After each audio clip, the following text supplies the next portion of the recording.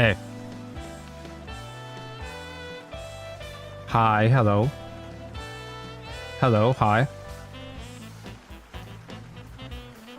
Good. Such good evening. Hi. Calamity. Thank goodness you're playing a good game today. Bro, I've been struggling, man.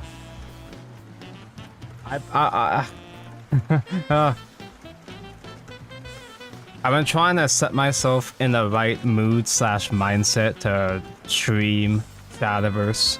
Worlds Beyond. I've been trying to get myself motivated the entire day. I was thinking of streaming Abyss, mid-range Abyss. I lost 7 games in a row. Dropped down to Ruby. And I thought, hey, let's just do Classic today, I guess. Hello, Alt Rogue. Vice for True Avarice. You're playing the funny tolerance man. Hello, Bon. He will do anything except Worlds Beyond. That's the plan, yeah. I'm now entering Filler Arc era, where I want to stay as far away as possible from the main game at this point, because holy shit, I can't fucking do anything right in this current meta, man. Every single deck I play, I've had this problem for several weeks now, and I still haven't found a single deck I enjoy playing in set 2. Really cool! It's not even just Spell Boost or Mid-Range Sword that's killing my vibe too. I can't even beat the tier 2 decks like Roach at this point either. Hello, Kirby Lietz. I might actually come back to the game if I made a 0-cost Odin. You should come to the old classic game. We have Odin and portalcraft. Actually, you can't really play. It's really hard for new players to get into classic though. Hello, Doombringer. Worlds Beyond is kind of at the moment. Don't think they've done anything particularly well since launch. Very sad, really. I'm gonna try my best not to doom too hard. I don't wanna. I feel like I'm bringing down the vibe as soon as we start the stream. But I've kind of been in a bad vibe the entire weekend, so fuck it, sure, yeah. Has Worlds Beyond done anything right? Anyway, that's we're not playing Worlds Beyond today. Let me blow through the greetings because I'm being really slow already. Hello, TP Ninja. Hello, hi. It's the guy. It's the me. Hello, Kent. GG canceled her Shadowverse stream, and I'm very sad. Did she cancel because there was a conflict with time, or something came up, or did GG cancel because game bad? Actually, it's sponsored, so I'm pretty sure she literally can't not do it unless a specific reason. 07 Grass Wonder. Bro, I was just binging season 1 of Uma. I never actually watched the anime up until now. Now that I finally played the Uma Musume video game, I finally started watching the anime. And like, I just finished season 1, and then Grass Wonder fucking died.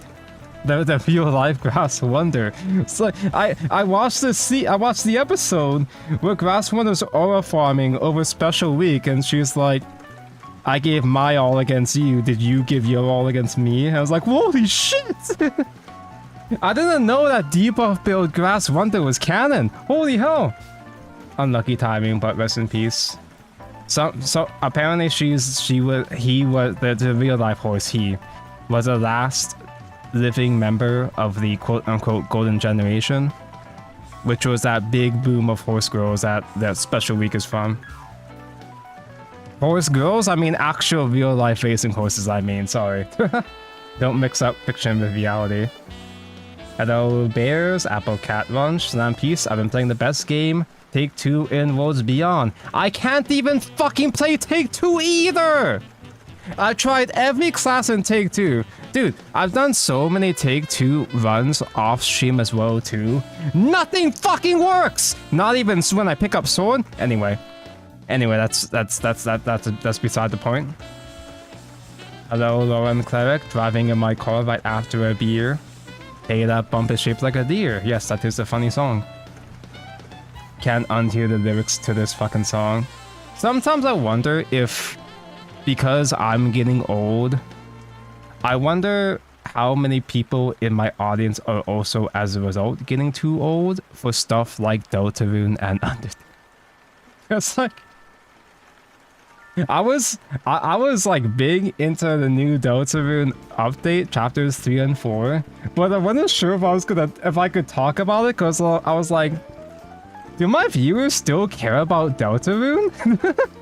Because I'm hitting my 30s at this point, and I've checked my analytics. I've never had anybody, I've never once had a single person below 18 on my YouTube analytics, which is probably a good thing. That's actually a good thing, actually. Good. Stay out of my lane. Hello, Mako Studio, and I got myself a 9 stam on Suzuka today. I've never once gotten a good stamina, but I have learned that there's a database of some sort where you can look up IDs with people's support horses. It's like Tinder for Uma Musume, where you can find partners online to breed with. That's cool. Anyway, hello A493375103. Spoilers. I didn't know if I could afford to talk about spoilers in my chat, in my stream about Deltarune, because I wasn't sure if people still cared about Deltarune, or if people even cared about Deltarune at all to begin with. So went 3-3, sadly. Unlucky. Better luck next time. Good luck waking up at like, I don't know what time SVO usually is, but good luck staying up another 10 hours for next SVO. Let's go. Fire Sam, even Take 2 is not enjoyable. We could play Take 2 in Classic! Actually, no, Take 2 in Classic is not interesting right now because for each throwback rotation, they do a Take 2 Grand Prix at the last third of the month. But it's just a regular ass Take 2. It's a normal ass Take 2. And not one of the cool ones like Take 2 All-Stars or whatever. And normal ass Take 2 fucking sucks.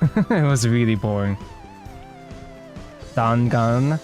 Hey Tonko, how's your lobby tournaments went? I did not bother. I haven't done my lobby tournament yet. Partly because I don't like playing the Worlds Beyond right now. But also, I just had a headache yesterday, so I didn't want to play Worlds Beyond and get a double headache yesterday. I guess I'll probably do it tonight, although I probably shouldn't stay up too late tonight. So, chat. SVO, the first big-scale global tournament for Shadowverse Worlds Beyond, has been wrapping up this weekend, and the top 8 finals are gonna be streamed tomorrow. Now, it's not uncommon for me to do watch-along streams of us watching the SVO in the corner while I dick around and do something stupid like build Gunther. But the SVO starts at like 7 AM. The stream starts, I think, at 7 AM for me, which is to say, it's in like 12 hours. The SVO stream is in about 12 hours, so I don't know if I can set up myself dicking around with Gunther this time. I think I'm gonna stream Uma tomorrow morning and have SVO in the corner. That sounds like a good idea. Did someone say Gundam? I'm unsaying Gundam.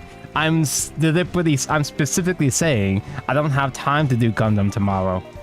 So I think I'm gonna use this as an excuse to do some fucking grinding and horse breeding while I have SVO on the side, which also makes sense. It's also like, it also makes sense in the sense that Uma Musume isn't overly distracting, or I can go at my own pace. So I can still look at and watch the SVO and comment about the SVO at my own pace, while also hanging out with my funny horse girls. Subway service moment. No, that's literally the point. That's literally it, yeah. those kind of streams are my excuse to do shit that I actually want, with a Shadowverse TCG related thing in the corner as Subway servers. That's literally what it is. Yes. ADHD attention grab techniques. Like the last time I did, was it the last time? Well, last year for New Year's, I did like a 4-part, 20-hour-ish marathon building a really expensive MGEX Gundam, a Gundam kit. It took so many days, well, and throughout the entire time, I had like tournaments in the corners for people to watch if they really wanted to. So it's an excuse to me. It's an excuse for me to do variety content while also being tangentially related to a card game still. Maybe I should just start playing Uma instead of Worlds Beyond. Maybe that's for the best. But anyway, this, Lamau. Instead of playing the Worlds Beyond, we're gonna return back home. Now, as you can see, in Shadowverse Classic, they're rerunning Dawn of Calamity. The last time I did a Classic stream, I guess it was it last week or 2 weeks ago? It was Alter Sphere format, which was a really nostalgic format for me because it was a format where I first started doing Shadowverse content creation. That was boomer, old-ass Shadowverse. Dawn of Calamity is a bit more modern. Maybe a bit too modern. It's Mr. Ignidius himself. It's Ignis Dragon, yeah. The next SEO is a week away. What? As in, there's already another one? And the format is worse. Wait, they're doing 2? They're doing 2 in like a month?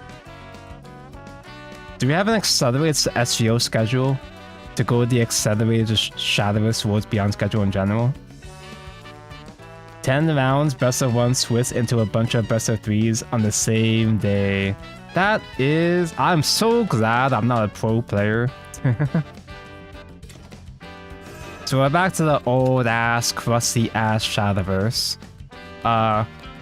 Calamity is a bit of a more modern-ish era format. What do I mean by zero-cost tolerance? Tolerance is a zero-cost Odin. What do I mean by zero-cost Odin? He's very clearly not zero-cost here. This fucking guy is a 9/9 Storm Fanfare Destroyer guy, so he gets around award. He's 30 cost, but what you do to reduce his cost is at the start of your opponent's turn, subtract X from the cost of this card. X equals the total amount of damage dealt from attacks or effects by allied followers on your previous turn.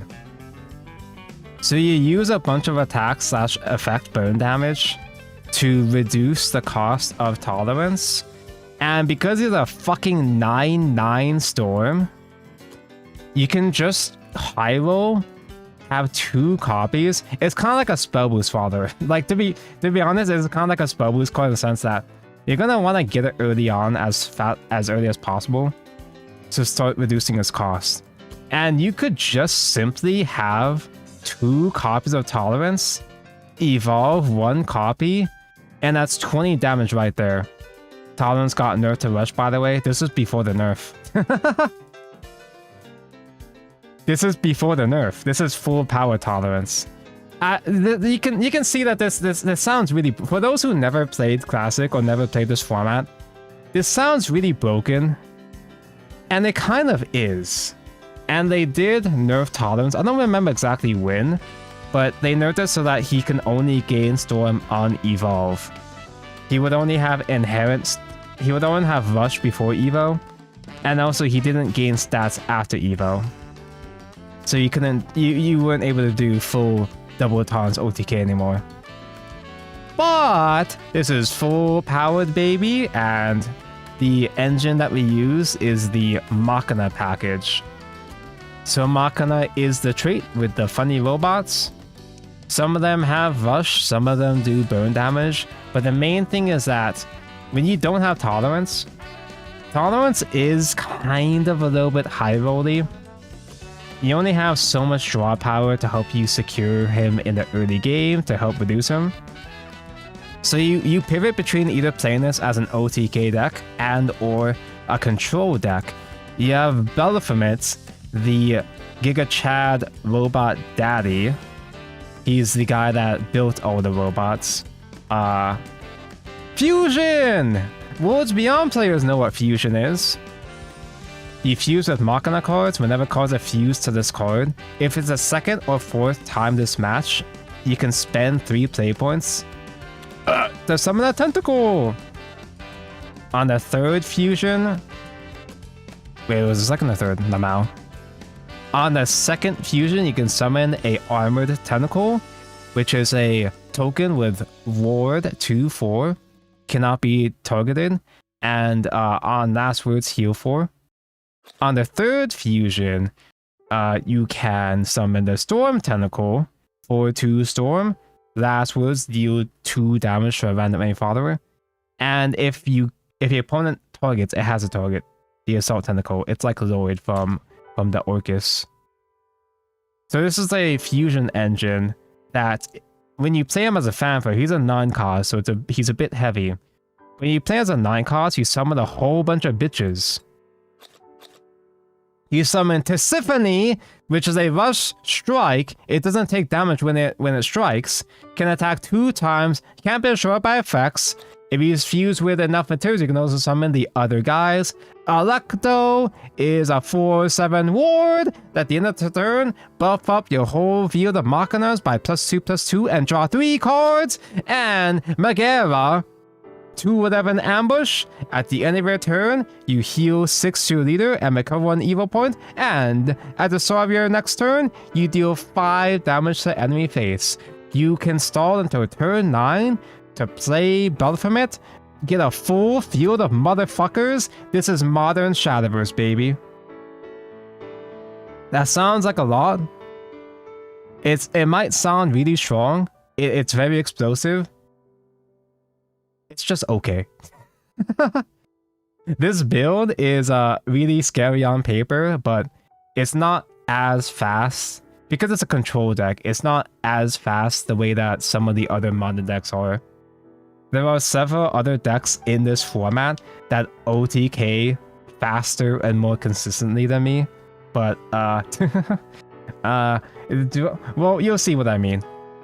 What are my other cards? What do other cards do? That remains is a... This is a Machina Searcher. I forgot we technically have a 3rd win con. Okay, you don't actually win with this package, but I love that Classic just has cards like this where it's like a nice, decent card to use. You put 2 of the tokens into your deck, and the end phase you put a random fall that costs at least 5 play points or less from deck into your hand. So this can help you grab your highest cost cards like Tolerance or Baphomet. But this technically can work as a 3rd win con, because you get these ugly bitches. So, Dreadnought here is, when this file comes into play, you summon a World Eliminator, which is these ugly-ass 3/3 rushes that have last words. You increase your leader's max defense by 2, and heal 2 to your leader. Dreadnought summons one of these when he enters play. And when he leaves play, he put 2 Runes of Edens into your deck. I'll get to that in a moment, but these guys have Invocation. You guys don't have Invocation in Worlds Beyond, and be glad you don't, bro. At the start of your turn, if at least 5 ally falls that cost at least 5 play points have been destroyed this match, invoke this card, which means you summon it straight from deck. When you have the condition fulfilled, you just summon one of these directly from deck for free. If you don't have Invocation yet, do not invoke that. Please don't jinx it. The only quest card I absolutely love. There are a lot of quest cards in Classic. You'll see what I mean as we see more decks, but Tonko, did you see Evolve is getting a pre-Kone collab? Bro, pre-Kone is so back, dude. I love Shadowverse Evolve. I love Shadowverse Evolve and not Worlds Beyond. It's actually crazy that Evolve is getting a pre-Kone collab, but it still doesn't have a Grand Blue set. So then you get this giant motherfucker. 8 costs 5/5. When he hits the field, he's a Bane Ward, and he summons 3 copies of these 3/3 rush guys that increase max HP, and gives them all Bane. So you use this guy to wipe boards, and you can also invoke him as well too, if you've had at least 10 guys destroyed that cost 5 or more. So the entire idea of this package is that you destroy a whole bunch of high-costed motherfuckers to invoke your key cards.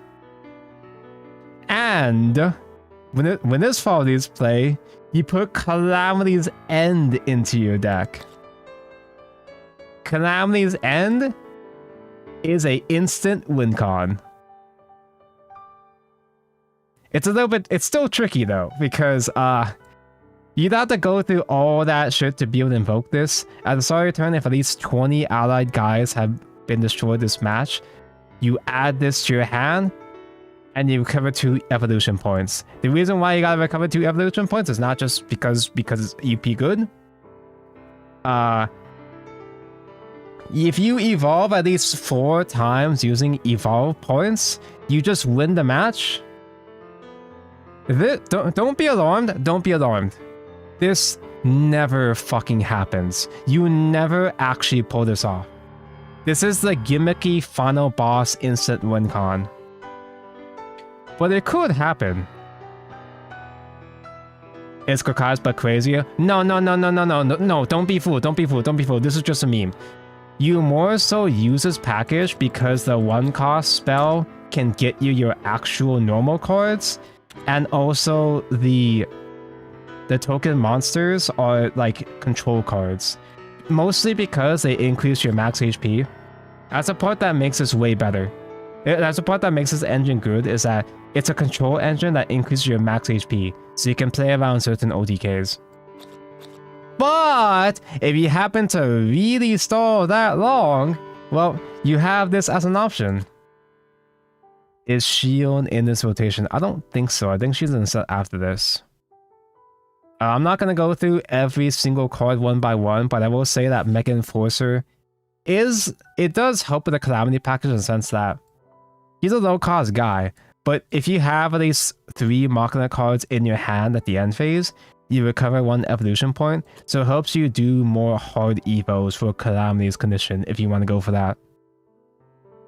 Oh wait! We actually have a 4th win con! Okay, for those who tuned in from my previous classic stream, you've seen Maisha. She's basically the same thing, just slightly easier. She has a thing of Storm. If you have at least 8 play points, gain plus X. X equals the number of allied fathers destroyed this match. You don't have to worry about using a token spell. You just do it and she doesn't even spend the play points. So if you have this on turn 10, you can still use removal cards to get rid of wards and then OTK from there. But you don't, again, you actually don't even use the win con that much. You more so use it for the fanfare. Deal X damage to any follower, X equals the number of dead guys this match, which is follower damage. So it's huge damage potential for tolerance reduction. Most of the cards in here are control cards / damage cards for tolerance. Or big booty bitches that summon more big booty bitches for Calamity if you want to. OMG, Spinamia, hi. I don't want to drag out the deck explanation too long. That's the main idea. The decks we're gonna have to look out for, TLDR, Sekka. Sekka is in this format. Damn that OTK. You guys are familiar with fairies getting storms with Aria. in Worlds Beyond. This aria doesn't give them Storm. It gives it effectively gives you the crest.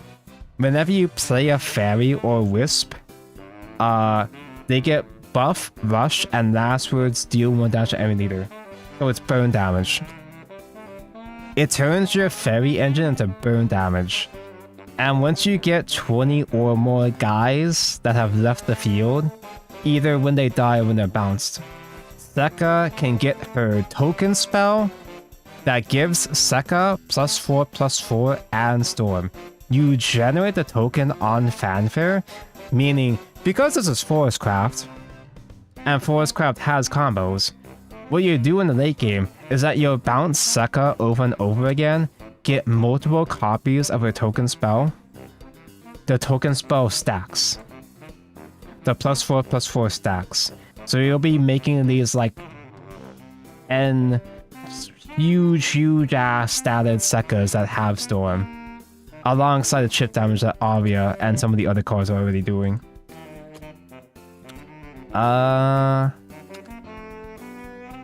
Erica's in here? I haven't seen Aggro Sword yet.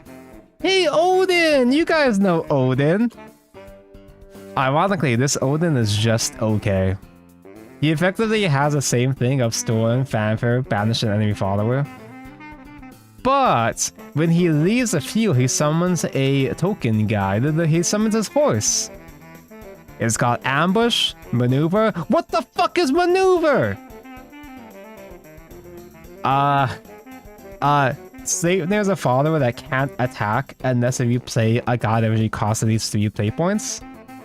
And that follower will like, quote unquote, ride the Maneuver card. So it'll get sucked into the card and it'll unlock the card so now they can attack.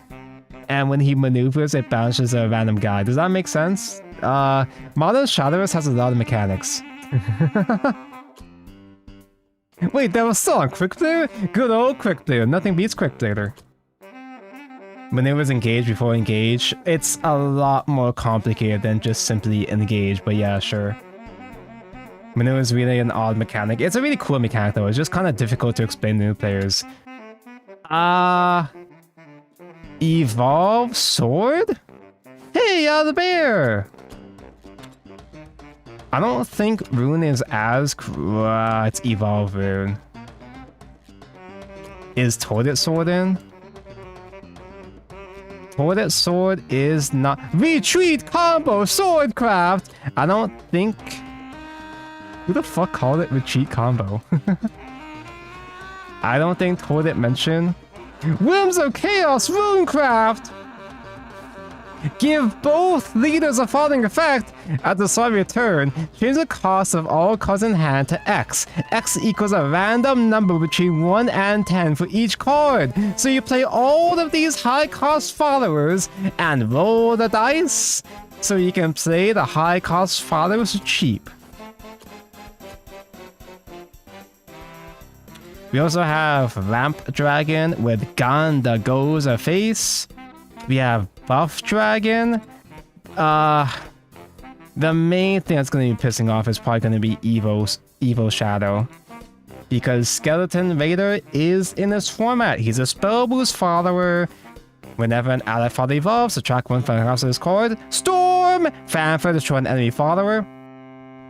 During your turn, whenever an enemy follower is destroyed, deal 1 damage to all enemies. So chat! Not only does my deck have 0 cost Odin, technically speaking, theoretically, this is also a 0 cost Odin.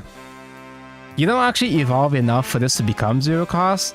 It's more like you cheat out Skeleton Raider with Cunningnose. If you spent at least 20 shots to perform Necromancy this turn, this match, reanimate 10, you reanimate Skeleton Raider, play another Skeleton Raider.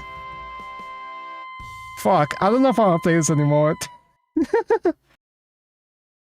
Okay, well, I've been playing, I played a decent amount of Classic off stream already, and there are really nasty decks in this format, but they're not, there's a Yatsunon in this format? There's a lot of nasty decks in this format, but I've seen enough variety that it should be fine.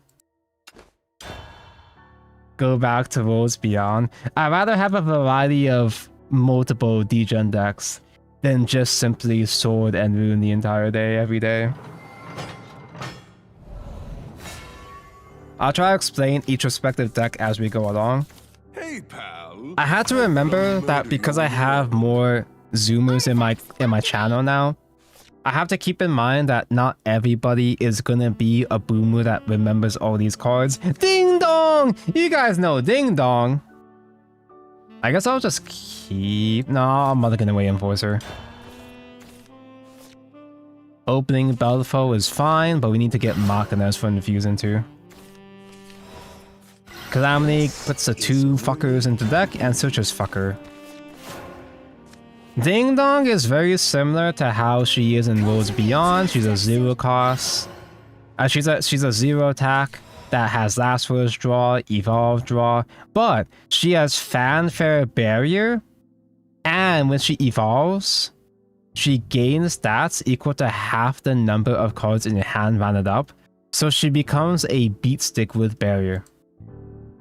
Resonance portalcraft. I guess we do just Master Chief.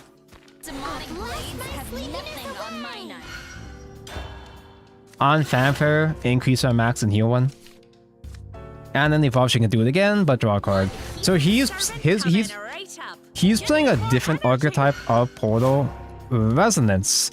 Resonance is the mechanic that procs whenever you whenever your deck changes to an even number, whenever you have an even number of cards in your deck, Resonance becomes active. And he's playing a deck where it's like, if you activated Resonance 10 or more times... Shut the fuck up! I'm trying to explain shit! Wait, I should probably kill the Spire. Oh, hey there. Can you imagine Hey. having not 1, not 2, not 3, but a lot of daughters? Thank for the sub, Asius. Definitely having not 1, not 2, but 3, but a lot of daughters. He did though. All of the Fury sisters are even more sisters. The big giant robots that he summons are a whole bunch of the robot sisters fused together into mindless amalgamations. These are all last words, get thing. Oh. I guess I'll just play Mega Enforcer just as a draw here. Hostile unit confirmed. Ding dong. Dingus Dongus Punch. Now Feudo can help me clear... Nah. Micro Assault Bot gains Bane! Feudo can deal 2 damage to 2 guys.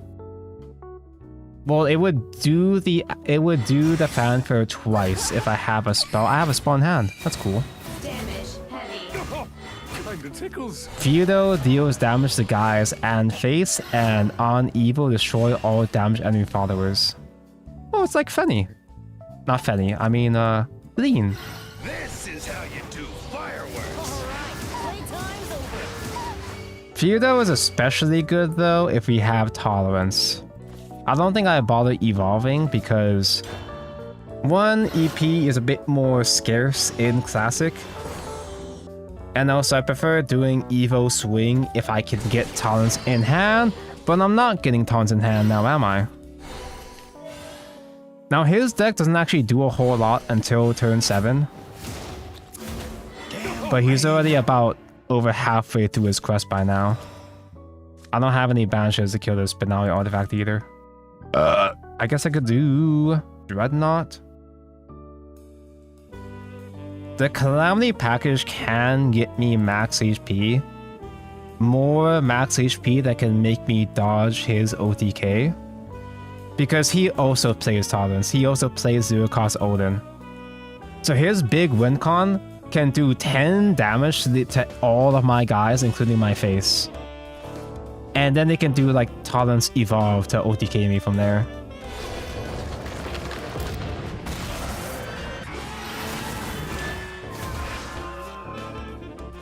I don't have to worry about fusing both of them that much. As long as I can get 2 cards fused into them at turn 9, then I can get this thing going. As long as I don't misplay the fusion at least. And yeah, if you... His deck, if he procs Resonance 20 times, his big boss could deal 20 damage. That never happens though. Is OG still updated or is it just running with no future updates? No future updates. What they do is that they do throwback rotation, where they rerun an old format and change it every month. It's kind of a cute way to go back and play old formats. Ooh, I could just do Fudo here? Can I just... Wait, can I just simply do 1 billion damage and just simply win? Not this turn, but soon. Let's do Nefarious, because this summons Storm Tentacle.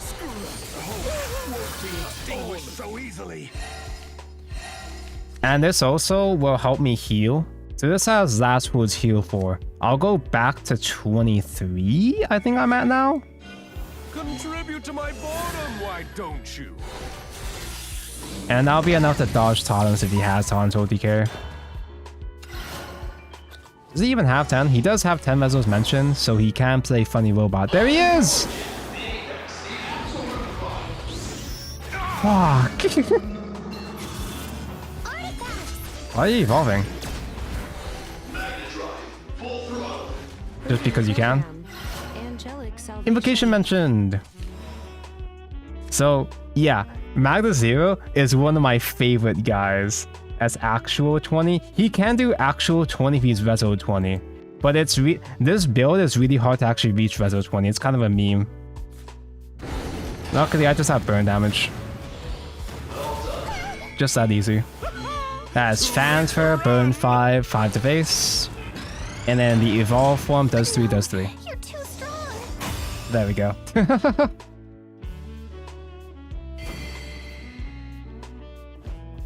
But yeah, if he had a follow-up Magna, there's a good chance that he also had his own Absolute Taunts in hand as well too.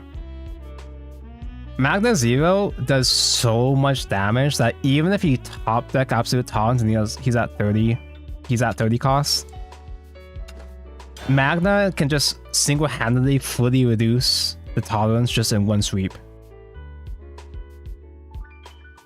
I remember when the Colossus revealed and everyone thought it was shit. Bro, everybody thought it was so bad. I thought it was weird. I didn't think it was bad. I just thought it was weird.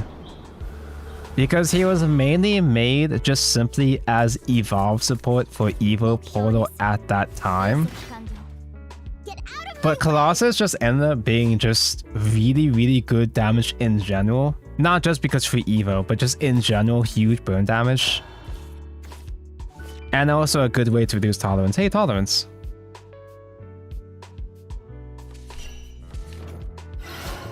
Borbin mentioned. I actually know who this is now.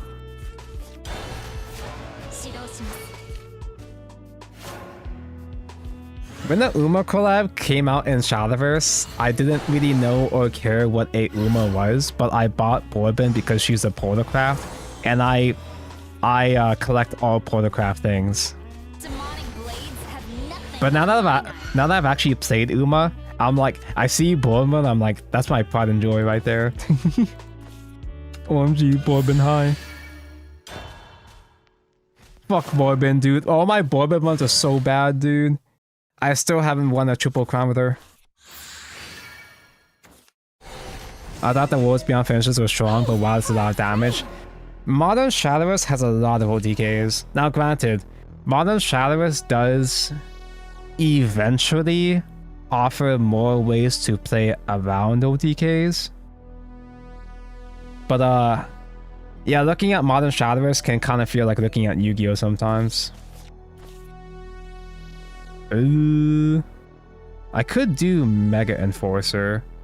And Mega Enforcer being tucked behind a ward might help him survive long enough that maybe, it probably won't, but there's a small, tiny chance that he can evolve face on turn 5. It's not gonna happen, but it'd be kind of funny. My blade is autumn, fallen leaf. Alberta! Like a fallen leaf. So that's a storm that gives you the crest. If he does combo 4, I think it is. Yeah, if he does combo 4, he summons another Alberta. And it can go phase smash itself again. And then just recycle itself again later on.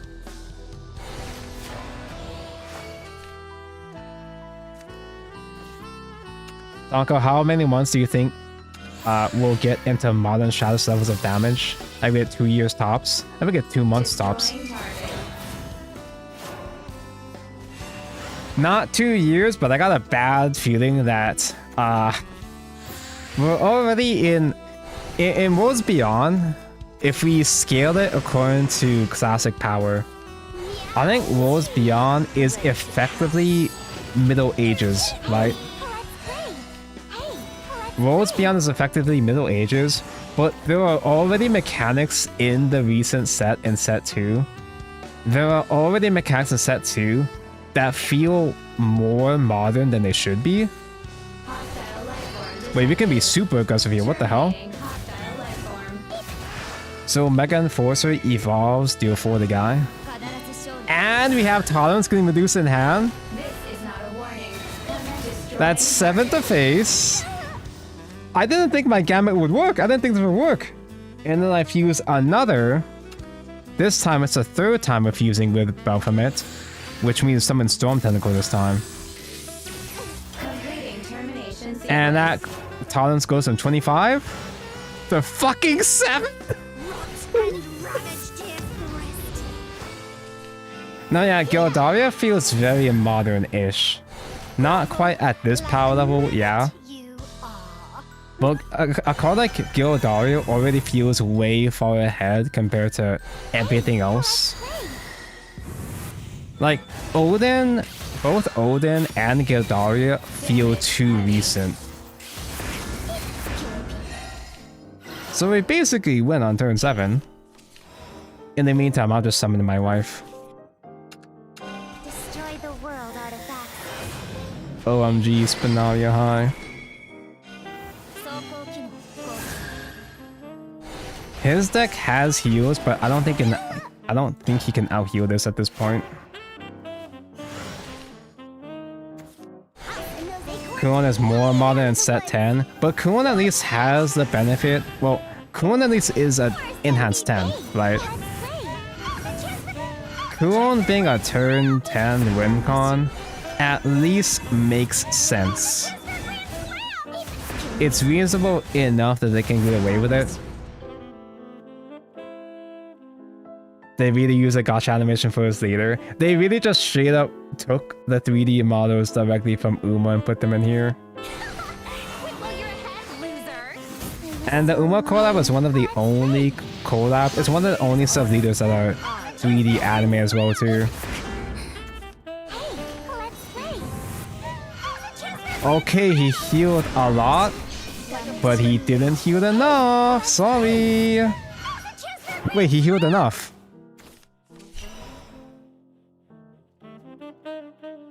Wait, I should have used this Belfo last turn. So I could have made a Storm Tentacle on turn 5. Wait, now I die.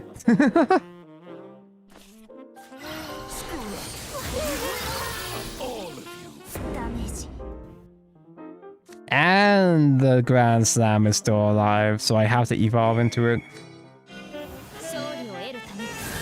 Oh well, next time. Next turn.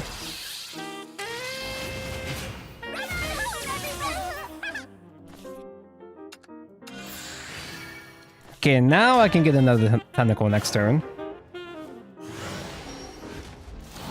And I do heal back to 15 with that last words. I don't think he's done his crush yet. I don't think he's at 20.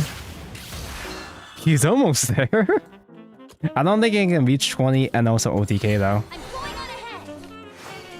He can do a lot of damage, but I don't think it's OTK.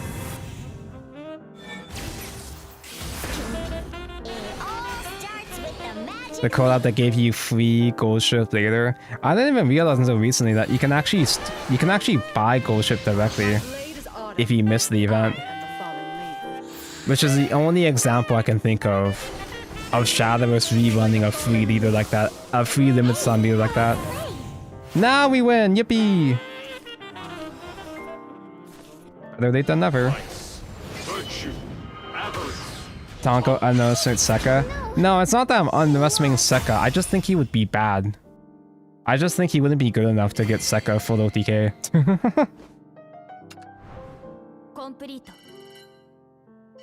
Imagine those nerfed tolerance and I wouldn't have done evolve last turn, silly. But yeah, the Uma Musume leaders, they stick out like a sore thumb in this game because they are some of the only 3D leaders in the entire game. The only other 3D leaders are... So you have the Umas, right?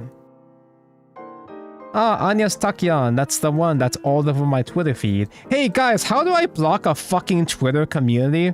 I'm so sick of seeing Anya's Takion memes on my feed, bro. I like Takion, but I'm so sick of the memes. And also, the only other call is Street Fighter!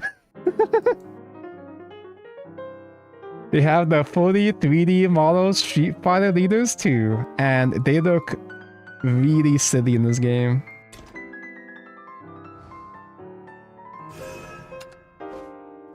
Precone?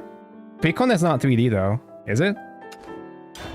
I mean, they look 2D, but are they supposed to be 3D models?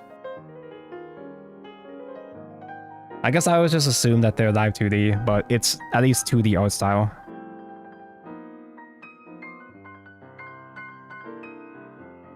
Can you buy the orange dragon leader in the other game? Which orange dragon leader? There's a lot of them. Dragon is a very orange class. A worthy foe, perhaps. Heaven's blade shall judge you. Hey, tolerance. So it's either gonna be Amulet Haven or Ward Haven.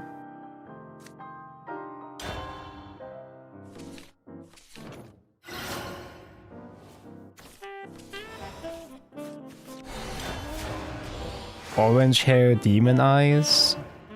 Who?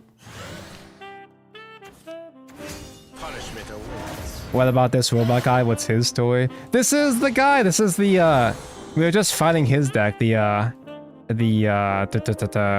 Resonance portalcraft. He doesn't have an actual proper storyline. He's just one of the characters that did well enough in a leader poll that they gave him a leader. They probably will do this in Worlds Beyond as well too. It's not exactly guaranteed, but for every anniversary at the end of the year, there's a poll, a popularity poll, and the winner gets chosen to be the gacha leaders for the next expansion, for the next following year. We're probably gonna get something similar for Worlds Beyond at some point. And this guy didn't win, but at a certain point, they started giving leaders to some of the runner-ups. To some of the losers. They started making pity leaders. Play that just in case, because these both have the last words, put two tokens into my hand. So I don't want to overdraw. I don't actually know what his actual lore is. I just know that he's a rival with another portalcraft mech, Magna Giant. He's a prototype. That's why he's a 0. He's the origin, the apex, the absolute prime. I guess I'll just... Now, this Enforcer doesn't gain buff stats because I don't have another mark in the hand, but I guess I use this just to pop the shield.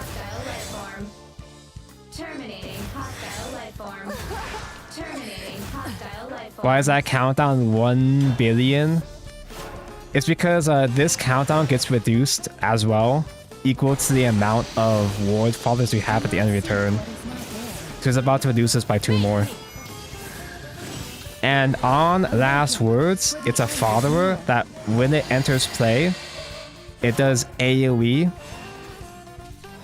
It does AoE 4 damage to the field and 2 damage to the face. He invests this on turn 1 and he's just gonna summon it for free soon.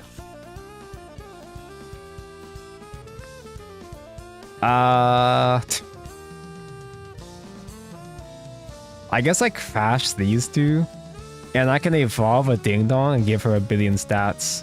Terminating hostile life form. Heavy impact sustained. Terminating hostile life form. A fitting end. I really hope I top deck a fusion soon. Happiness be with you. Magna boost. Happiness for all. That's a large dong. Ding dong hunt. Terminating hostile life form. Hunt. Do not seek what is not there. I'm super overdrawing, bro. I'm gonna overdraw so hard, bro. Romeo doesn't take damage by effects, but they probably just kill this with Evolve trade anyway. So, Wardhaven, obviously they play Wards. I'm just trying to remember, did they have the new Alberts? Not Albert, I mean Wilbert. Go away. I don't think they have the new Wilbert yet. Do they have Law? Wait, no, they have Holy Saber. So this leader they have a Wincom, which is this white woman here. It's a 3 cost that you enhance 8 it. You get a token spell that's gonna turn. It's gonna turn Holy Saber from a 3/3 ward into a 7/6 evolve storm. So I got double tolerance if I just simply don't die soon, which I probably won't. I can't clear shit though. Huh. Weird. It should be fine? The fact that I'm not in Rezo for Omega to do extra damage is kind of tough.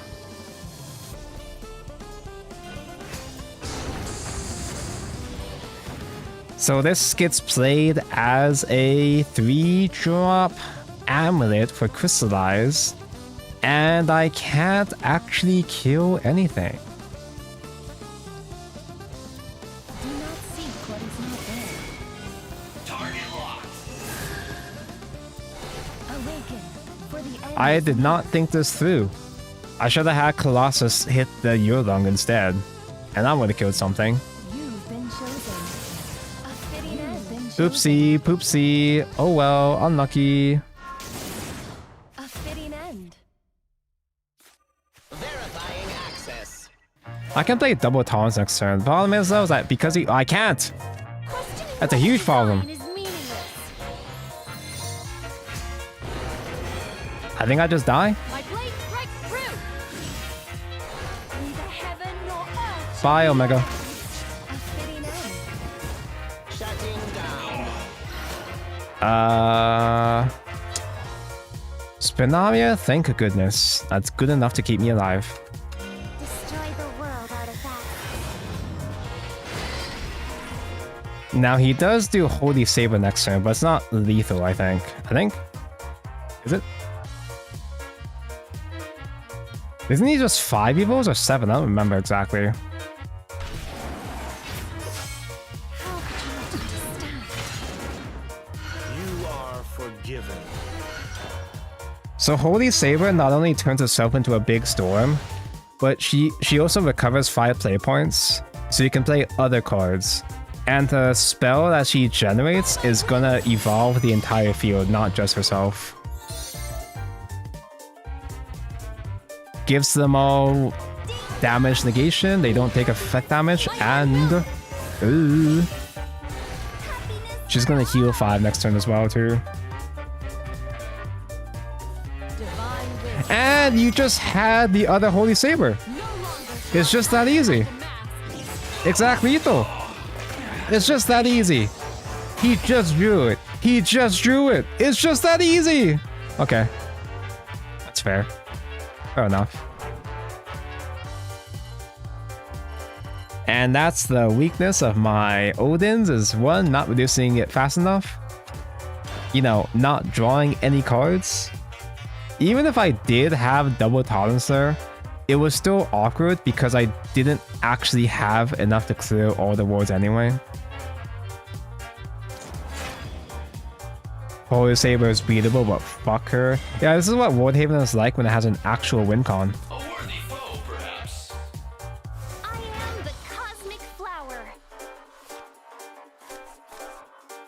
My friend is mouthing at how Narita Taishin keeps getting blocked. You should invest into maneuver skills.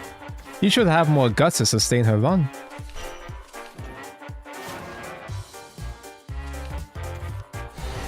Now he's playing he's playing Machina trait cards too, but his build is more focused on evolves in general. Do you guys know how funny Windman Grimnir is with Super Evolve? It's 2 damage AoE, right? You know?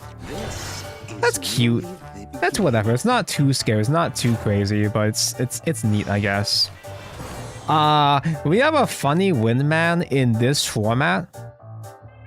That's a 4-drop old. On Fanfare, deal 2 damage to a random enemy twice. But in an evolve-centric deck, if you've evolved at least, I think 5 times, he does that damage 5 times instead. So Funny Windman in this format can be a burn 10 to face. Pretty funny.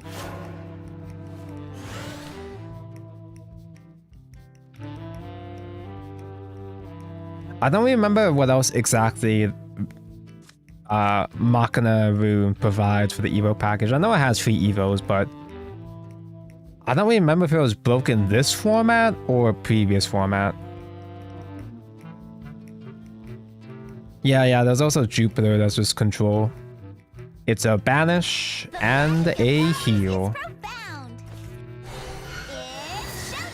A Bluma Cadabra! Okay, at least I can hit something this time. If I invest Colossus as an amulet, it summons out after countdown 3. But I could do Enforcer, get a rush now. Hostile life form detected. Terminating hostile life form. This is strange reading. And I can summon a token tentacle next turn.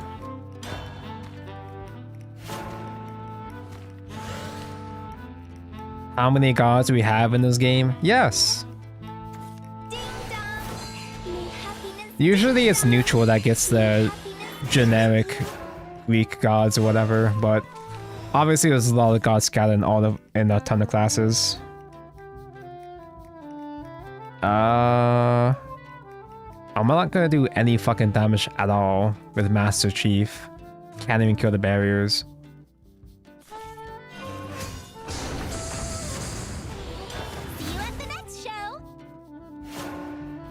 I can try the Fudo.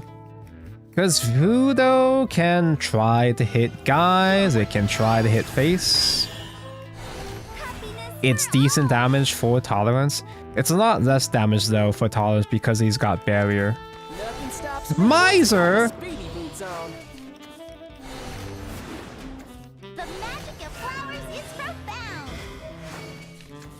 Why was Miser in this build again? Wait, do they play Vincent package in this build too?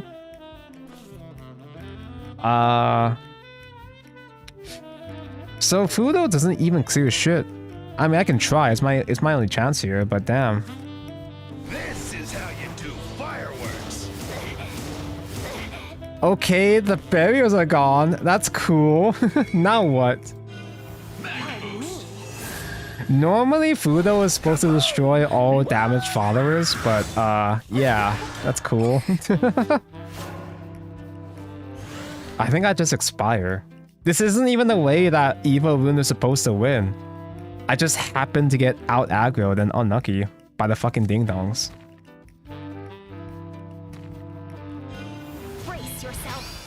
Oh, I guess Vincent was a free Evo.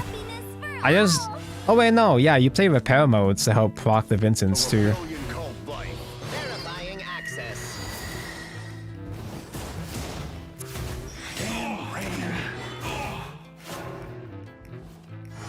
So now I can do Fudo again. If I do Mega Enforcer, do I top deck anything that can save me? Hostile unit confirmed. That is more damage. And yet that's still not enough damage to save me.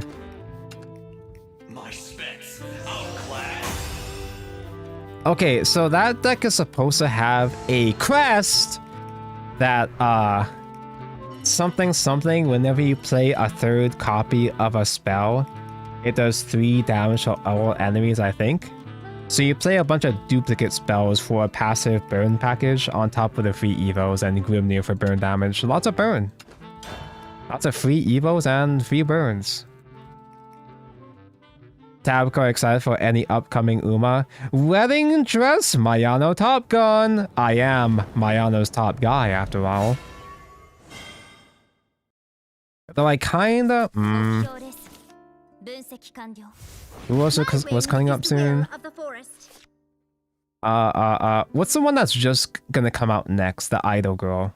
I like Idol. I can't afford to pull for Idol because I want Mayano wedding dress. Will you be pulling for Yada Yada Kita-san's sweet mare? When does digital come out? Smart Falcon, yeah. Like, because I know so many Umas from Shadowverse Evolve, it's so weird that there's so many that aren't actually out yet that I just assume are out, but I have to wait for them.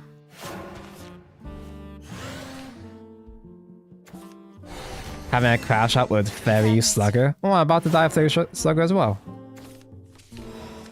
Yeah, I guess they do throw in water into fairies, huh?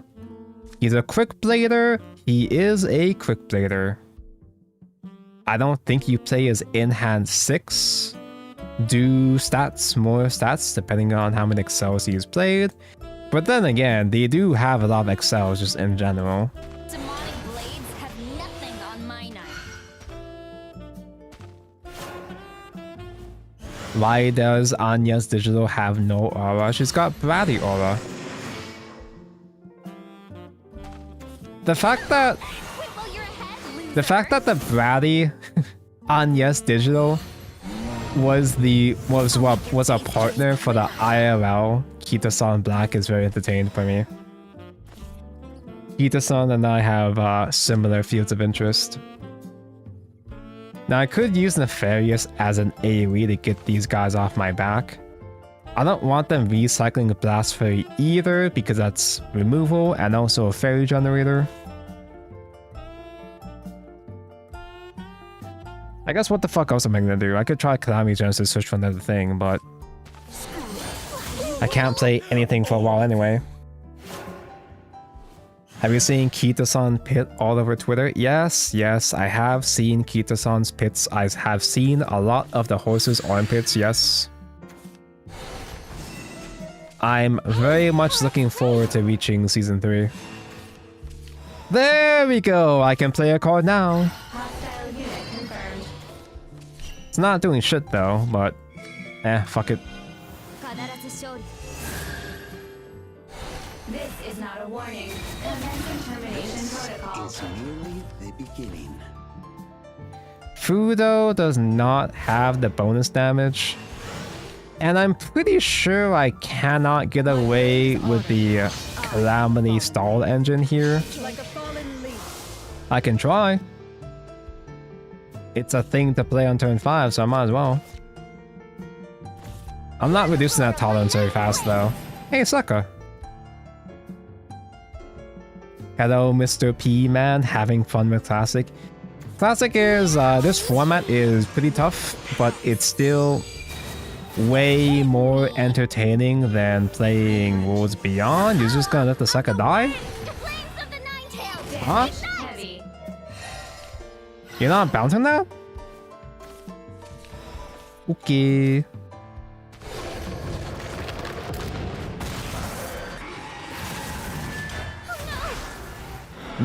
This classic format, it is bullshit, but it's not nearly as bullshit compared to Worlds Beyond.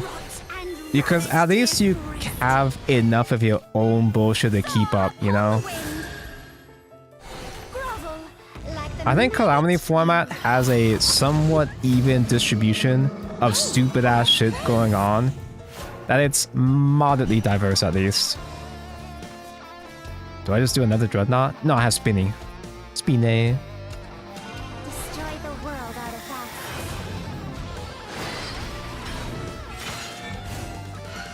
I could try to Evo my Storm, but Evo, Airstrike, Artifact. Hey look, these are artifacts, chat. Artifacts mentioned. No fusions required. When the fuck are we gonna get spin in Worlds Beyond? That's why I don't want to play Worlds Beyond, because there's still no Spinaria.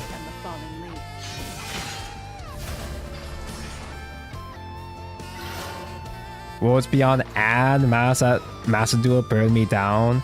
At least Vizio got released. Dude, I haven't even had a chance to play Madness format. And now there's also Vizio. It's been so long since I played Master Duel. I don't even know if I can come back anytime soon and catch up at this point. Because I never played Madness Vizio format IRL, so I don't know how to navigate it.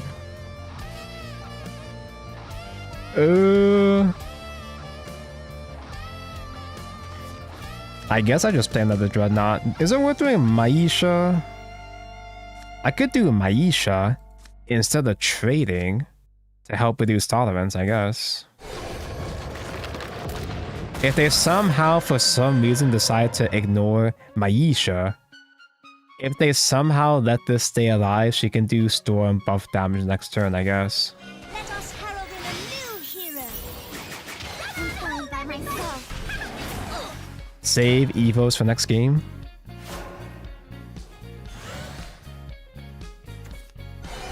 Mega Pack 2025 got a TCG exclusive. What?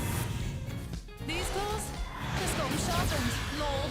Have they ever done that before? I'm going on ahead. They've done OCG imports for tins, but like, huh? I am the fallen lead. Why is this not opening up? I'm going on ahead. Time to break some places. What? So my browser's being really dumb right now. I'm getting very confused right now. Trying to open this up so I can look at it on stream. Let's wait. What's happening? You're Radica? Wait, this is a Radica combo deck? They do that? Hey, let's play. Like a fallen leaf. 出力に問題ある。 Welcome back to Classic.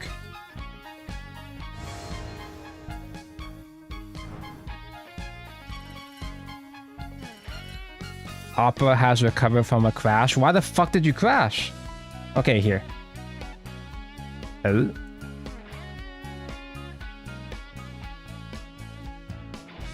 I haven't looked at or thought about Yu-Gi-Oh! In so long. I have no idea what's been happening over the past few months, but let's see. Megatins are coming out soon.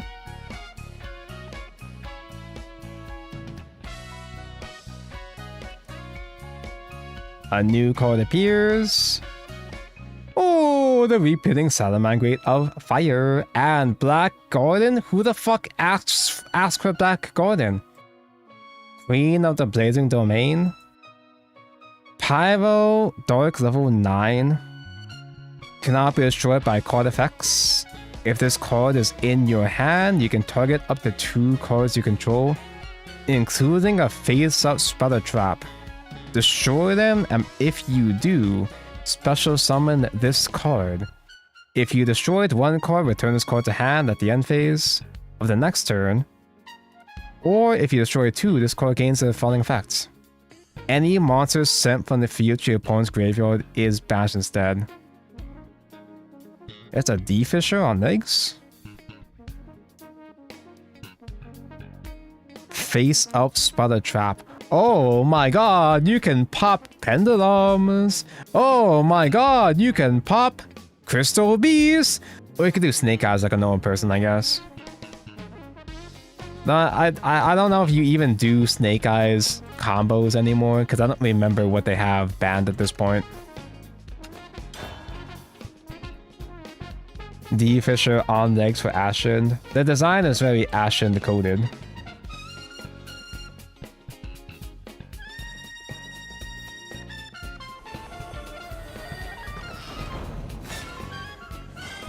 floodgate aware.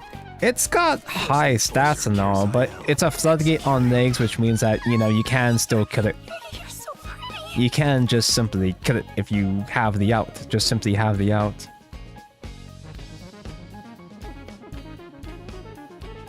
Also, next pack is Pendulum Mention. Tonko loves pendulums. I don't even know if keeping Omega Lol is the play, but hey, double taunts, we can't lose this, right?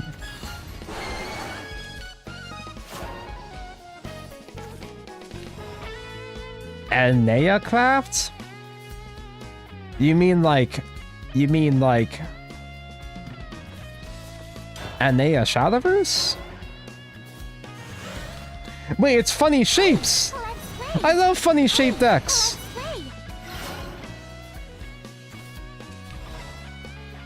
It's Artifact! Artifact pendulums? They're shit, aren't they? I ain't reading that shit. It's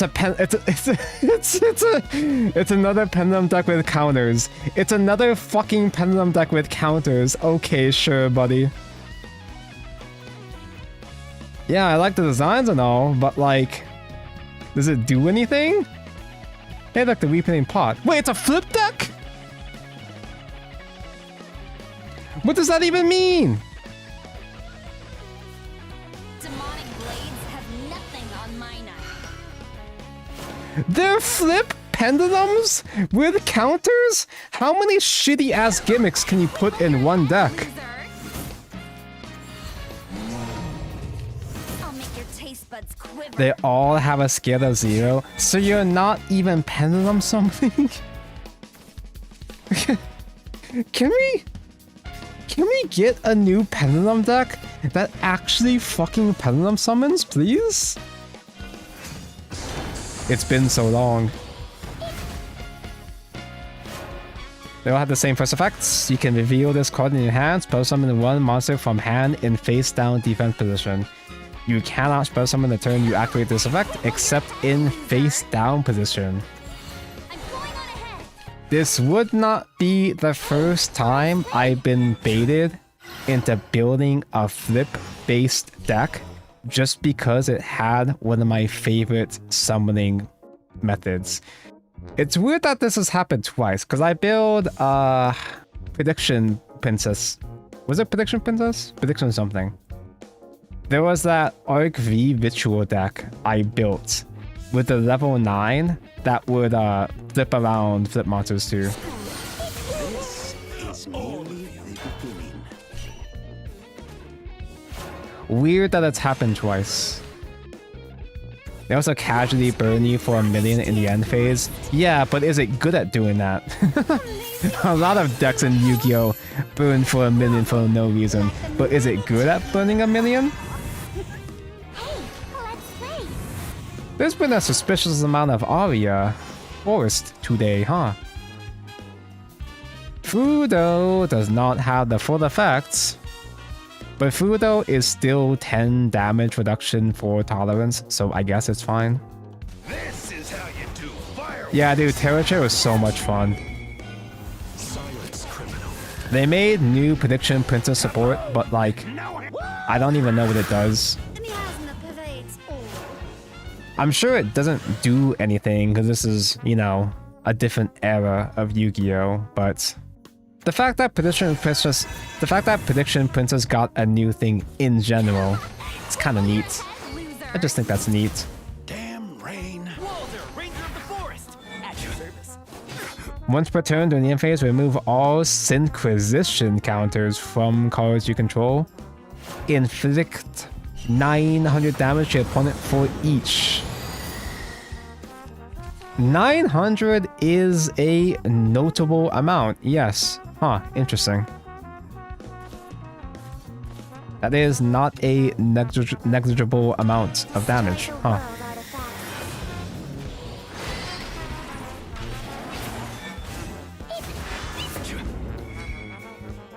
So full clear, not only full clears, but also a lot of damage for tolerance here too. Would disappear and find by myself. You little As long as I can squeeze in double Tom's OTK before he kill. Oh, that's a double Tom's OTK! We're so back, bros. Oh, we're so back, bros. How much is he at? 11, we're fine. He can't kill me. We're fine. You can pay 900 life points, reveal 3 Craft cards from deck. Your opponent randomly picks one for you to add to your hand. Also, you shuffle the rest back in the deck. All the low level pens have this. So am I just not reading hard enough? Because it seems functional as far as gimmick decks go. But like, I don't want to play Burn though. Flip effects are cute and all, but I don't want to do. I don't want to do it through like FTK damage though. That's lame. Vice. Virtue. Speaking of lame, And stay out. I don't want to do 8,000 burn damage in one turn if that's what it's trying to do. I say as I play double tolerance. Watch Kirzael get printed as is next set. Orcus is basically Kirzael, but Kirzael also draws and heals. Punishment executed. Also, Alt Rogue resubbed. Thank for resub. Alt Rogue. Not to be confused with Alt Force, he doesn't do shit.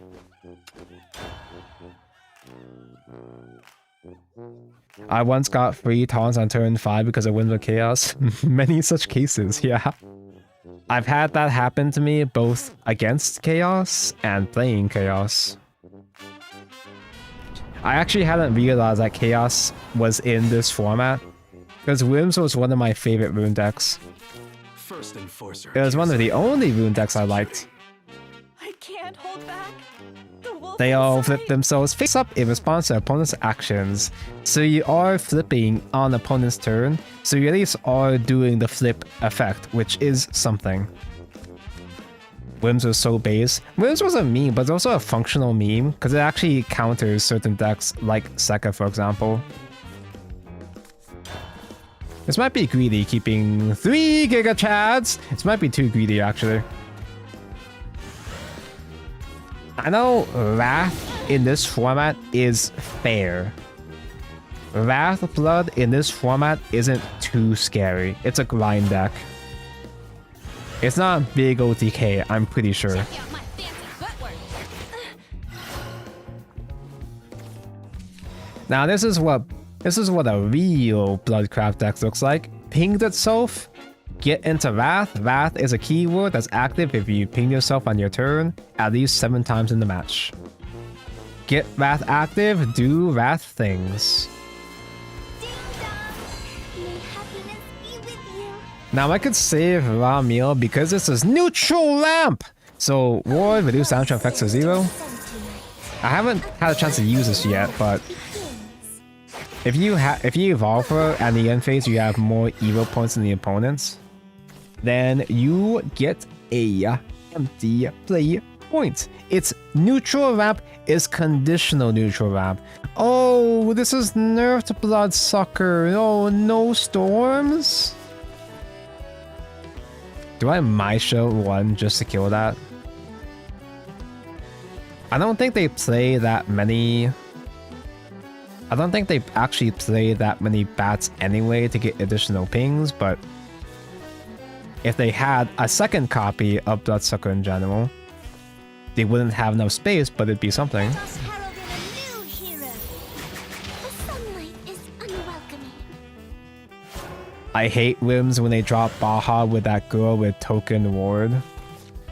They just simply outskilled you, bro. It is what it is.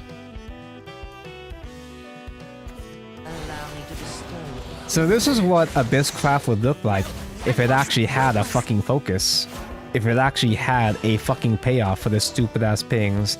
Now, Mega Enforcer is way safer compared to Ramiel Ramp. Ramiel Ramp is good because Ramp is good. Mega Enforcer helps me clear board. I can play Calamity Genesis. And I'm totally okay with playing Fudo on turn 5 as well too. If I play Fudo on 5, I should probably save Calamity Genesis though, technically. Hostile unit confirmed. Silence, criminal. This would recover Evil Point if I had more Machinas in hand. Wasn't good enough. Calamity could RNG grab me a Machina. Fuck it. This is merely the beginning. Unlucky. Actually, no, I think it's mistiming anyway. I don't have enough Machinas in hand in my Machina-based deck. It awakens. Lose yourself in this final dance. So anyway, I haven't thought about Yu-Gi-Oh! At all. Obviously, partly because I've been busy playing Worlds Beyond, duh. I probably could come back to my Yu-Gi-Oh! Arc now that Worlds Beyond has ruined all my hopes and dreams, sure. You have summoned the plague of purgatory. But I know that the current format of Master Duel is tough. It's the current format would be really difficult to get into. Fudo, if I RNG, hit either the Knight of Purgatory or Elias, I can clear both of these. Or Fudo can just hit the bat, and I just fucking lose. Elias gives him a crest, where now he doesn't take damage on his own turn, so he can ping himself for free. And this is whenever my guy gets destroyed on his turn, it deals 1 damage burn to myself. 33% failure. Would you click 33% failure in Uma? Do I have a rainbow? This is how you do fireworks. Easy peasy, never punished. You're finished. Kaboom! Now I'll see you in purgatory. that was almost amusing. Pre-fuse Belfo cannibalize the second Belfo. I have access to a heal tentacle next turn if I can afford to. Mega Enforcer would reduce tolerance. In fact, actually, Magisterio. The mad wolf hunger. Jesus Christ, that's a lot of damage. Magisterio is a little baby heal, and that fully reduces 10 for both tolerances. Damn rain. Oh, he didn't give me another trade target. This works too. This also keeps me alive. Destroy the world artifacts. Drain his cheats.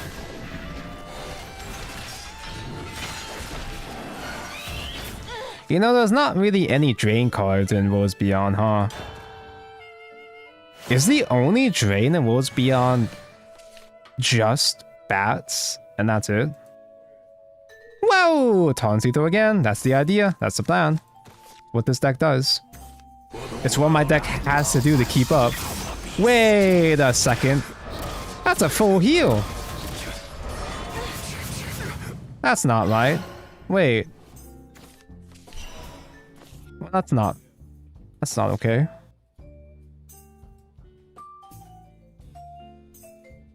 Should I trade the storm before the drain? I guess that would have been more damage, huh? Donko, you win. Donko's out of Evo.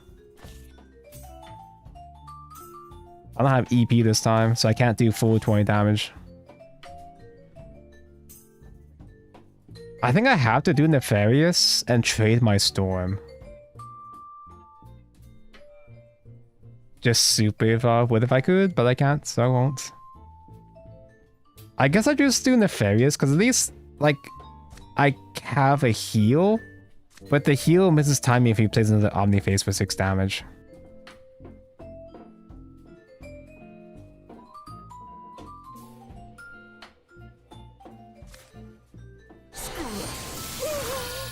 All of you.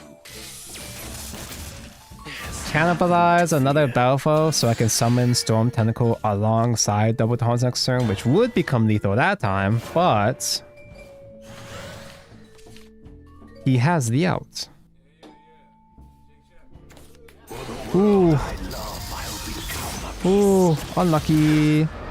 Your sentence grows. goes. Damn. Double taunts and do jack shit, bro. Dango, did you hear about the game The Bazaar moving to a premium model, $45 to even play the game on Steam? I don't even know what The Bazaar is. Judging by context clues, I'm assuming it was a free-to-play game before?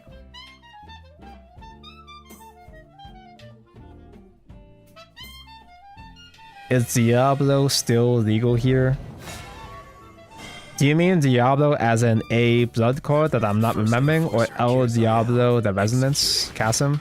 Until the end of It's just too early for Chasm. you and me. Xeno Diablo! Xeno Diablo is in here, but like, it's not that good though, right? Is he? Was Xeno Diablo ever competitive? I think it was just a meme. Xeno Diablo was a potential 12 burn, but it was a really sketchy condition. Mako's favorite game, the Bazaar Musume. Xeno Diablo is okay in this format, nothing amazing. So what we're talking about, Bloodcraft. Not to be confused with Shadowcraft, you know. Not to be confused with Bizcraft, but Bloodcraft has like 3 fucking keywords that they were trying to juggle. They had Wrath, Vengeance, and Avarice. Wrath was the one that you ping yourself 7 times to have Wrath active. Vengeance is if your health is at 10 or less, Vengeance is active. And Avarice is active if you have drawn 2 cards that turn. Like the other 2 make sense because they're burn based, like they're sacrifice based. Avarice is active is if you've drawn twice that turn. Whatever the fuck that means. Xeno Diablo was a funny little guy that had last words deal 4 damage for each of those keywords that are active. So if he had all Avarice, Wrath, and Vengeance active, when he dies, it would be 12 damage to face. Well, 12 damage to all, including field. If only a Bizcraft got any of those. How mad would you be if a Bizcraft got Avarice? If a Bizcraft got Avarice and no other keywords or payoffs, would that do anything? Does a Bizcraft even draw? Terminating hostile life form. I should evil face. They have soul conversion at home and that's about it, right? I wouldn't be surprised with how terrible what's Beyond Design has been.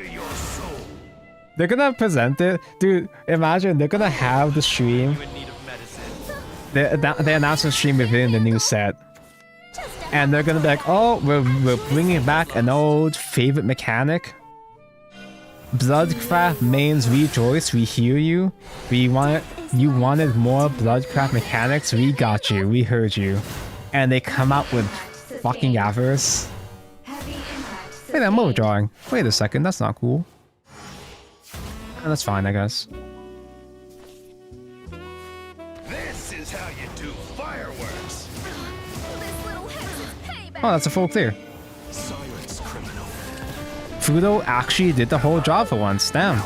Great. I might be lost here.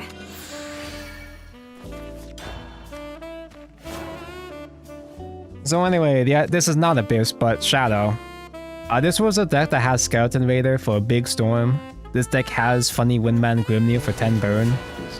But also, it's just in general, you're just doing Necromancy a whole bunch. Sacrifice. You're doing Necromancy a whole bunch so that your Cunninose has the full effect. Cunninose, fans, if you spent at least 20 shadows to perform Necromancer's match, reanimate 10. The idea is that he wants to reanimate his big storm Skeleton Raider. More storms and more burn damage. Out of EP already. how small is Chuninos. She's actually not that small. She has some meat on her bones, actually, surprisingly. Spinaria into who? I don't have tolerance still. These heal.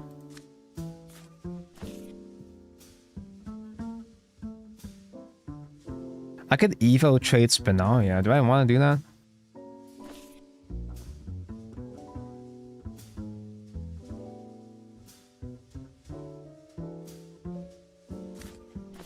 I guess I could Evo.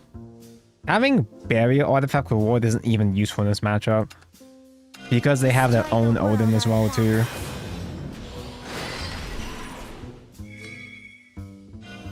You're finished. I'll just have Spine die for me. Fine by myself. Drain for 0. Wait a second! I forgot that bone traumatic! Last words! Summons another guy! No! He's going to Cerberus and buff that. Something I can't handle. I remember them reanimating Flaming Glass. Yeah, that was before Flaming Glass though. Skeleton Raider is not as tall of a storm compared to Flaming Glass. But combining multiple Skeleton Raiders stacks the AoE effects as well too. Don't go, now you will lose, no. Something I can't handle. Nothing I can't handle! You guys remember the mod I put on this card? I don't know how to reinstall that mod though. Give me your stuff. You know I'm on I know that you can mod Shadowverse Classic, I just don't remember how to.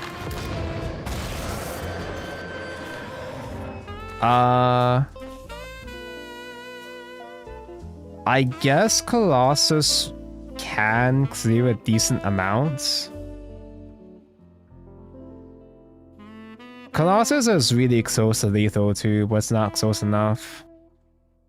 If Colossus doesn't hit the Grimnir, and the end phase hits Grimnir instead, then we're kind of fucked.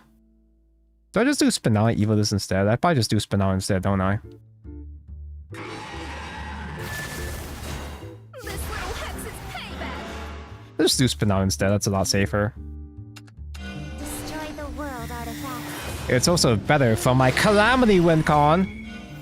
Dirty criminals. Petty, that's me. Resistance is meaningless.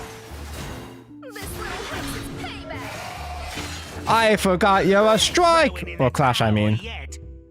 You guys remember Clash?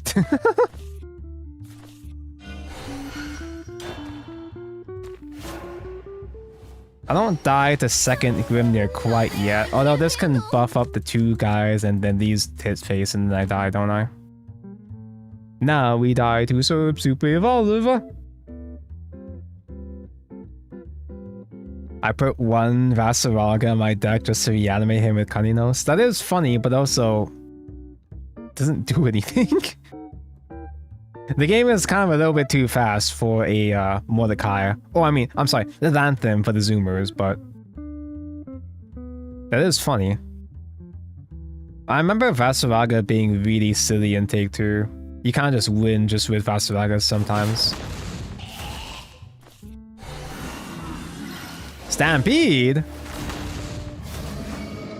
That's another storm. I was so lonely. Never punished? Lots of bones, but make it fashion. Reno had Clash. Reno is the only Clash. Holy shit, that's so much heals. Over summon, damn, never mind. Okay, well, we can't win yet, but we're not dead yet at least. Donko, watch out, he's got another Fanatic. That's not a full clear. Resistance is meaningless. It's a lot of heals though, so he can't just simply kill me with another funny windman RNG, I think. It seems I've lost. I guess I can do a bunch of wards. It'd be really funny. He's gonna die before this, but it'd be really funny if I somehow actually got Calamity instant win against this guy. Because I am playing the grind game this time, it seems. Hostile life form detected. I didn't intend to, it just kind of happened this way. Hostile life form. The things I do for fashion. Demonic blades have nothing on my knife. Pack to 12, this is also a heal for as well too. So nothing he top decks kills me. Unless if it was like double Skeleton Raider or some shit. Not with everyone around me. Oh yeah, Vasaraga can soak up the Grimnir damage. That's a really funny tech. I was unfamiliar with your game, I'm sorry. Never cry again. Wait, he can steal my guy! No, he can't, you don't have enough shadows. Your soul. I'll sunder you. That's a lot, but not enough to kill me. I'll make your taste I'll buds sunder quiver. you. I'll sunder you. I'll sunder you? Raider Crash? How embarrassing. World's Beyond so dog shit right now, that's why we're here, baby. Dude. These bitches so fat, I can't even play Belfo board. I guess I don't need to at this point. I can't play anything. Damn. Like it's fine, but huh. I guess we are just gonna try to win with Calamity at this point. No, I don't have Uma downloaded. Not yet. Why they changed Justice Tyrant to Magisterial Dreadnought? Wasn't this guy also... Eden was Shangri-La, I'm pretty sure. Originally as well. No! Hear me. Oh, he didn't steal it. Not mine. Such passion. What that spell does is that if you add Necromancy 8, you kill a guy that costs, what, 5 or less? And if you Necromancy 8, you would summon a copy onto your field. Wow, meow. Punishment execute. Yeah, in JP or Shangri-La Breaker. Is Shangri-La, like, religious? I thought it was a mythology kind of thing, not a religious kind of thing. Although I don't know what's the reason to change Justice, though. Hello, such classico. Hello, Saturn SV. Saturn, I saw you reach Parter. What the fuck? You can do that? I'm gonna murder your world. You can do that as a Shadowverse content creator? Eternal Aegis. I had no idea. Congrats. I've had enough average viewer counts the past several weeks because of Worlds Beyond that I quote-unquote qualify for a partner, but obviously they instantly rejected me because, you know, the partner program meta is not simply as easy as reaching 75 average and just signing it away. So I could do Enforcer. Enforcer will just simply die to anything, but I kind of want to die just so I can get more Machina tokens for both of fusions. Hostile life form detected. I might have Australia buff. You probably do. Heavy impact sustained. So we are playing actual for real mirror match. Actual for real mirror match kind of just comes down to either whoever high rolls tolerance faster, or whoever can outgrind with Belfo, maybe? Is it whoever summons Belfo first? Because, like, how the fuck do you full clear a Belfo board? Udo, maybe? I'm going second, but if I'm really, really good this game, I could maybe, just maybe be a good player and top deck Rami on ramp next turn. Oh yeah, Maisha too, yeah. Completing termination. Yeah, I guess Maisha OTK would just beat through Belfo anyway, even if they're at full. The thing with Maisha though is that Maisha is not as abusable in this build compared to Artifact Portal when we were playing Altar Sphere. Completing termination sequence. couldn't. Oh wait, we just won. Demonic blades have nothing on my knife. Ding dong! It's not RAM, but it's pretty good. Contribute to my boredom, why don't you? This is not a warning. Damage determination protocol. That's really hard to out. You would have to do Fudo. His only out against that board was Fudo at that point, and that could backfire, but... Obvious conclusion. Maisha is a win con. It's our 4th fucking win con. But it's the one that we use the least because 1, it's turn 10 of course, but also 2, getting that many followers with this deck is actually not that easy for this build. You don't actually spam out that many followers to let them die the way that artifacts and puppets do. But you could have Maisha with tolerance.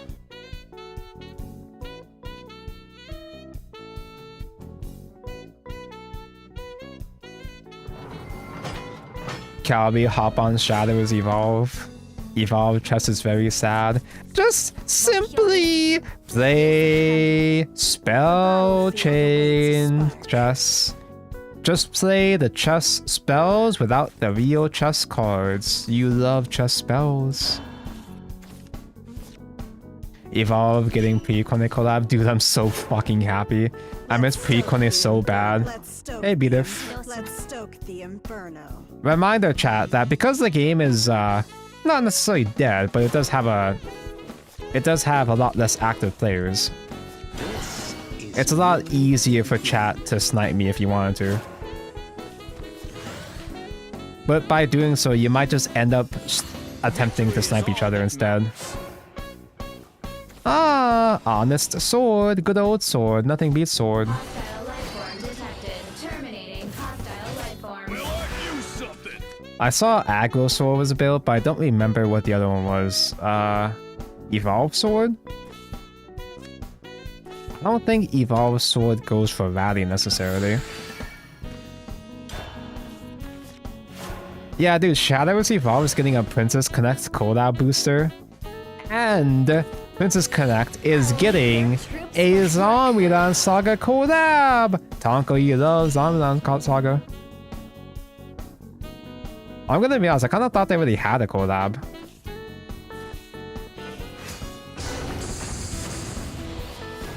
It's Evo OTK? It could be either at this point, right? Because, like, I am sure Rally plays the Rally cards too. The cards that help Rally after all.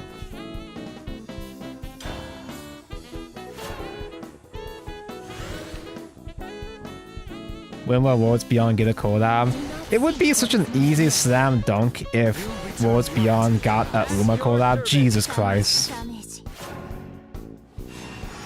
It would be the easiest slam dunk ever, but oh well. It is what it is. I think I show enough fear. I don't think I can afford to do Ramiel ramp and nothing else. I think I have to try to clear some bodies. Hostile unit confirmed.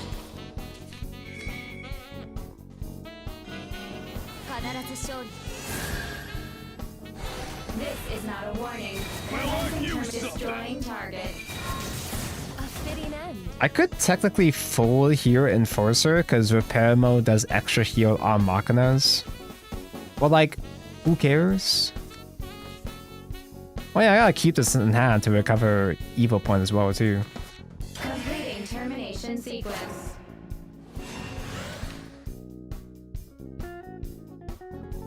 Worlds Beyond is behind schedule reminder. I'm pretty. One of my theories of why we have an extended schedule is partly. Oh Jesus, that banishes. My heart is replete. No. Thanks to them.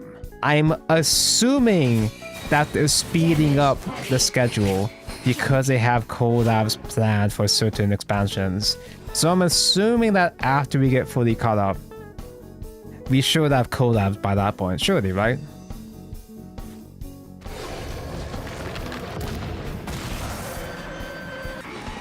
Now his hand is low, but does that matter? Is he simply just gonna be a good sword player and top deck all the cards he needs? Lights never back down. What does the Anathema trait in Evolve do? I don't think it does anything, but I haven't seen all of the dramatic retreat.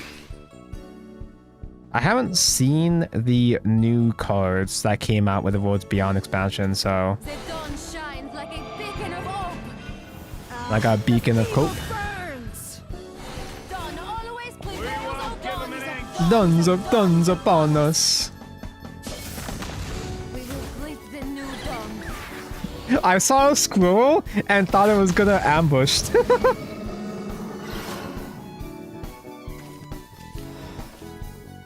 3 play points, 8-7 crazy stats. Okay, I can't do anything cool here, but I can still play somewhat defensively at least. I can ramp! Do not seek what is not there. That's pretty cool. Awaken. I see ramp, I play ramp. Chosen. Time to retreat.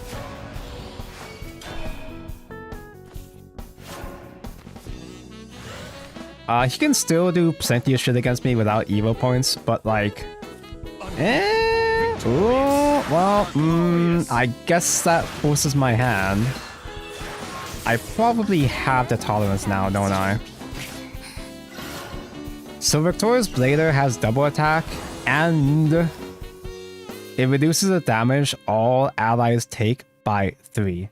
So that includes the other followers, that includes face. So 5?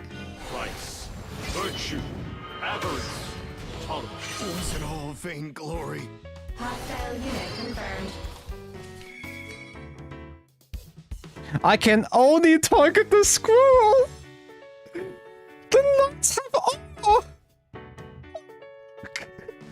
Okay, I can't storm phase, but that's fine, I guess. I'm going for the grind game at this point anyway. This is not a warning. Commencing destroying target. Time to retreat. Walk upon benevolence. Time to retreat. Just in case, I'll do a heal one here. Completing termination sequence.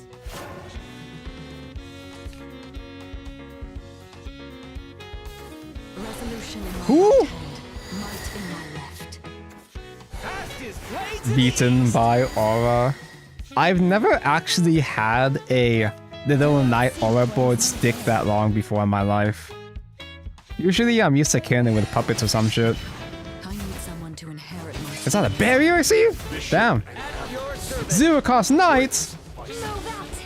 Annihilate. Frenzied ass in. Alright, well I super stabilize here though. Everything in existence. Okay, first bell for the night, I think. Get the 3 big booty bitches. Wing. Swing. Fitting end. I can evolve, and I'm gonna recover EP at the end phase. Limiters removed. Battle mode activated. Destroying target. Is it over already? I'm gonna draw 3, so to avoid overdrawing, I'll pre-fuse another Belfo. I can play another Belfo next turn if he somehow survives. If it somehow clears. I don't think there's any way that Sword makes a comeback from here. Do they have a Dark Hole? Does Sword have a Dark Hole?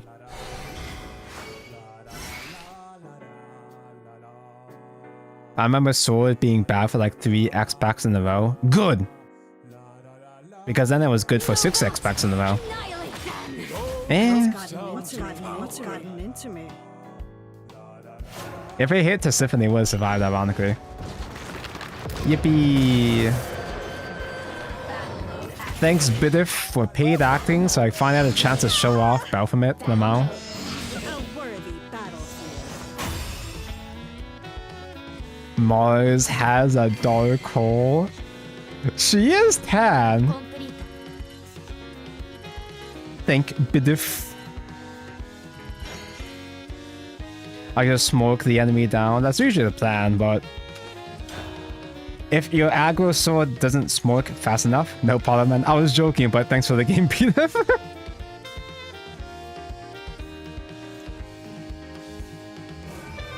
Because I know, like, I remember aggro swords being a thing, evolved swords being a thing. Here's I am, executing. But I guess we'll see which one's which over here. I just don't remember them existing in this specific format. Ooh. I could excel once Penal just to have something. I see card a play card. No, right? I'd rather get real cards. Penal, hi! Should I join the queue, Thonk? You could. This is merely the It's not beginning. overly super difficult to snipe Mr. Streamer in this format. There's a lot of people still playing throwback rotation, but there's a small enough pool that I have been sniped Have nothing multiple on times in these few classic streams that I've done so far. It is doable. Oh yeah, they could abuse with Jupiter and Sword, but if it's aggro Sword, then maybe not. demonic blades have nothing on my knife. Axel Spinel is not even good. But I'll do it just because. I see card a play card. So the little baby artifact friend is a last words. If it dies on my turn, I search for an artifact card. If it dies on opponent's turn, it's just a generic draw. I'll make your taste buds. But I don't actually have any main deck artifacts in this format. Enforcer has no buff. That's cool. Ume using curve. Do I do Maishin value trade against a fucking squirrel? I can Enforcer trade and Maisha for 2. That's crazy. That's so much damage for tolerance. Hostile life form detected. Terminating hostile life form. Heavy impact sustained. Let us herald in a new hero. All that to kill one squirrel. Yeah, last stream I got sniped by both Igni and Kaden. Yeah. We'll return right. Oh. Your service. Who are you calling a This is pretty much the closest thing chat is gonna get to viewer games. Tonko never does viewer games, so you have to snipe me instead. Your taste buds quiver. No, I must prove He myself. sure is evolve sorting, huh? Oh, thank God, a card. A card I can actually play. That's actually the best roll we could have gotten. Because yes, Fudo could have like evolved and killed for free on the damage followers, but because a guy survived, I get a chance to trade, and then I just win with tolerance. Gotta get to master. Oh yeah, that's right. Newer players would have to grind. Also, newer players might not even have the cards to even play the format anyway. Destroy the world, artifact.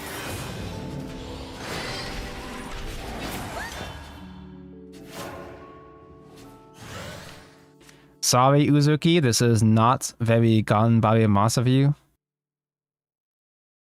Othermaster, this Shadowverse Evolve collab. The Othermaster collab and Evolve. The new cards have been getting revealed.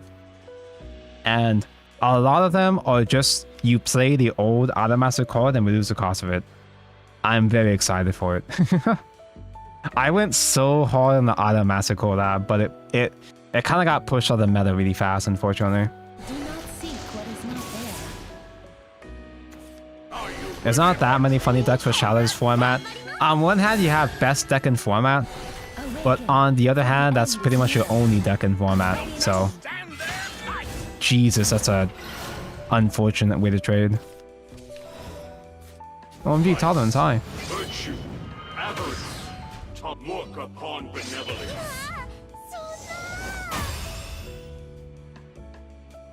Dude, the Shadowverse collab, like, they have an Anastasia searcher now. Executed.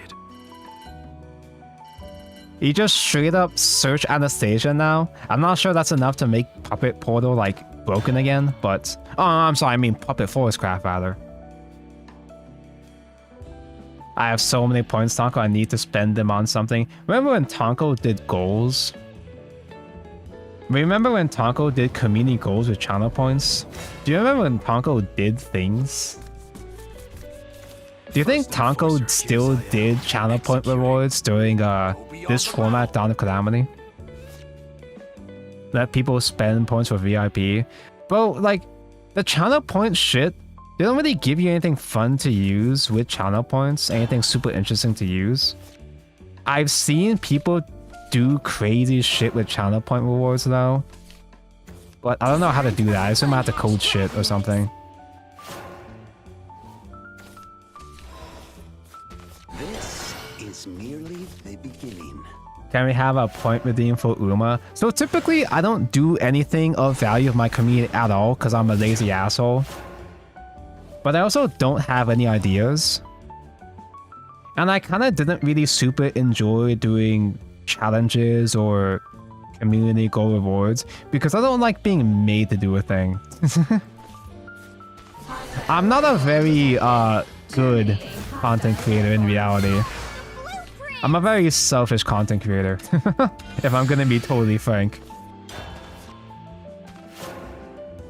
It's mostly third-party add-ons. I should look into some third-party add-ons though, because some of them might be fun. I don't like doing challenges, and I don't like things that interrupt my stream too much or that are too distracting. I'm pretty fucking picky, but yeah, see, this is one of the 3D Street Fighter collab leaders. 6 out like a sore thumb. He's playing Face Dragon. I could summon a heal ward with Belfo, but I feel like I saved that for late game now. Demonic blades have nothing on Mina. More like a Malcontent. Malcontent Malcreator, that is a me. Needed to finish 100 levels for Ding Dong Skin and got the Grandmaster pretty fast with this deck. Tons is such a funny card amount. It's very satisfying. Tolerance is so fucking broken, but he's not too overly oppressive in this format. At least not yet. I could just do Colossus Pass. I'd rather do Mega Enforcer when I have something to trade into with Tolerance. I guess.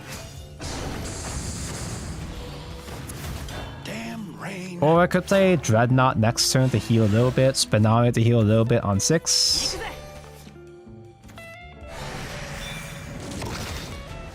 Oh yeah, this build was Roy enhanced. Yeah, that's a lot of face.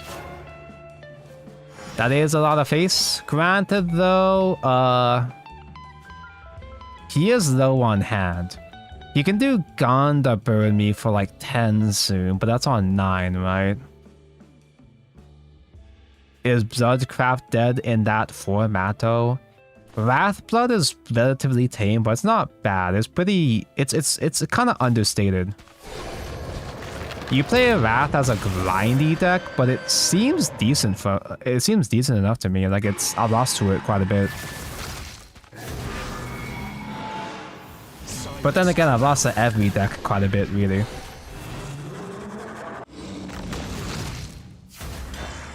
Tabco, I'd like to humbly request ban immunity from Calby. Sorry, I don't know how to do that. He just keeps hitting face. That's all you need. Rowan, Rowan! Okay, so Rowan Amulet increases the damage of all his shit by +1. And he does end phase burn with his token spell too. That's so cool. Fucking A. He still has evolve, so there's not really any real way to save me here. My only real bet is that he just simply doesn't have Gandagoza or thing. I can heal and ward. This heal isn't quite enough to save me though. Unless his hand is just really bad somehow.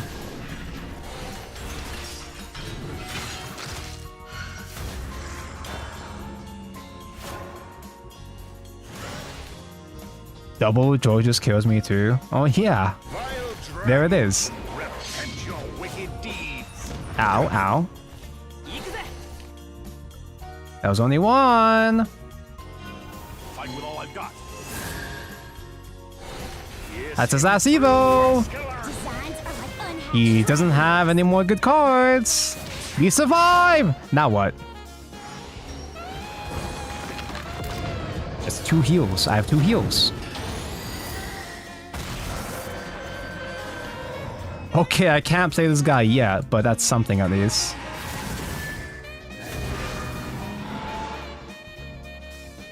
They just missed lethal. Did they actually have lethal, or did they just simply didn't have enough for it?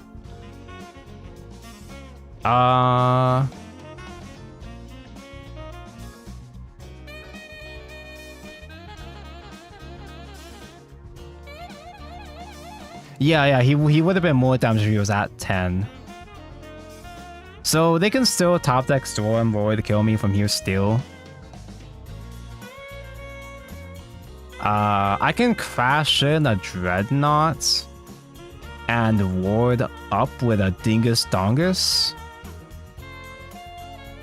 Ding Dong would survive Roy. Unless if Spear Last Wood snipes my Ding Dong. Also, Ganda Goes still kills me. I can't heal out of Ganda Rays no matter what, so.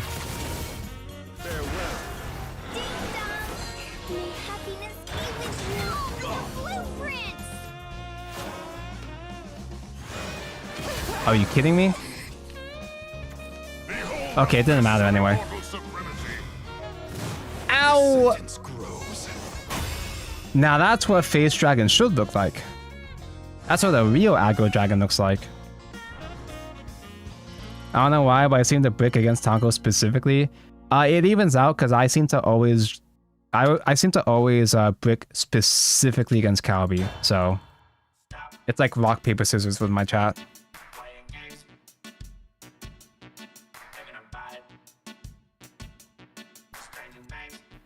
That was me. Nice. Congrats. Yeah, there was no way for me to heal enough against that. I didn't have any way to punish you because my tolerances were going too slow. Be sown, that you may be reaped again. Keep Enforcer and just not draw Machina?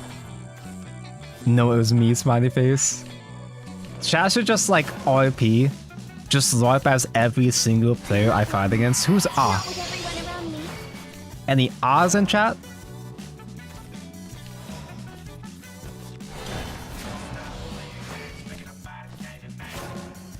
This leader skin is crazy. What, you mean the cool ass robot? Or the owner hole?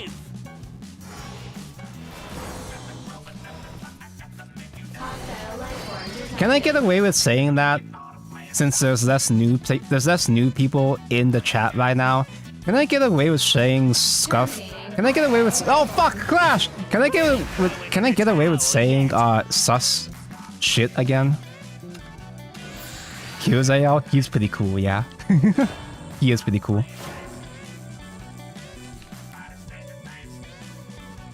The what? Don't worry about it. Live or die. The hunt is on. Nothing I can't handle.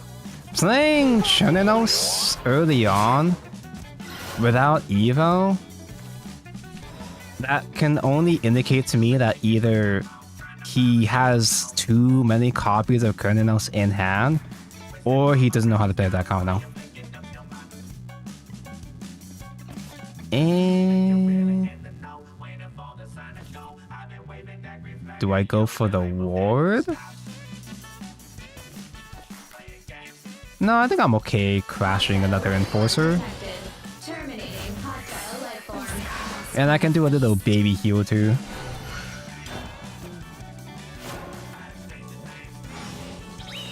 Do you still have the Suzy mod? No, that like died long ago. Since I had to reinstall the game after upgrading my PC at some point. I'm pretty sure that mod, I'm pretty sure I lost that mod before I even got my new PC. Modding Shadowverse Classic is actually pretty easy.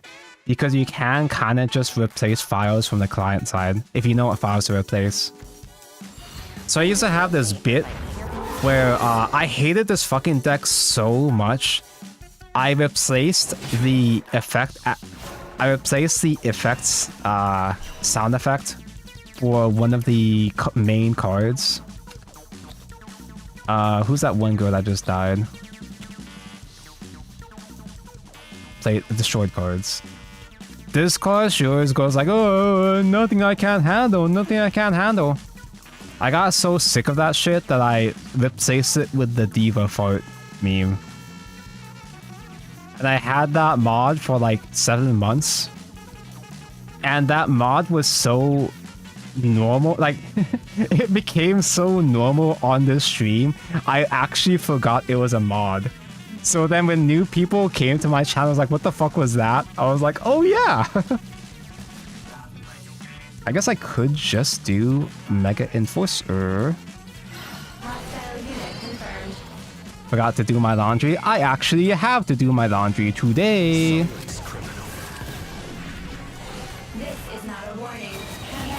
I should not stream for too long because I have to do my laundry today. And also, I probably shouldn't stay up too late because I try like say a reminder here of my plan here. Those who weren't here to start the stream.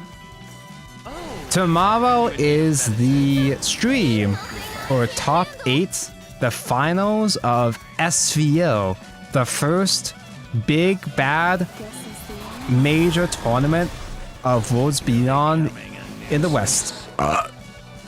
And what I do is I usually do like a stupid ass watch party where I stream myself doing some other thing with SVO in the corner so we can quote unquote watch along.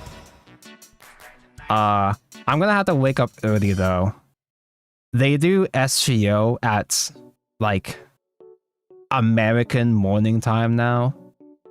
So in about 10 hours, I think, you know, only 10 hours.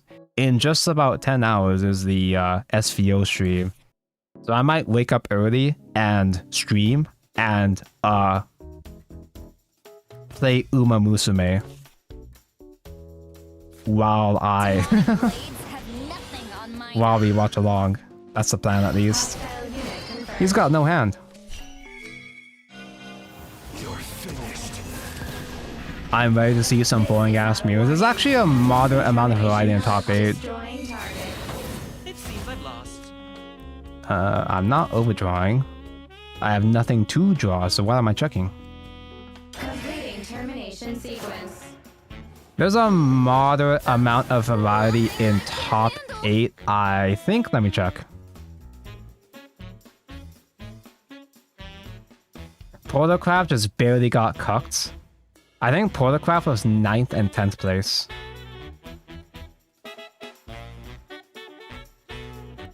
So in top 8, each player brings 2 decks, right? Top 8 has 5 roaches, 4 spell boosts, 3 mid-range swords, 1 aggro sword, 1 aggro abyss, 1 mid-range abyss, and 1 ward haven. There were a lot less ward havens that converted because people were mostly just playing it just simply to counter roach. But one of them made it to top 8, so he has to actually for real play ward haven in best of 3 now. Dragon is dead in SVO, so was Portalcraft, but at least Portalcraft got kinda close. I think there was only maybe what, like 1 dragon player that made it to day 2. No one will ever cry again. Oh, this was best of 3, so I actually did have to play the ward haven. Oh, okay. I'll make your taste buds So that means his ward haven actually does something. There actually are a lot of roaches that converted to top 8, so that ward haven is kind of gonna go hard after all, huh? Now what? Spine! That's what. I don't have tolerance, so I guess I'm just gonna try to grind. Destroy the world artifacts. He's out of evos and his hand is somewhat low, so maybe I can just simply afford to grind this out. I wish this whole world. I'm fine by myself. This little hex is payback. I'm kind of entering autopilot mode, so I'm not actually paying. Oh, this is the one. It's the nothing I can't handle. This is the one that I replaced the fanfare sound with a funny diva fart. You guys remember diva fart? That was so funny. Fuck.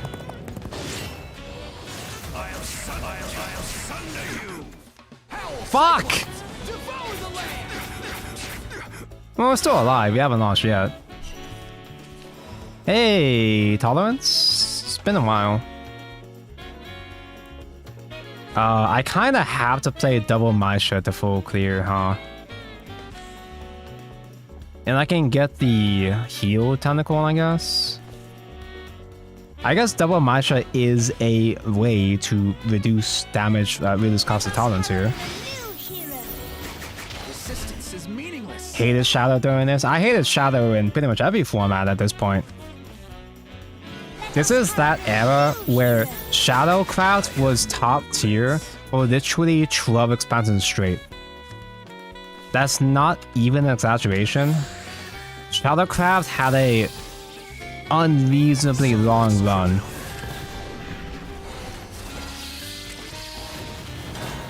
This little hex is payback. I just barely survive against another Skeleton Raider. Raider can't target Armored Tentacle. They'd have to target Maisha and have another way to kill Armored, like one more damage to kill it. Wow, Grimnir's are waiting and worlds beyond what happened. Just wait. Wait a couple years and we're gonna get full powered Grimnir, I'm sure. The other Grimnirs we had before this one were kinda weenies as well too. Ironically, the first Grimnir actually did get nerfed. Ooh. I'm doing you a favor. Does he have one more way to clear Tentacle? Because I do heal 4 when this dies. Wait, he can still play Grimnir and just hit 1 in the face. Just kidding. Is Grim Sagan's favorite child? It's more like Grimnir is a veteran, iconic shadow. It's one of the Rage of Bahamut characters. Tons of Rage of Bahamut characters are shilled to hell, you know? Kind of like it's kind of like how there's a bunch of versions of Cerberus, for example. She's one of those OGs from Rage of Bahamut. Demonic blades have nothing on my knife. You're finished. The battlefield is my cutting board. Okay, so Colossus crystallized, that's 5 here. He is straight up top decking. That's quality meat. Do they have other forms of damage besides... Oh god, what do they have? Besides Raider, what else do they have? Because I can go for Tentacle and fully reduce tolerance here. Or I could get another ward and shitty heal. They can still just Grimnir, that's right. Wait, is Necro Impulse in this format? Oh god, it is, isn't it? Ooh.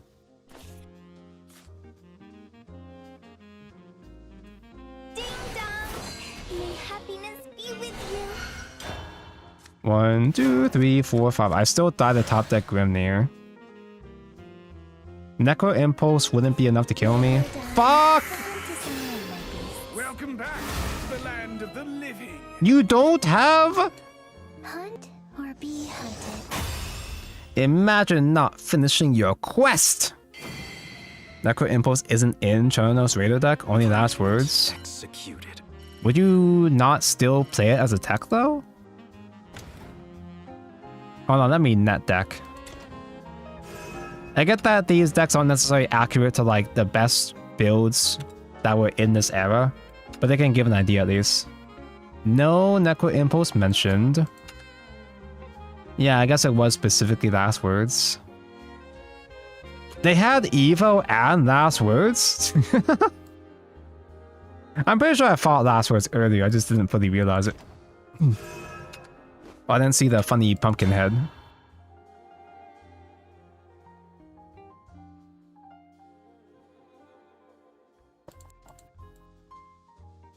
Yeah, so what happened there was the owner hole has to have you've had to have spent at least 20 shadows to get the full effect to reanimate 10.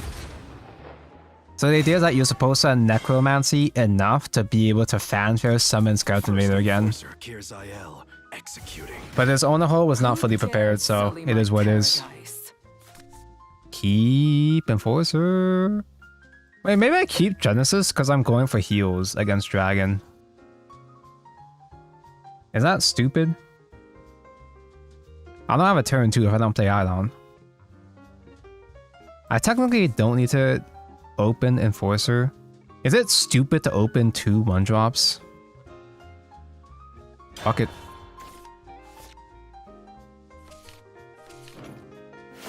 Remember when Shadow was a thing? That is not anymore. It's buff! I feel bad for the Shadow mains that have been... I feel bad for the Shadow mains that have been kicked out of playing Shadowcraft. But also, I don't miss Shadowcraft as an individual craft myself. Shadowcraft has committed so many sins, so has Blood to that extent. I'm almost glad that they're both fucking dead. That being said, I almost like Abyss. I kinda like Abyss. I don't like Abyss as much this format the way that I did last format. So what he's doing is he's playing Buff Dragon.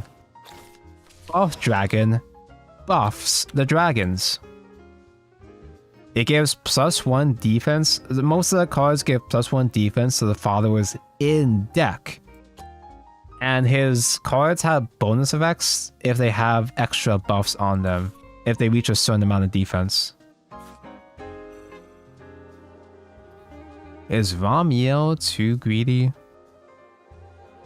I mean, I could just, like, Mega Enforcer, I guess. I just want to play Calamity, to be honest. They get big-ass dragon with big-ass stats. And the payoff is Drock, which is on strike. Oh, he got the high-low. If he has at least 3 defense, he summons a Hippo Krampus. Damn. It's too late. Heavy. Fucking A.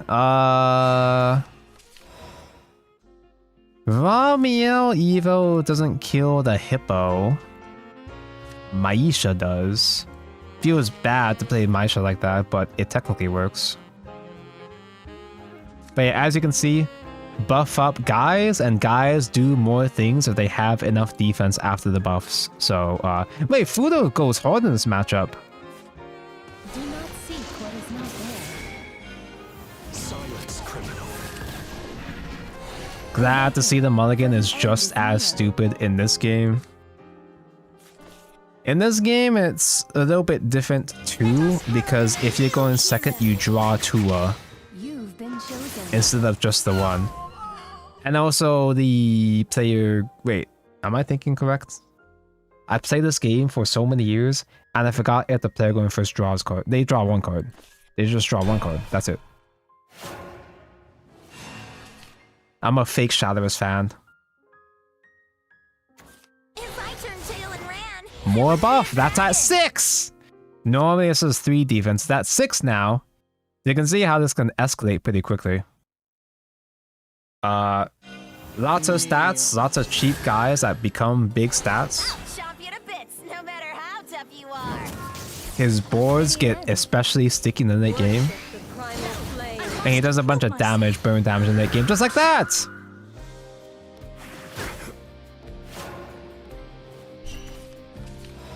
Ooh. I mean, Spinari is fine and all. Do they care about my ward? You're finished. I wish this whole world I'm fine by myself. OMG, spin out your high. Back for round 2. So Dronk is AoE burn to both field and face. I think it's 5 damage, right? Have a good Bedroll cannon, think for watch.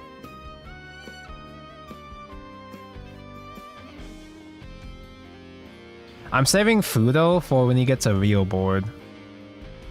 Now, if I were to gamble, Calamity Genesis could add tolerance to hand after, and it would count the Fudo damage. I don't wanna. Check out the bottom 4 sparks. So lonely. Wait, is Slipstream good?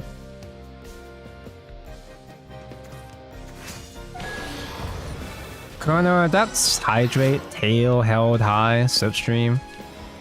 I don't remember what these two are. Like, I know Slipstream is like, oh, your Uma sits her ass behind the horse and reduces air resistance. Is that like good in the game though? Tiamat on Tiamat. Does that do anything? I could Fudo to kill that through Intimidate. It's not really a useful... It's not really a useful case for Fudo though, but I could just do it just because. That would spend my last evolve point though.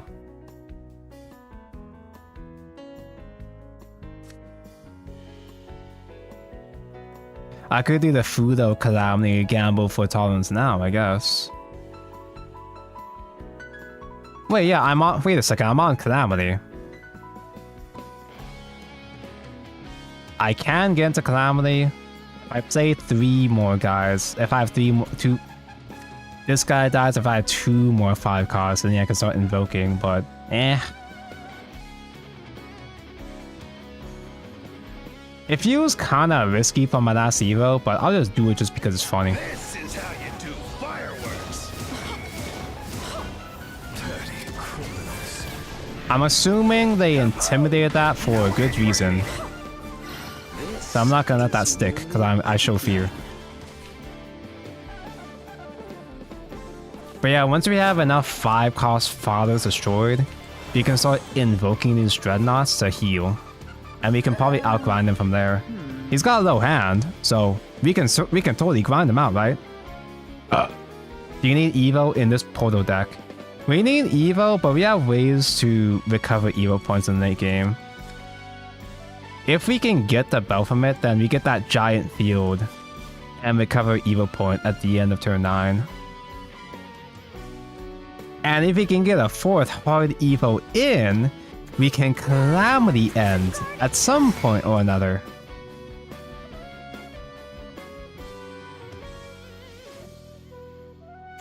My heart is a guarded pearl. Elf has 1 fusion already? Yeah, so we gotta make sure to fuse him before turn 9. If I turned tail and ran, I wouldn't be a Jesus dragon. Christ, 10? I mean, he's not doing anything super scary. I can still just do a whole bunch of face damage right here. He's evolving into my Bane, apparently. Headed as a clam? Me? Is Shower Portal real in this format? It's an option. It's not particularly good, but it's a thing that you can play. I think I can afford to just hit face. Between this ward here and the heal, like, I'm pretty sure he can't kill me. And if he does make a scary board, you can clear a good amount of it with this Affinity next turn.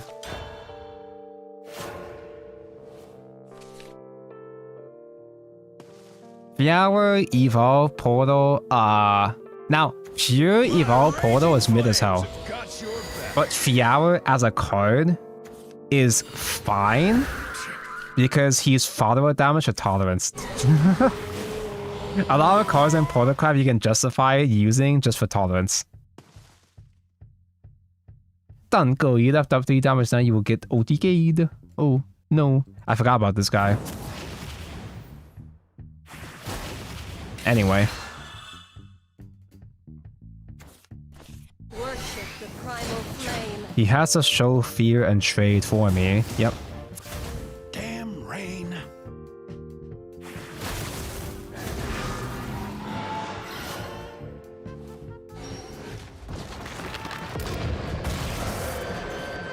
I think opponent loses.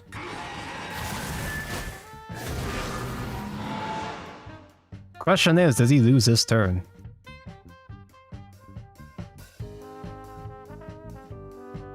There is a theoretical way to win right now, where like Fuda hit the ward and Belf Tentacle, but like, that's not worth it. Invoke eating board space, that does kinda suck, but I guess that's fine. Everything in existence is mine. I still get to Symphony and Ward, so it's fine. Megara, no!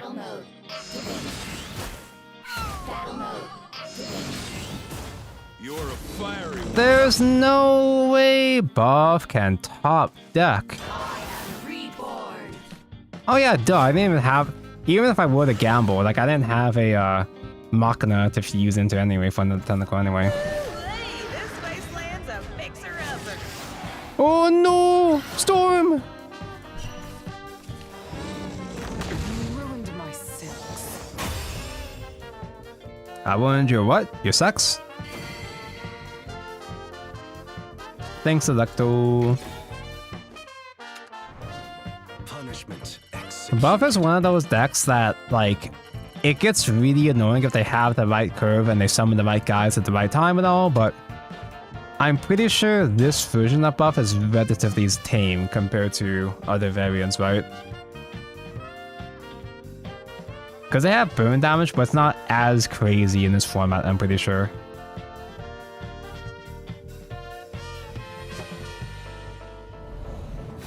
You ruined her silks, Tonko. Take responsibility. Put it on my tab. Dog! Funny dog. Play sword, Tonko. I'd rather die.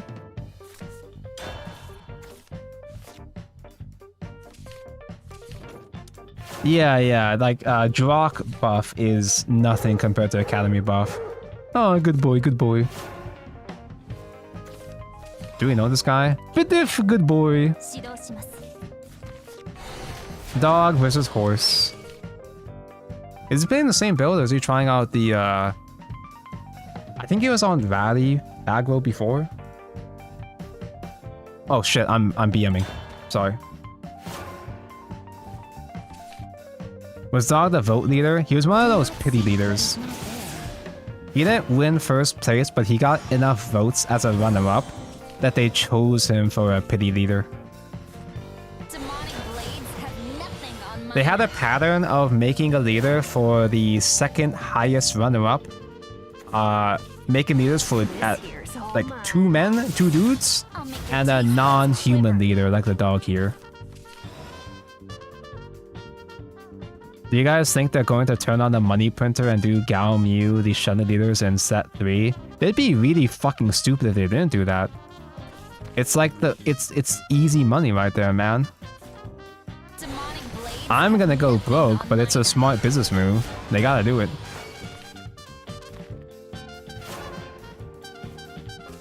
God, I hate Academy buff. Yep. Yeah. Remember when Academy buff came out and it was bad? And then it became not bad. And then everybody hated it. Mega Enforcer does get the EP recover here. Luminaire Omega Law is a cycle, but he can use that to negate effects if he has another one.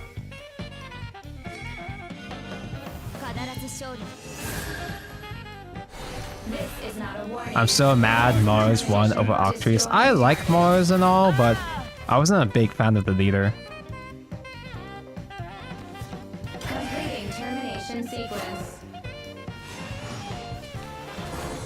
Wasn't cool in a popularity poll leader too? I don't think he won first place. I think Rune won first place and Kulon got a pity leader? I'm not sure though. I don't think Kulon got first place because Kulon is I wouldn't necessarily say Kulon is a dude, but Kulon is close enough to a dude, it's ambiguous. Which means not first place, that's just how it works. I don't make the rules. Do I use Fudo to burn 4 and pass? I could play Ding Dong pass, both of them are kinda sad. Lamau. This is how you do Tolerance damage, yippee!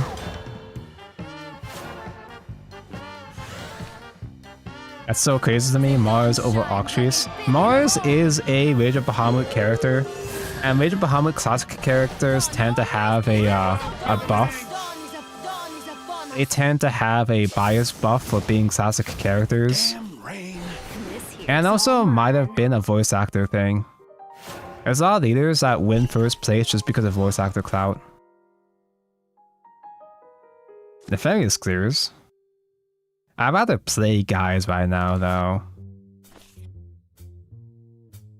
And I'll just go for tolerance damage at this point. Destroy the world artifact.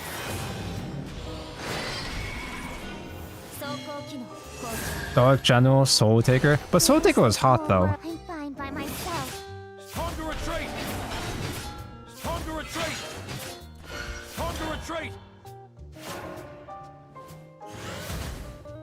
People do love pretty boys, but what I'm saying is that people don't love pretty boys enough, usually. In fact, I'm pretty sure the only actual first place winner in like, what, the last 4 years of Classic maybe? I'm pretty sure the only first place male winner was Killshot, was Killzayo, and that's it. Every other male leader was a pity leader, I'm pretty sure. When did they start giving first place a border? I know it was Sekka the first one, I'm pretty sure. I don't remember what year that was. If I do Nefarious, the Squirrel survives. I'll just Evo.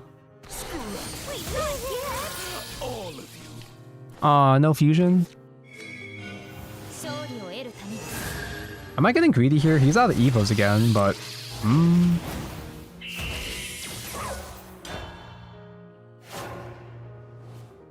Yeah, Motel was also one of the first ones. I think Sekka was the first one.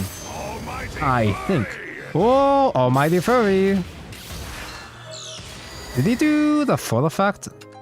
I don't think he procced for the full effect, did he? I will not back down. So what he does is that, subtract 5 from the cost of all sword followers in hand. If he has the full effect, okay, he's at 13. Jesus Christ. Okay, buddy, calm down. What are you doing? What the fuck is this? Haven't lost yet. Sylphon! Sylphon! Yes, miles. We haven't lost yet.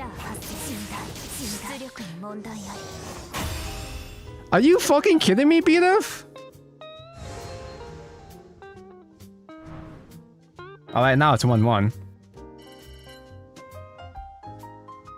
Like, okay.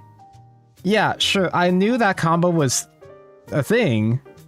I knew that combo was theoretically doable, but I thought you would have to go for the full Super Skybound to get it off. I present to you Exodia. You just had that. You just happened to have them all in hand. You didn't even need full Super Skybound. You just happened to have them all in hand. Pretty good. It's 1-1 now. Wind is the will of the forest.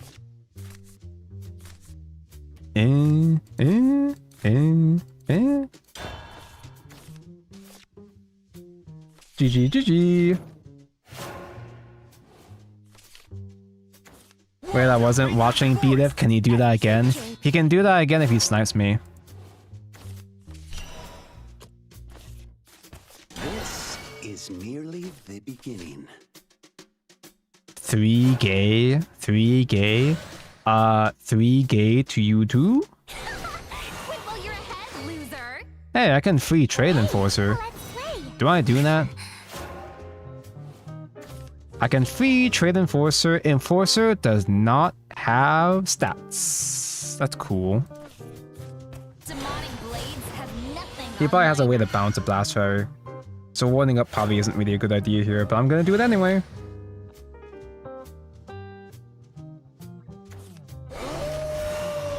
You know what B-diff stands for? Be different. I thought it stood for best deck in format. I'll make your taste buds quiver. Can you fucking relax, brother? And now I have a machina finally.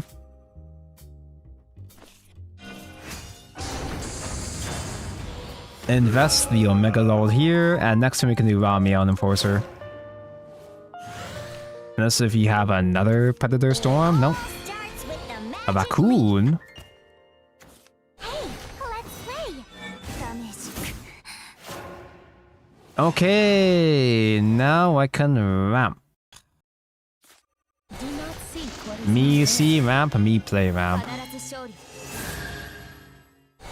Awaken, for the end is near. Hostile life Now I get damage tolerance. terminating hostile life Been form. chosen. You little and stay out. Keeping some of the fairies, keeping one fairy on field might be a little bit greedy, but I really don't want them to keep bouncing the Blast Fairy. Rot and ravage dear. I hate that Blast Fairy shit. I grant you. The power. If your opponent, typically how this matchup works is that if your opponent actually is good enough to get Arya in the opening Evo, if they actually get Arya on curve, you kinda just die. Most of the time when you beat Forest, it's not necessarily because you outskill them or whatever. This is one of those matchups where you usually beat Forest by simply having them not draw the card. Feudo can full clear and be a billion reduced for tolerance, but this could backfire extremely hard. If I hit 2 pings of Arya, if both pings hit Arya, then we just fucking lose. This is how you do fireworks. Oh, thank God. Kaboom! No one anywhere. That was the best case scenario. Repair mode, heal 1. I should probably search. I should probably search. I don't think one single repair mode heal would help save me here. And those acorns flying out of the woods. My shadow blood vote was Masquerade, Ghosts, and Votes. I forgot my votes for a meme. I forgot exactly what I voted for. Or rather, I forgot exactly what was in those specific votes. That would make for cute nostalgia content. Going back over the leader polls to remind myself what I even voted for. This sure is your chance for a Grand Slam.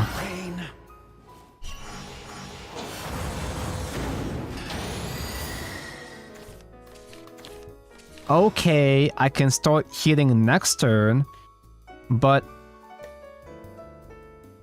even though he's out of evos and his hand is low, I'm pretty sure I still die. Hostile unit confirmed.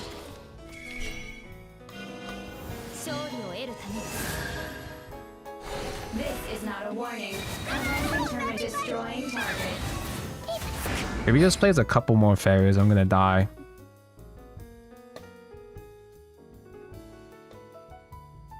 I have to crystallize another Colossus to full clear. Damn. Just don't die. I'm trying my best. I should try harder.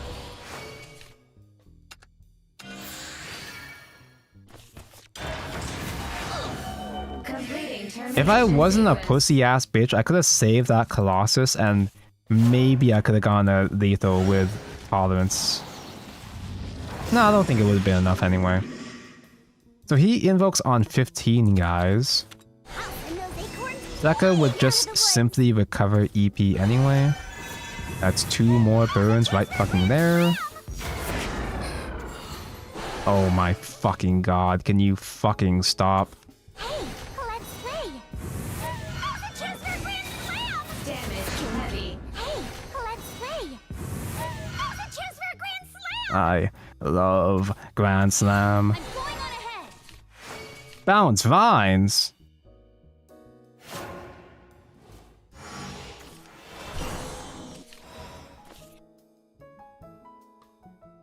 This gets me tentacle, clear, and also heal. But like, if I go for a tentacle, you can just burn me before my tentacle last words proc.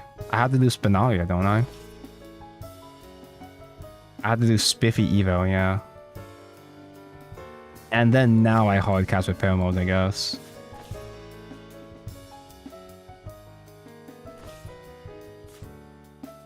Ward is probably redundant if they have Sekka, but...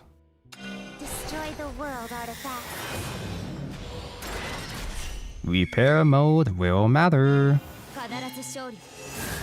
If he doesn't have bounces for Sekka, then his Sekka can't get tall enough to kill me, maybe. Maybe. Rice. Virtue. Look upon benevolence. Also, Tanko, don't forget to fuse one more Belfo. Because if you fuse a second one on turn 9, it'll force you to spend a play points for a tentacle, so you won't be able to play the actual card on turn 9. I've learned the hard way many times. I've seen people misplay that, even in like big tournaments like SVO. Predator.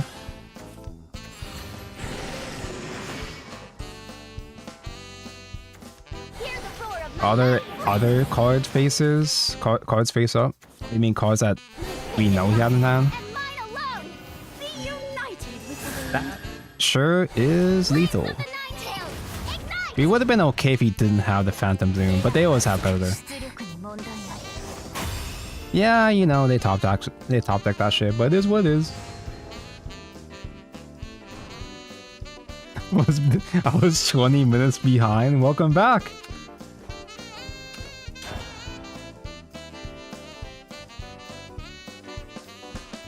God, Sekka decks are corny. I see a lot of people online, especially on Twitter, saying things are corny, but I don't think people know what corny means. A lot of people say corny for things that aren't corny, but just for things they don't like. Isn't corny supposed to mean like the shade? Wait, what does corny mean? What actually is a dictionary definition of corny?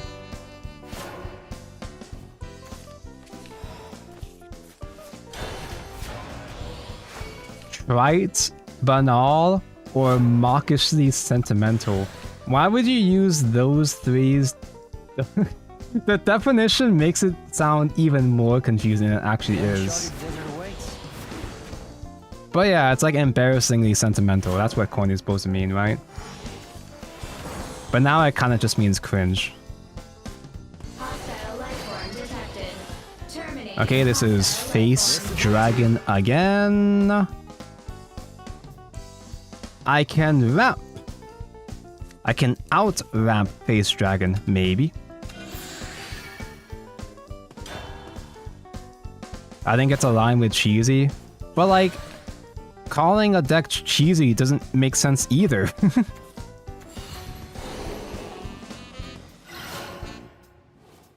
It's the internet, words are so watered down now. So, dude, you know what's frustrating with me being an old man?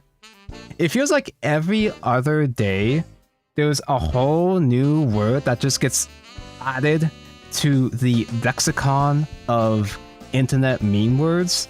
Like, it'll just be one day out of nowhere, everybody would just be saying a word that I've never seen anybody saying this word at all, but now everybody is saying it out of nowhere.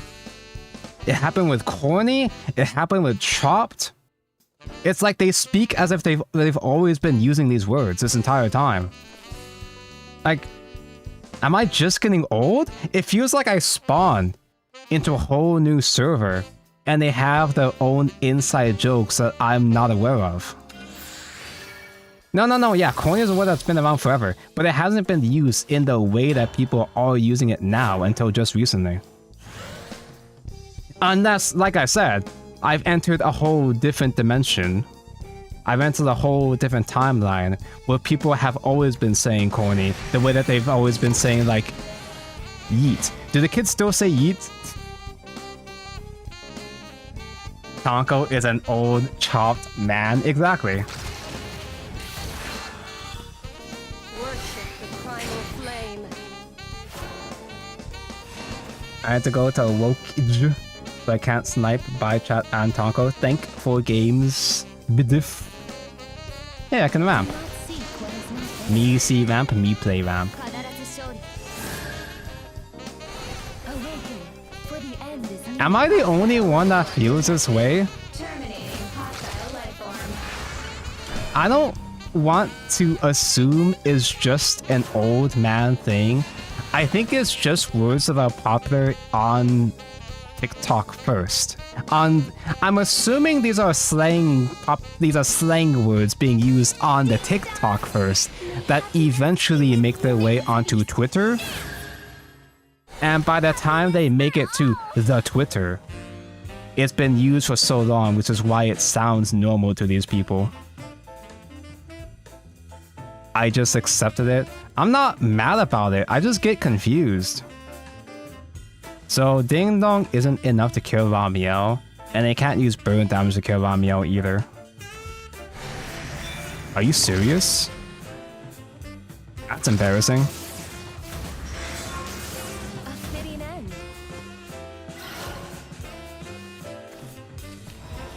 So I can do Mega Enforcer and put up the ward now.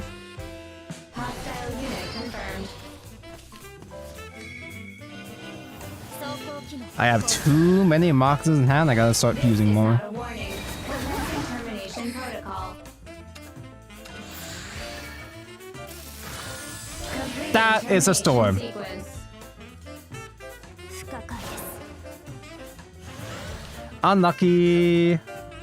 I am getting old. I forgot how to count. I forgot I played Thing already before. They really did not want you to ramp. It's because they're the ramp class, not me. I missed a whole 4 damage, 4 tolerance.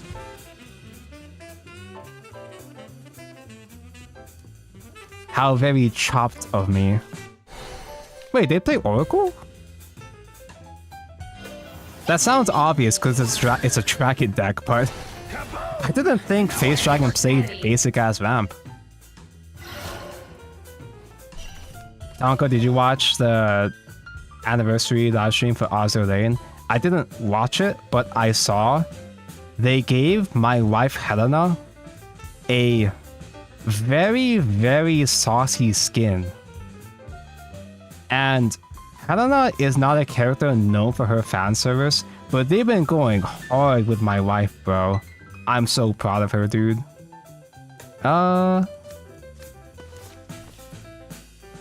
I guess I could Nefarious Evo trade and actually hit with my storm this time.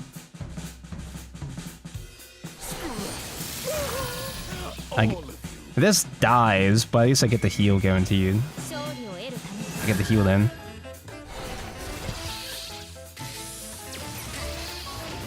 Wait, Azur Lane is 7 years old? Yeah, I really am old, man. Feels like just yesterday.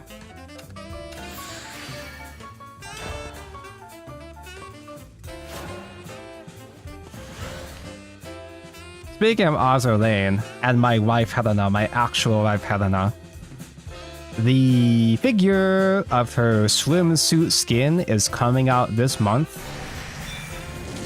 I pre-ordered it when it first got listed, but I had to cancel it because of funny tariffs. And I figured I'd be... I canceled my pre-order. And I redid my pre-order because I thought I'd be stabilized enough by the time that she would come out this month. But now apparently we have 20 tariffs are getting buffed again. Apparently US tariffs with Japan are going up yet again. Holy shit, retrofit E6 looks hot. It is really weird when they turn E6 into like an actual cool character, when I'm used to seeing her being used as a meme character. In the fandom at least. Wait, we had double tolerance in hand? Huh. I think because I fused extra early, we're on 5th tentacle, which means that we don't get the heal. But I don't think he kills me at 11 without evos or extra things right now, so I'm pretty sure I'm safe for now.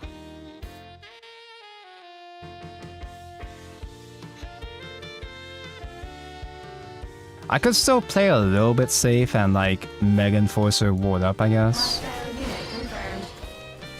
And still recover EP. And also I can play a Maisha. This is not a warning. Commencing termination protocol. Play a Maisha to super duper reduce those tolerances. Let us herald in a new hero. Do not seek what is not there. I'm pretty certain he doesn't kill me. I don't recover EP. I don't need to because I double taunts anyway, but if Maisha were to somehow survive hiding behind the ward, then she would have had a chance to do Evo phase, but not a big deal. Are you winning, son? I have 2 low-cost Odins in hand, so it's looking good. Must Uncharted desert awaits. And I still have 1 more tentacle. So I still do OTK here. Ow!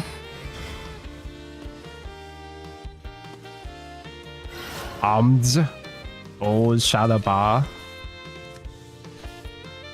Old Shadowbar indeed. Oh yeah, Fuda would have been lethal too, yeah. Lamau. Virtue. Vice Virtue. Look upon benevolence. Lamau. Virtue. Avarice. Tongue. Look upon benevolence. You're not worth my time. But yeah, also in anniversary, they gave Helena a slutty skin. They gave NT a slutty skin. Anchorage. It's an onsen theme. They're doing an onsen theme event, and Ozzy is going really, really hard with the dude skins. Like, they're really trying to see exactly what they can get away with at this point, and they're getting a lot more ambitious with every event. Otango, did you see that a big esports group is making a torrent circuit for JP streamers?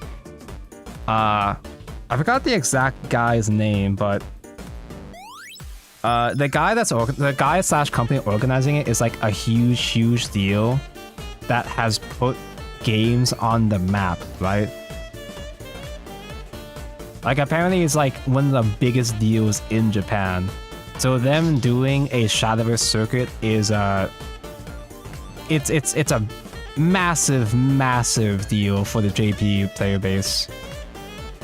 Us, maybe not so much, but hey, it's the JP players that make them money, I guess, anyway, so. If you didn't know, that was the alternate win screen. So that alt win screen comes up in Shadow's Classic.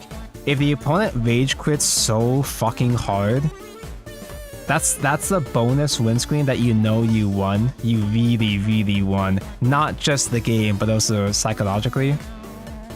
I'm pretty sure that happens if the opponent just like rage quits, closes the game in the middle of the match before it actually ends. And the game client has to wait to confirm or some shit. That usually happens if the opponent is really fucking mad and it's a poor sport. It's really funny.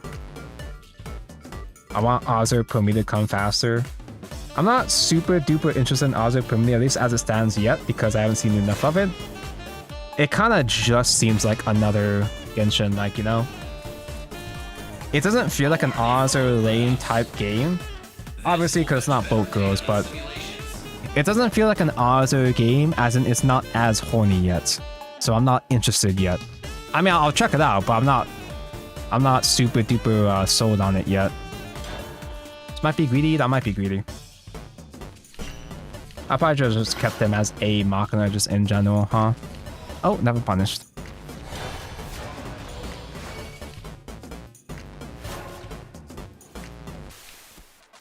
Definitely with the JPC needed more turns while we starve. I mean, that's not really, in this case, it's a fan, well not fan, it's an unofficial run circuit. It's not the Shadowverse devs doing it. It's the JP community getting their shit together, so. Hostile life form detect terminated. It doesn't have any bearing on the actual real devs, but it'd be really cool, it'd be kind of cool if you had more stuff like that in English. We had that one streamer host that first big unofficial Worlds Beyond tournament that got, I forgot exactly how big it was, but it got a lot of traction within the first week of Worlds Beyond. That was nice. But obviously that was one man mostly, so that's not going to happen very often. Hostile life form detected. Terminating hostile life form. Tonko, why you hate sword so much? Because sword boring? And Tonko see Portal, Tonko play Portal. Verifying access. I'm very excited for horny Rune Moon Factory. Is it horny though? I haven't seen enough of the game to tell. Wait, it's fucking Artifact. Artifact has Genesis Artifact in this build, so it has burn damage. And I'm pretty sure they have the 2-drop spell that hits face as well too. Spooter here generates a P shift if I play a card, but it won't get shit if I just kill it right now with Maisha. Shutting down. Let us herald in a new hero. Funny spider. It's not even a spider, I just like calling it Spooter. It does not have enough legs to be considered a spider. I just like calling it Spooter.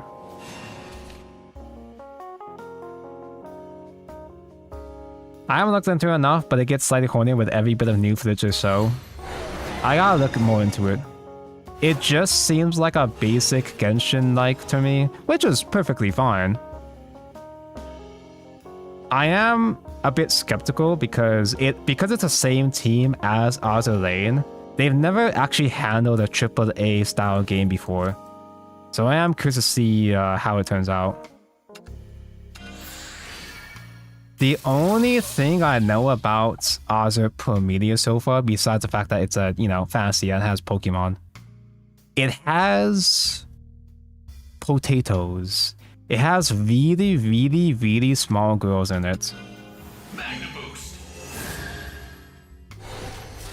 It has potato-sized girls in it, which is, yeah, sure. That's neat, I guess. This is merely the beginning. You know what? I kind of want to heal the tentacle just because full heal this back to 6 might be inconvenient for him. Tolerance! Tolerance!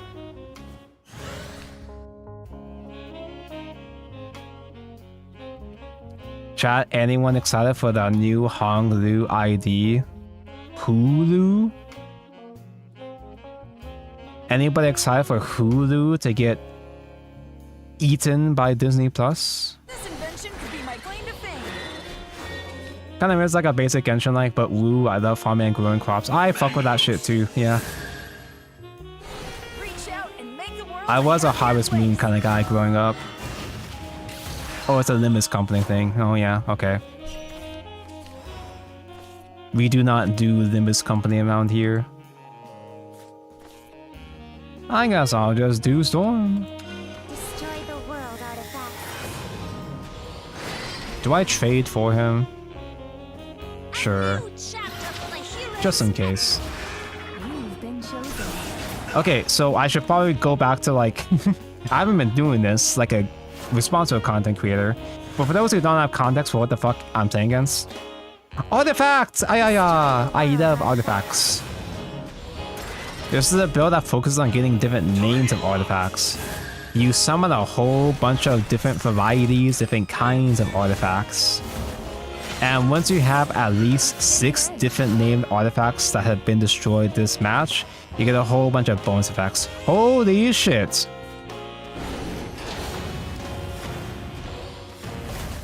That's a lot of damage. B Tanko. Hi, Kaden. This gets Storm next already.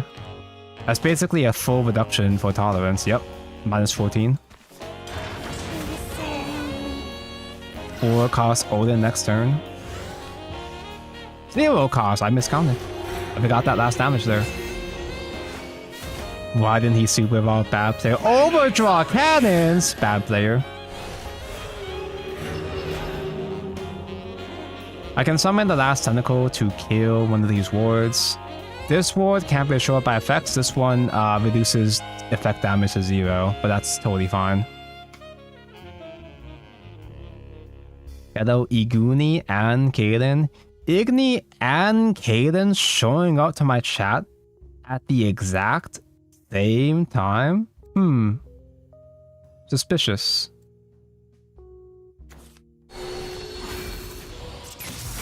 Just woke up. Tonight is a night of SVO baby. SVO baby is in...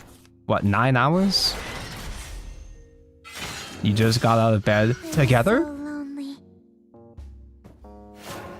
Okay, so I used tolerance to kill the defense artifacts.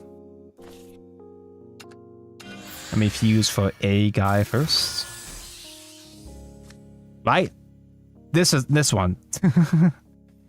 I misspoke. I misclicked. This is the one I kill because this is the one that cannot be short by effects. I knew that. I knew that. I was not going to misplay. And then dodge. No dragon, no portal, top 8 kek. Dragon is to be expected because we know the absolute state of dragon, but people still have been having hopes that Artifact is still pretty good. Artifact is potential man deck. Call portalcraft potential craft. Mr. Lena saves. Huh. Both of our mains are dead in comp. It's funny that we become sympathizers of each opposite craft. Igni believes that Artifact is pretty decent, and I've become a Fenny sympathizer. Yeah. Like, Portal came in 9th and 10th, which is pretty good. Dragon came at 27th. Still way higher than I would have expected, at least. Why is Miss Selena hips that tiny? I've never really been Miss Selena pilled. I've never particularly cared for Miss Selena, mostly because Misto Bay was broken and Miss Selena is a swordcraft and Tonko hates swordcraft. But Miss Selena kind of a baddie. Yeah, I've never thought about it too much, but she kind of is, yeah.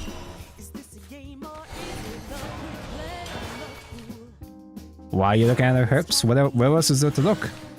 Well, she has that belly button window, that's pretty important. Hey, I have curve. Yippee. 26, I'm sandbagging. Trying to downplay dragon. I feel like Portal is still high tier. If by high tier you mean mid tier 2, sure. Like, Artifact is not bad, but it's not that good either. It's nothing special, really. Artifact has the tools to keep up with the rest of the meta, but they had to jump through so many hoops just to keep up. Just to barely keep up. That's a ramp. No. Oh no, do I have to trade? No. I probably save Tentacle since I'd rather have the heal Tentacle after he's hit my fucking face, right? Well, on to the next project. Oh yeah, Petty, you are curvy, if you know what I mean. I do have that Taco Bell bod, you've noticed. Therefore, Artifact jumps through hopes artifact jumps through hoops all the time without any prompt. That's kind of always been artifact style, to be honest, or just portalcraft in general. Hostile unit confirmed. Just a bunch of flashy shit. Do I do Maisha just to make space in hand? I do want to Evo trade though for more tolerance reduction. I'm not super concerned about Mega Enforcer preserving stats here. This is not a warning. Commencing termination protocol. Destroying target. Ding dong. So I could just play one guy. Verifying access. Completing termination sequence. Recover EP. She has a belly button window. Hell yeah, brother. That's the only good thing about Swordcraft. I'm thinking about what I want to see from next X pack. The uncharted desert The Shana awaits. will most likely save puppets, turn puppet into a more cohesive deck probably. But like, I am worried because it might be a rich get richer situation again. Because I don't think, for example, Sword with Octrius, I don't think they're gonna bother to, Jesus Christ. I'm not expecting them to bother doing a new build with Loot Sword. I don't expect them to go out of their way to make Loot into a full build. I feel like the game is not... I feel like Sword mains aren't ready for interesting deck building, so... I guess I do... I think I could play this out so that I play Storm, Drain, and have Colossus kill the Brutal Dragon in end phase. But I'm too lazy to do that correctly. Enemy identified.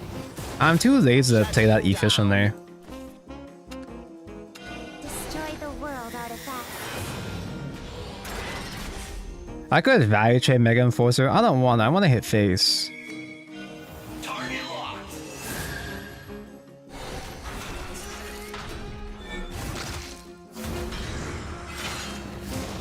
And also that does fully reduce my tolerance as well too.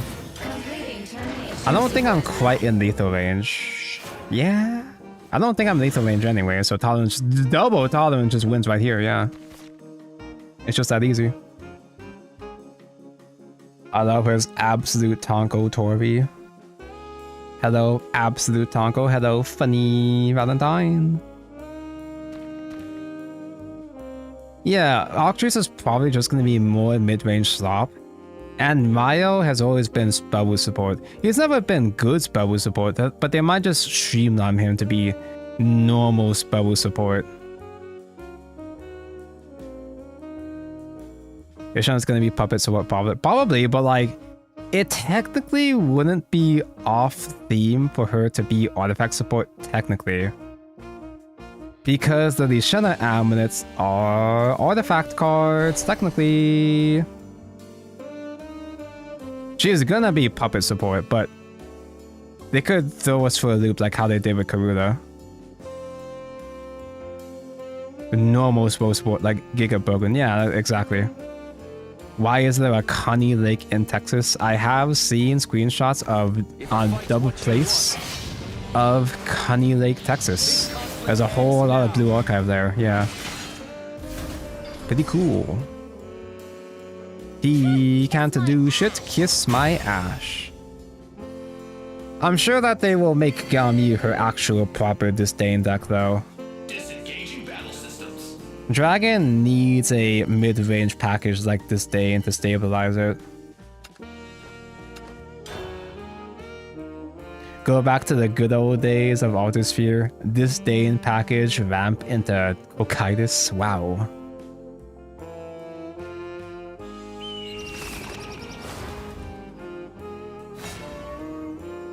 Rune will be Abyss control slop. Valorwork will be aggro Abyss slop, probably. I don't know, I feel like they're just gonna focus on doing mostly generic effects still. I don't have faith that they have faith in making archetype specific decks yet. Or more archetypes at this point, not yet. Merely the beginning.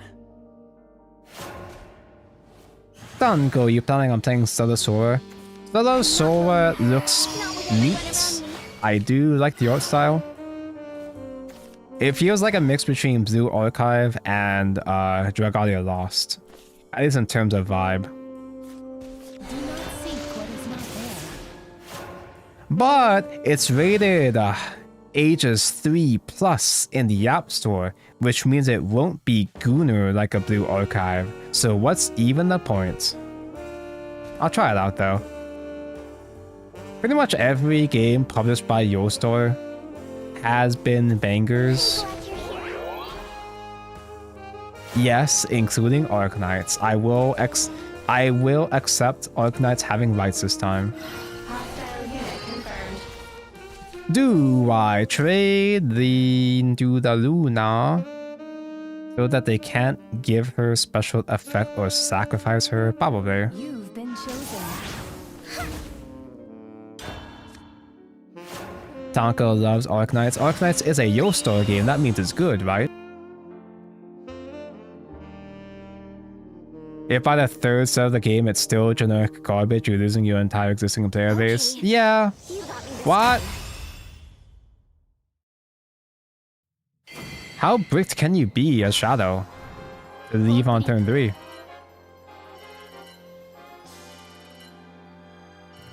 I guess he just kind of figured, oh, he has so much tempo at that point, I have no outs, and maybe he just lost faith there. I think they're scared of text bloat like we see in OG. The devs have specifically said in interviews that they're trying to make effects simple, clean, easy to read. Gotta be. The devs are explicitly doing simple effects. But I mean, how long can they really last doing simple effects though? Especially since they're already doing complex effects as is, as early as the second set already. As early as the first set, in fact. I don't think I play Wife Friend on turn 1.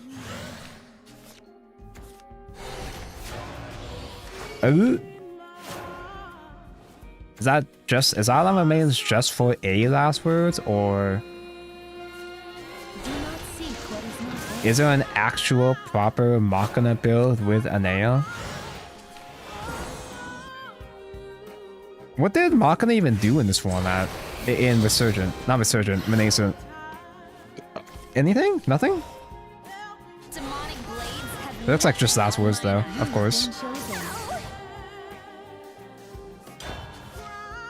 No, save Spinair for 6 cost. Save Spinaria for her body. At least set 4 they still could do simple effects. There's nothing wrong with doing simple effects, because there's been a decent amount of depth in Shadowverse Worlds Beyond so far, even with Shift, at least in set 1. I don't know about set 2 so much, but they can still get away with doing simple effects, but if they keep doing generic basic effects still, the deck building is gonna suffer, because deck building is just gonna keep being good stuff. Not so much interesting new strategies, but it feels like we're just doing, the best decks are just good stuff decks. Mid-range sword is just good stuff sword. Hybrid spell boost is just good stuff Rune. And we can only really get so far with that shit, huh? So Last Word's Shadow focuses on killing a whole lot of Last Words effects. They have payoffs, I think, at 10 Last Words, I think. Elves of Nature summons a 4/4 on Last Words. Kagero gets the burn spell. I don't have a good clear. Oh god. Do I just Evo Crash Droid? and then Colossus Omega Law, the Lich, call it a day. It's kind of bad. It's kind of stinky and stupid. It's also a really bad use of an Evo. Why do I always pick against Calamity specifically? Activated. Enemy identified. He summons Celestia body next turn as well too. I'll live again. I don't have any of my ways to recover EP, so I don't know what the fuck I'm gonna do for the rest of the game. Oh, Yeah, Sky Divine Caller again. He is playing Anea. Oh no! Wake up, sleepyhead. He baited me into evolving to get the Anea for the fact if he has more Evo points, end phase summon Bone Zone. Roly Poly can't take more than 2 damage at a time. I just die.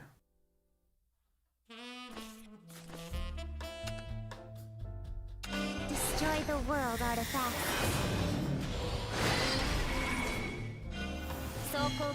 He really just built Last Words and just threw in Anea package just because. I don't think Last Words bothered playing Anea. I mean, that Bone Zone is a Last Words, but he just played Anea because he know I'd say the word Onaho, and that's it. That's the only reason he needed. Damn. Boyben's Evo is just her fucking signature skill animation. All of them are like that, I'm pretty sure, right? I'm pretty sure all of the Uma collab leaders are just simply their burst animation. Jesus Christ. Jack Shovel is a Bane with extra stats. Evo for face because he's a good player.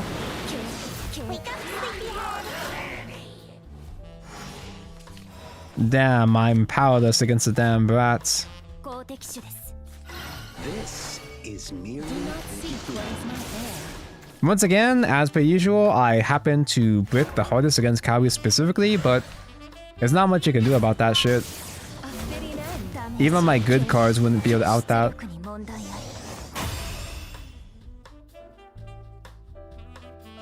Gold chip is a mace swing. Is that not what she does at 3 stars? I haven't actually seen my gold ship. Like, I upgraded the gold ship to potential to level 3, but I haven't actually seen the animation yet. I've been trying to build a gold ship for Champions Meeting, but gold ship mode apparently just makes gold ship runs way harder apparently. I had a run where she got migraine blues or some shit at turn 3. Like, you get so many more debuffs and injuries on Goshi mode. Keep tolerance, because sounds good. Thank you for the game, Calamity. As per usual, I brick against Calamity, but also, there's nothing I could do to that Anea spread anyway. That's why my gold chip is so moody, that bastard. I think so, yeah. It's so funny that they bring out Goshi mode as everybody is trying to train gold ship for PvP. Oh, that's like you actually play with Nascent. Yeah, I don't remember Anea being in Last Word Shadow, but like she does make a Last Words, so it just works.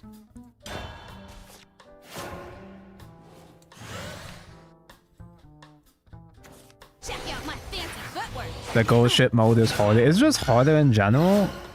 Or is it specifically harder for specifically gold ship? I guess I have been having trouble in all my runs just in general, but I thought I was just being bad in general. Demonic blades have nothing on my knife. In general. Is it just because... Is gold ship just way harder just because she's gold ship in that case? On top of the harder difficulty in general? I guess that would make sense. I've been trying to train Evo nature. I've been trying to get a like actual front runner or some shit, or pace chaser, but it's all my runs have been super unlucky.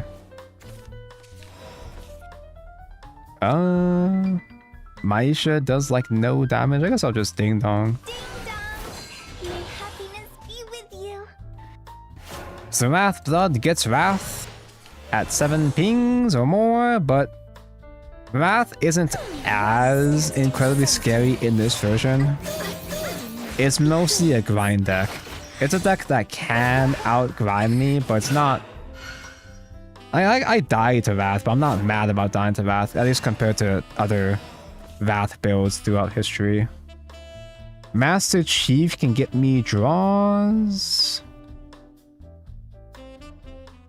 Mega Enforcer is more damage, but I can do Master Chief with Enforcer and play Mega Enforcer on turn 5 with a 2-drop like Aisha. Demonic blades have nothing on my knife. Magna boost. Play Fudo to clear. Yeah, but That's I misplayed. I should have used my coin. I guess I could keep the Drain up. I want to kill the Bloodsucker, and I have to kill the Scrap because she has more stats. Hostile life form detected. Terminating hostile life form. wasn't good enough. That's quality meat. The sun That's quality Yeets. You guys remember Yeet? Do the kids still say Yeet? Yeah. And using Enforcer also makes Fudo active for next turn as well, too, if I do decide to Fudo. Him, if he stays wide, then Fudo is effective for Talon Seduction. Damn! They don't. Old man, times have changed. Now the kids say chopped and cooked and corny. I'm trying to look through my Discord because I was showing my friends my Goshi shit.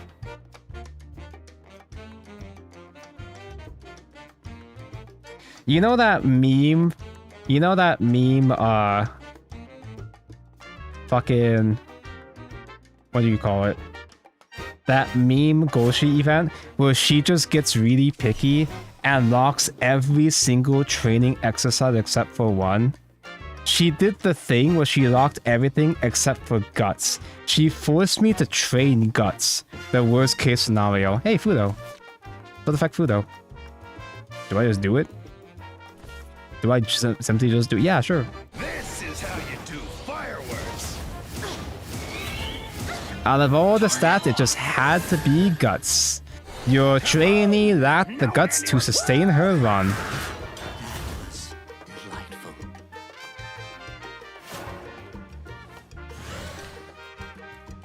Oh yeah, also... Hold on.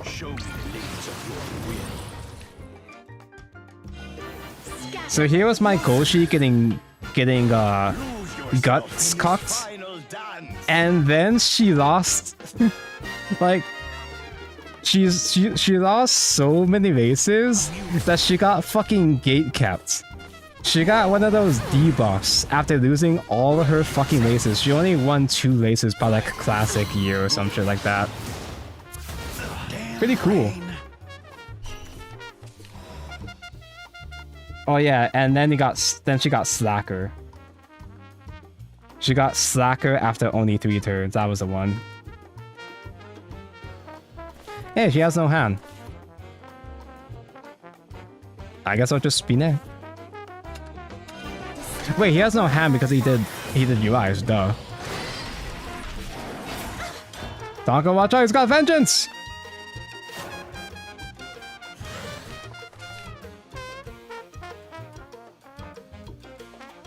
Man, I'm saying Shadowverse 1 just makes me remember that Worlds Beyond could be good and it isn't. This isn't even a good Worlds Beyond. This isn't necessarily a good classic format, but it's still infinitely better compared to... Is that lethal? Can you be destroyed by effect? So this is the guy that destroys to heals 5. Reduce damage from effects by 0. Can't be destroyed by effects, never mind. I would have to trade Tolerance to kill that. Do I do that anyway? If I keep that up, I'm finished. Mega Enforcer, Maisha doesn't kill. I could do Mega... I don't have Tentacle. I guess I just spend my tolerance somehow. Vice, virtue, avarice, tolerance. Look upon benevolence. With darkness comes... Don't do that again, I will cry.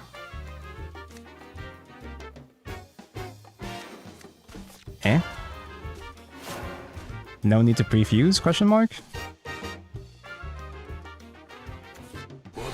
Ew.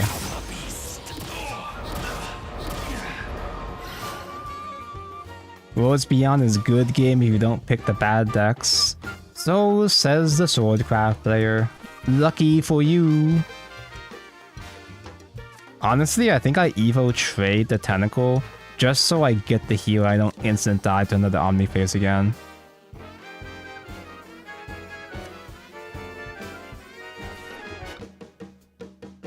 And I guess I can play Mega Enforcer and Maisha to wrap up. So like a Mega Enforcer, recover EP back. Maisha kills because there's only 4 damage right here. I still don't have... I don't have a second tolerance, but it is what it is. Better to be safe and sorry. Completing termination sequence.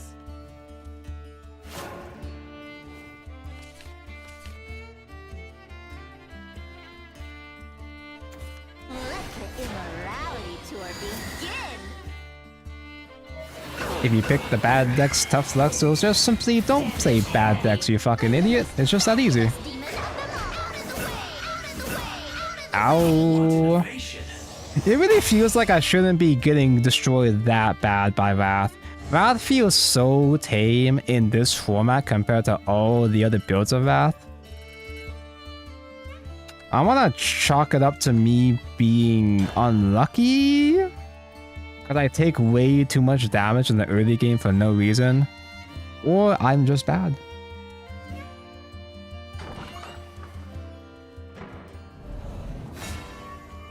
Every deck is just a pile. Swordcraft is just mid-range / aggro pile.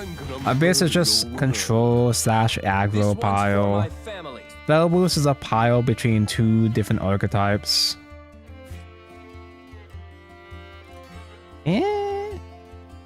Now, Mega Enforcer in the mulligan sucks if I don't even get another machina in hand. Roach is the only exception. Yeah, because it's a full combo. It's a full linear combo deck. That's why. Which is also still boring in its own right.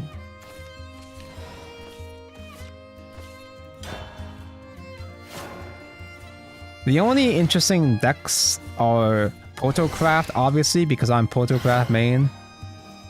A deck like Artifact is so interesting because it's a non-linear deck that has multiple different options that you have to plan ahead for, but who cares? Artifact sucks now, so who gives a shit? My heart is a guarded pearl. Top deck Machina? Nope. Huh. Weird. So I can't do Enforcer for like ever. I guess I could just do another Ding Dong. I'm just playing Ward Portalcraft at this point. Neutral Ward Portal.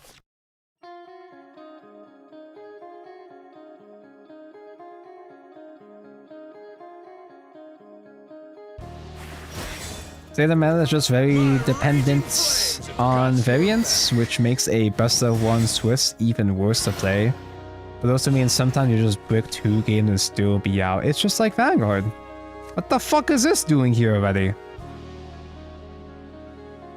The fuck do I do about that? I just ward up. Do not seek what is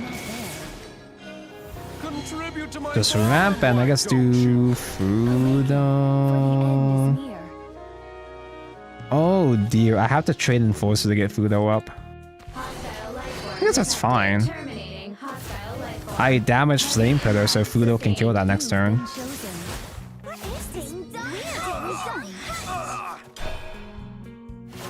I'm saying a 4th ward is kind of redundant anyway at this point.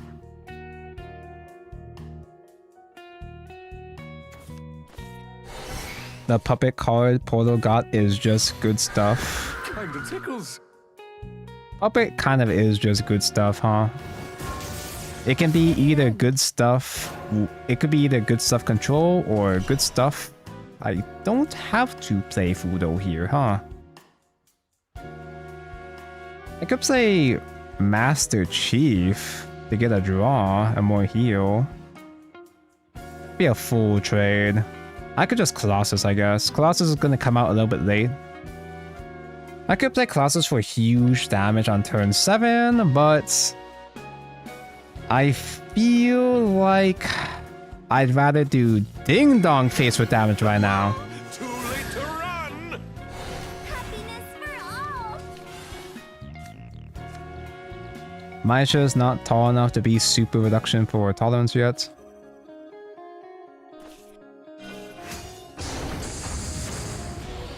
You're a Demonic fiery blades one. have nothing on my knife. Ding dong, ha! Ding dong, ha! Here comes Merman. Oh, Drawk. Wait, you're already up? Damn. Ow. Okay, finally I have actual machina cards at least.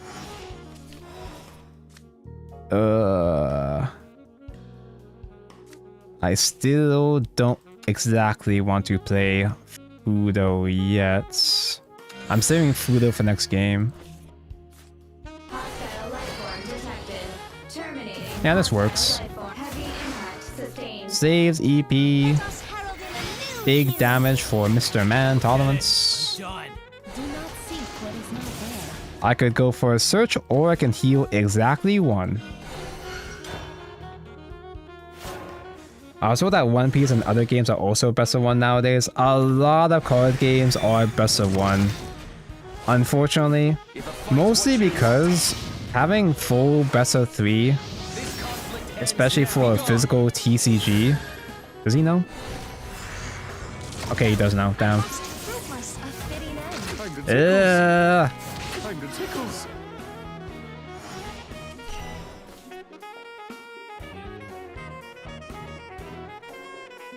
Well, now it's Fudo's time to shine. But he can just burn me directly and just die. Many such cases. I'm dying to a lot of burn today, huh? Like, I have a lot of heals in this deck, I just don't put those heals out fast enough. This is how you do fireworks. Enough. I'm done. I don't get to trade, sadly, so it's not as much damage tolerance.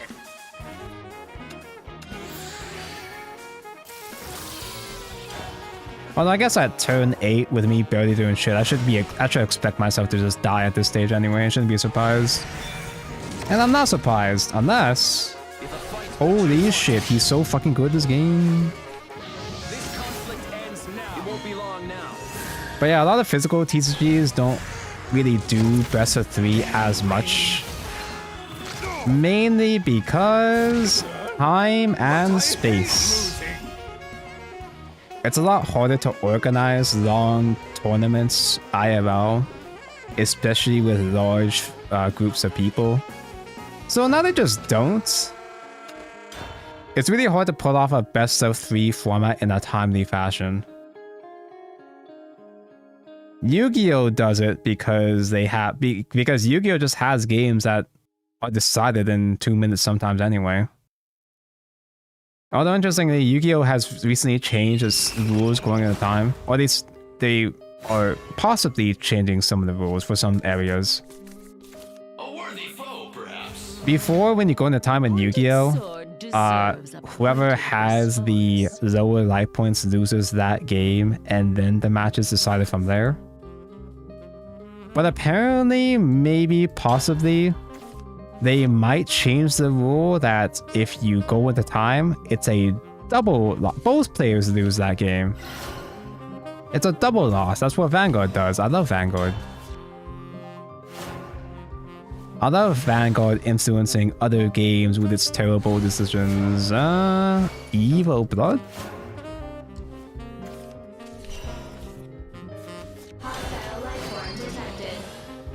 So as you can see, there's a lot of decks that have Machina and Evolve together, sure. The only thing I remember about Evo Blood is that it has a invoke. And this, it has a invoke.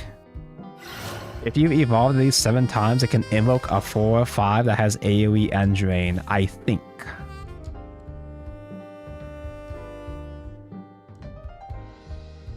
Do I just ignore this and just go face? Face is a place. Hostile unit confirmed. Terminating hostile life form.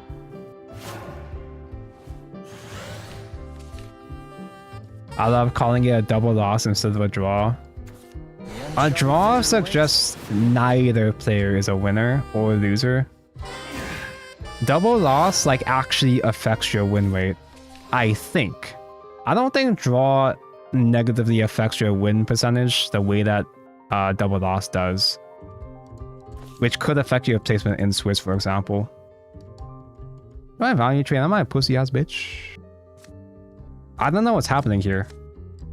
I don't think it'd be handless because he's not discarding enough for it to be handless. But I don't know what build plays Quixotic and feed. Huh.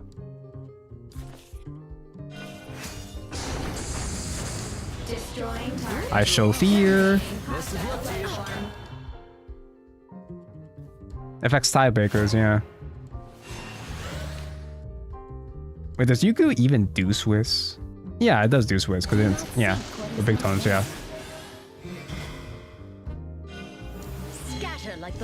I think I complained about earlier, but it's 10 rounds of Swiss into some number of best of 3s to determine top 4.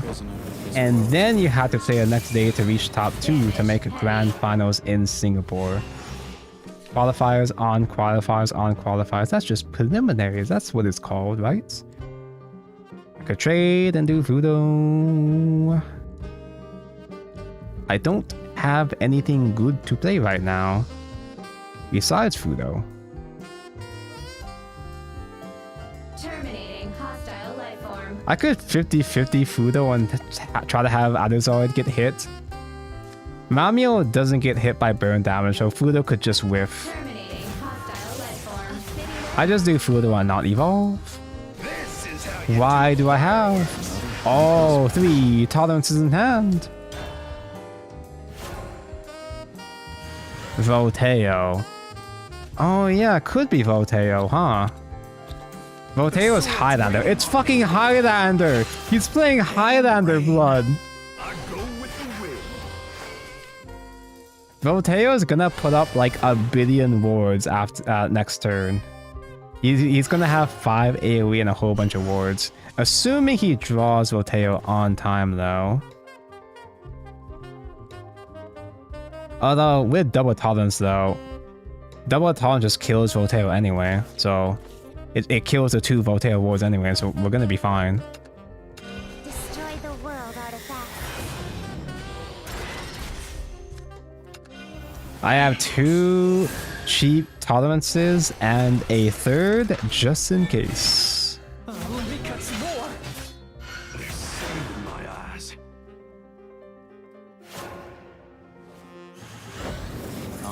Oh yeah, this is before Palace format, so there's no handless in general. I didn't realize that the 2-drop code was printed out earlier in that case. The Showdown Demon. That's even worse than Volteo? Live, we shall. Through moments both fleeting and eternal.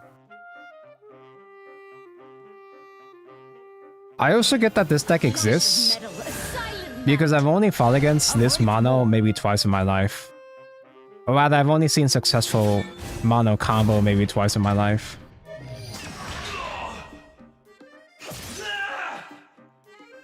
Okay. Cool. Anyway. On your left, no, your right. The powder mono that she's too good. I remember that format where mono just became a secret top tier deck at like the very end of the expansion, where people Apparently, like, more people at tournaments started picking up mono at some point, but I never ever saw it on ladder. So I never had a chance to really see it being consistently pulled off. None of the good Vengeance cards yet. Yeah, this was before we got more Vengeance support, right? You just relied on the buffs to get the mono effect off. I'm not even gonna try to bother explaining what that deck does to new players in chat. Even I don't know what mono does. Hey, pal. Something if you do enough buffs / heals on that turn, she evolves herself and gives Storm to evolve ours or some shit like that. I tried, I bothered, I tried, but... Do I keep Enforcer? Oh no, I want to draw the ramp. I need ramp. Have you changed your evil nature? I do have a evil. I do have a evil nature. I don't know if she's good enough though. I had a pretty solid run with her, but like I kind of just winged it. I didn't research evil nature fully correctly. I was trying to do another evil nature run today. Actually, I tried several runs, but I didn't. I died to the first long course.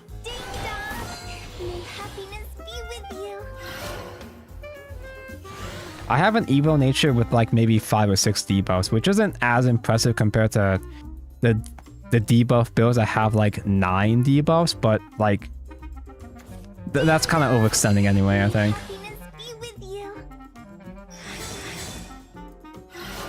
It was so mana was a turn 6-7 OTK pretty consistently.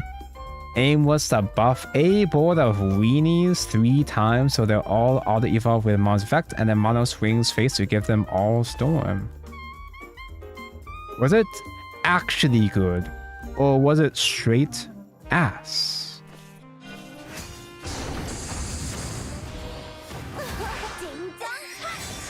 Like, I know that it was doing fine at tournaments and people really like discovered it, but I just never saw it get pulled off that often. What up, free Odin gamers? Hello, audio store. We have 2 free Odins in hand. It'll be free someday.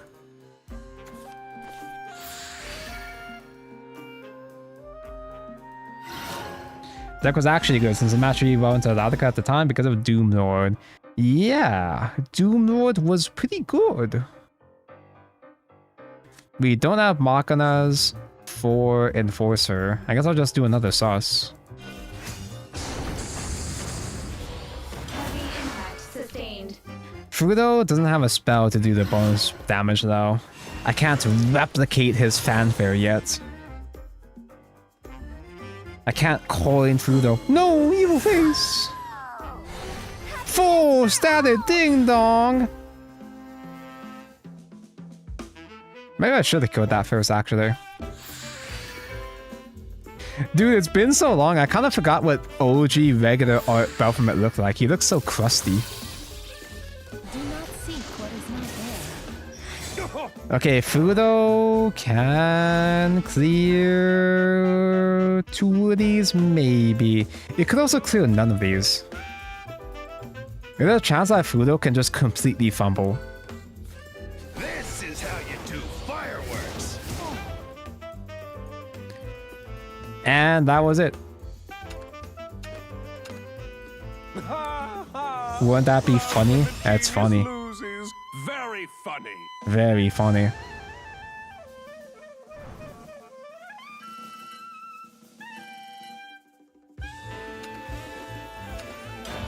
There was a racehorse named Kids Look Untouchable, and that makes me glad Uma only adapts Japanese horses.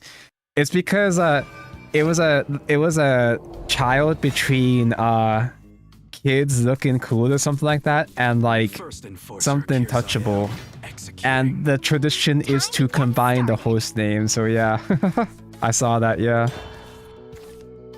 Me being a Blue Archive and Uma Musume player, I did see that pop up on my feed, yes. This is merely the beginning. Can't wait for the Shadowverse 1 throwback set where we get Maisha and see this in one card. Oh god, no. Ready, see this? Right behind you, Maisha? Do not seek what is not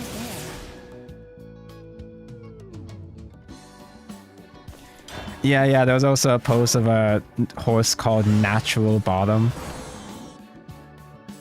Tonka, have you done the Uma sort yet? I still don't know enough horse girls to accurately do a Uma sort. But then again, doing a sort before you know all the characters is kind of fun. Because then you can do another sort later on when you play the game for a while. And then compare it with your initial impressions from the first sort. That's what I did for Blue Archive.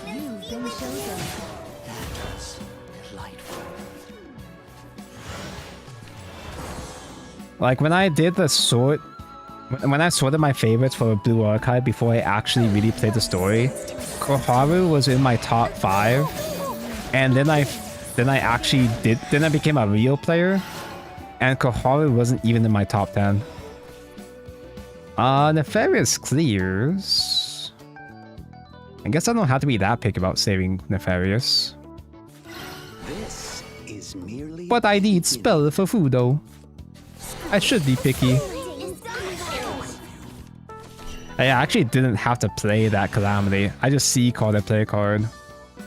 Koharu fell off. It's more like once I learned more characters, there were so many powerful characters in Blue Archive I learned about. Jesus Christ, fuck off. There were so many goated characters I learned about in Blue Archive that it was Koharu had more competition.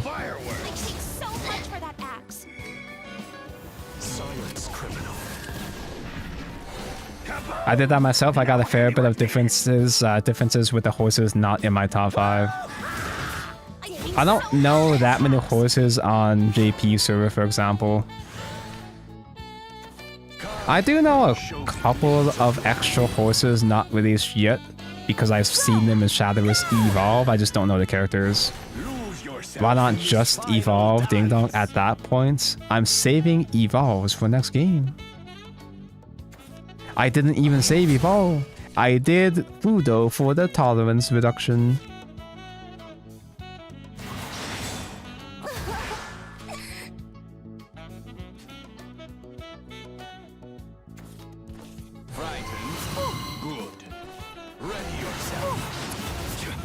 So Elias is the Giga Chat that gives him all the crests. He gets extra draws during draw phase, and he pings whenever he destroys a guy on my turn. With only one evolve left. Spinaya full clears, but Spinaya only just barely full clears.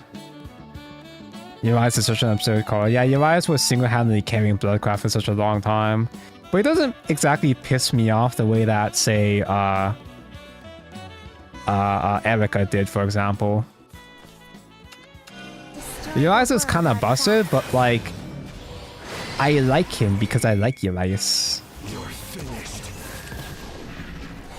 I wish this whole world I'm fine by myself.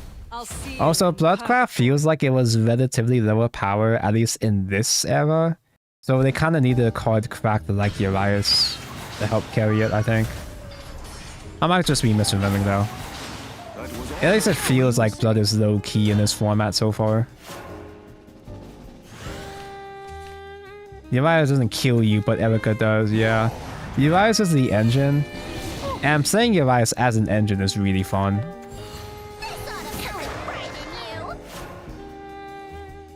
So yeah, Elias makes it so that he doesn't take damage on his own turn, so he can just keep pinging himself. Tolerance is not lethal. Tolerance is, well...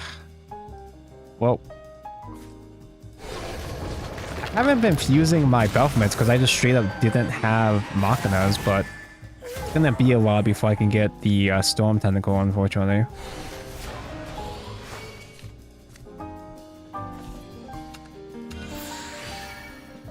But I haven't taken that much damage in the early game, so I don't die to the... I don't think I get outgrinded at this point because I haven't taken too much damage yet. That's a lot of damage, but it's not too much damage. Oh, was Wrath tier 1 before Mini? I don't remember what this set was before Mini.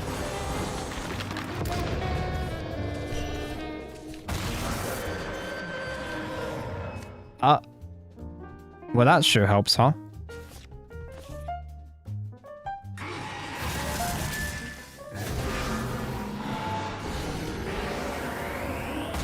Get the big Chungus, get a bunch of these guys. They have Bane.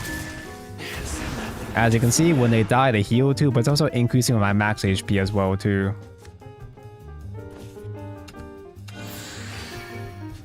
So we can actually outgrind for once this time. We don't need double tolerance, but you play Xeno? Xenoblade Saga.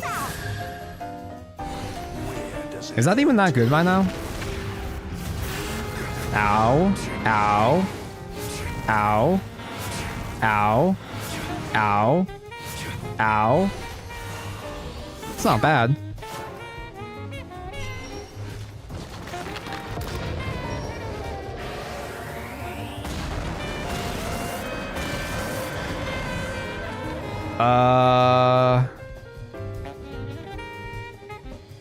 Kinda forgot that this happens.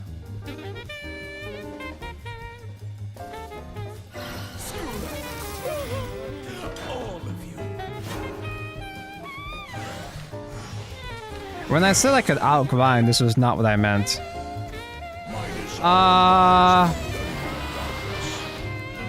Okay, this one's all me.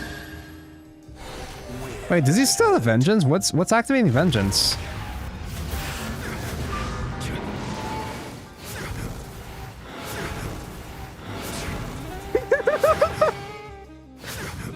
Those eliminators just barely keeping me alive. Yeah, Razor Claw? Are you a good player? And so our pact is forged.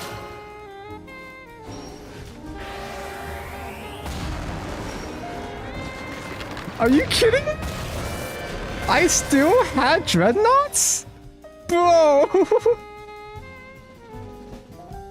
What have we here? Do you have a third Xeno?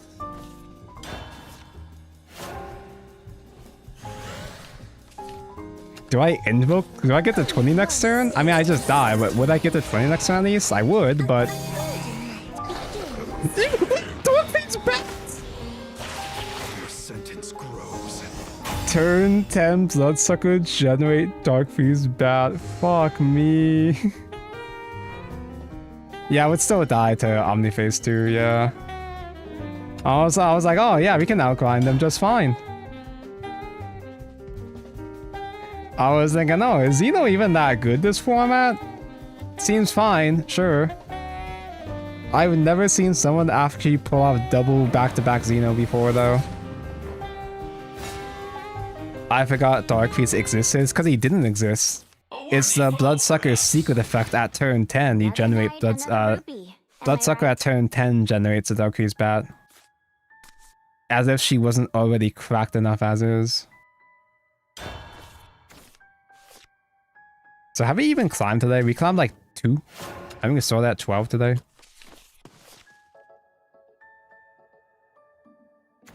I think this is the first time this happens. This is the first time that had ever happened, ever. And it'll never happen ever again, mates.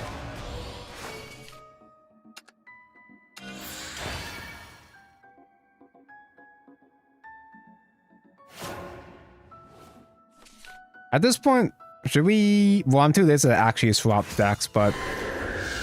I could try Artifact Portal. I don't feel like Artifact is that amazing yet this format either. But Tonko likes artifacts.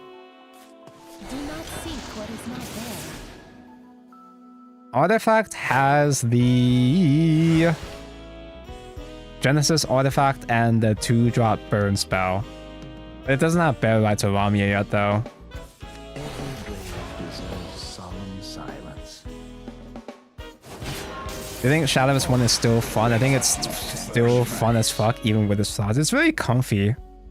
Despite how busted more modern Shadowverse can be, it's still cozy when you compare it to Worlds Beyond. But make it fashion.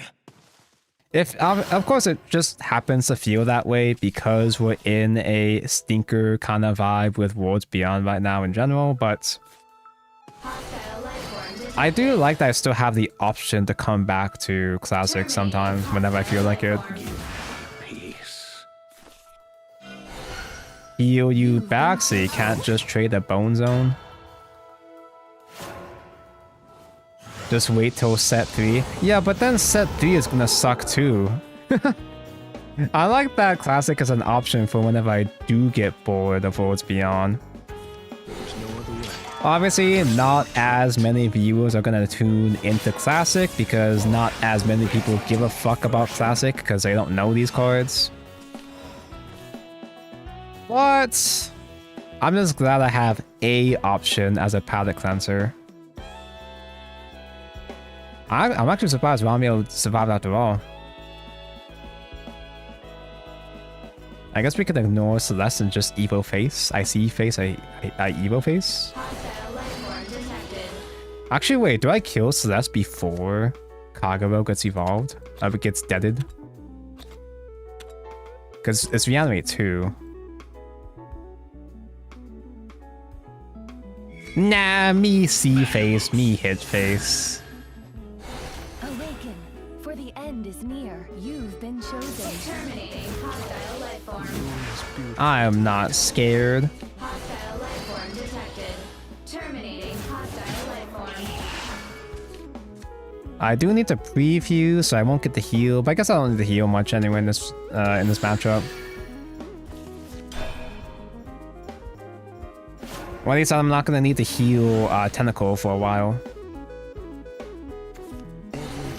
Worlds Beyond feels fine, not perfect, but still fun. Worlds Beyond is still relatively decent in comparison to other digital card games, but there's so much about Worlds Beyond where it's like, it really doesn't have to be this shitty.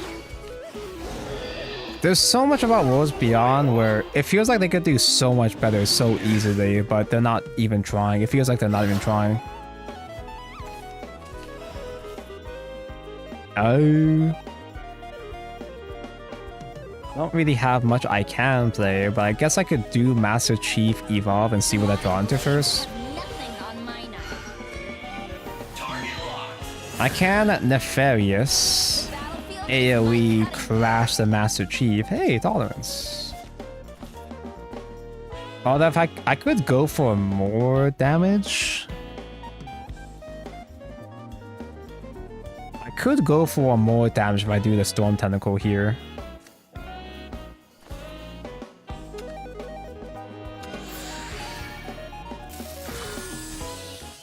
If Assault Tentacle crashes in the Omega Low and 50-50s, I can kill the guy who reanimates. So good this game. There's no retreat. Moon is beautiful tonight. They have 2 Kagero spells now, though, which might be a little bit concerning. 1 heal. I think set 2 should have been bigger. No, I don't think... I think it'd be a nightmare if every set was the size of set 1. If every set was the size of set 1, at a pace of every 2 months, I don't think that would... I think people would fall behind too hard. Smaller expansions make sense because we have smaller window... We have smaller expansion times in general. But then again, the game is already feeling stale after only just 1 month. But that's mostly because they're not even trying to rebalance anything, so... The fact that they don't even give a fuck about... They're not doing anything at all in response to spells or whatever. Or sword. I think if they were a bit more... willing to do balance patches, not just to nerf the best decks, but to buff the decks that are struggling. If they were to hit Sword and Rune and buff Dragon... Donko, say that again? Buff Dragon? Vice, virtue, avarice, If they were to do something actually exciting, respond to those pesky good decks and support the bad decks, it'd be more exciting. And it would help keep things fresh within a 2-month period.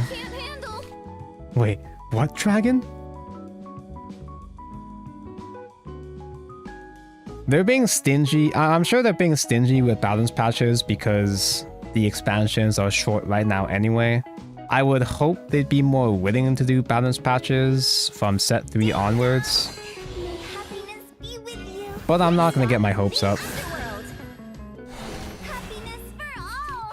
So I can't play the second tolerance yet. But he's not OTKing me soon anyway, so I guess I have time. Can they even kill tolerance actually? They can. There's no retreat. But does Kage's spell have to target Guy? Does Soul Strike have to target Guy? Yeah, you have to target enemy follower and then deal 4 damage to face.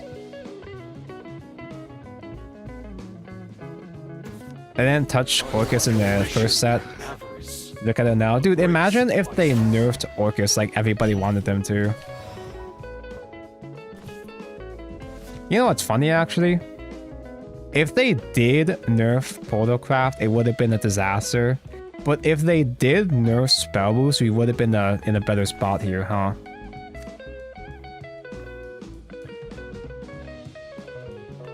Oh.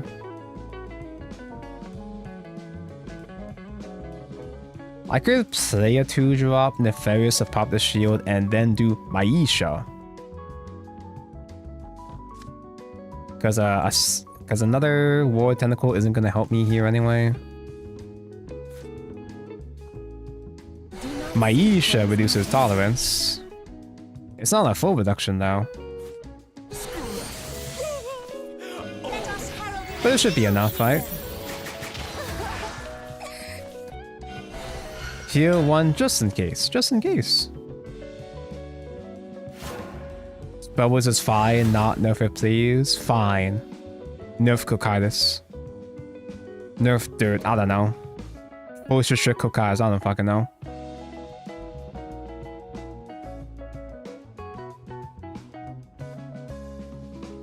I think adding 1 more bronze and silver per set for all classes and neutral. Yeah, but then that 1 more bronze and silver would have been bad anyway. Still within lethal range, still within lethal range. That's fine, that's fine. Nah, lethal range, that's fine. We can still grind with Battle for Mitts. That's fine. Fuck!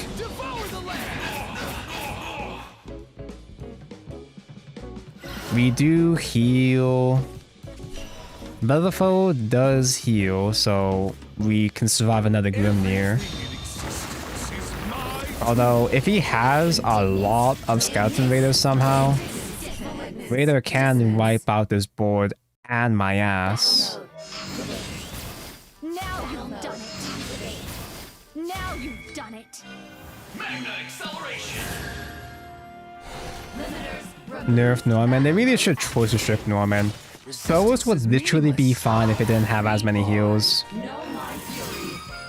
Spellwars would be annoying, but it'd be fair, reasonable, and maybe fair is not the word to use, but reasonable enough if it didn't have a billion heals.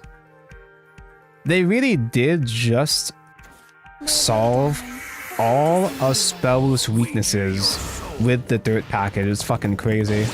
Oh no, don't do that please. Is this gonna be a triple Raider game?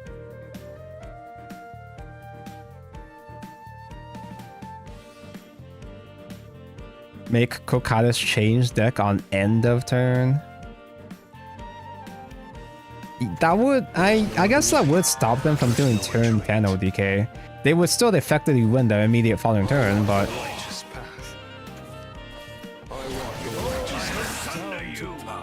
Not me playing Minecraft to stay awake until SVO. Minecraft's urge has returned. that night every 6 years where you just happen to binge play Minecraft for a couple of days straight, and then you don't pick up Minecraft again for another 6 years. Battle systems. Thank goodness he was stinky. It didn't have 3 raiders. What expansion this is? This is Dawn of Calamity.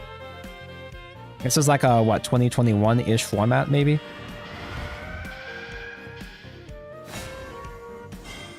Lots of Caninos today. First enforcer, To be expected.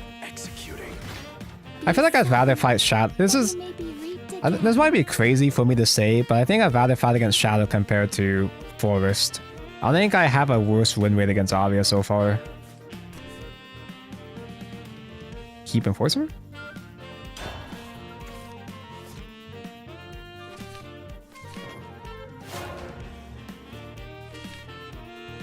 Change and to give the 3 spells on Evolve. I guess that would be okay to hit Anne and Greya in the in the late game, but that wouldn't really stop them. Like, here's the thing, we've reached the point where Anne and Greya isn't even a problem anymore. It's the hybrid package. I think there are enough outs against Anne and Greya. Like, there's huge tempo play, yeah, sure. And Spell Boost 3 is fucking crazy. But I think we've outgrown the need to solve Spell Boost by killing Anne and Greya. I think if they got rid of the hybrid package, pure Spell Boost with Anne and Greya intact would be reasonable enough in the current format. Hostile life form detected. Terminating hostile life form. Durable to the end.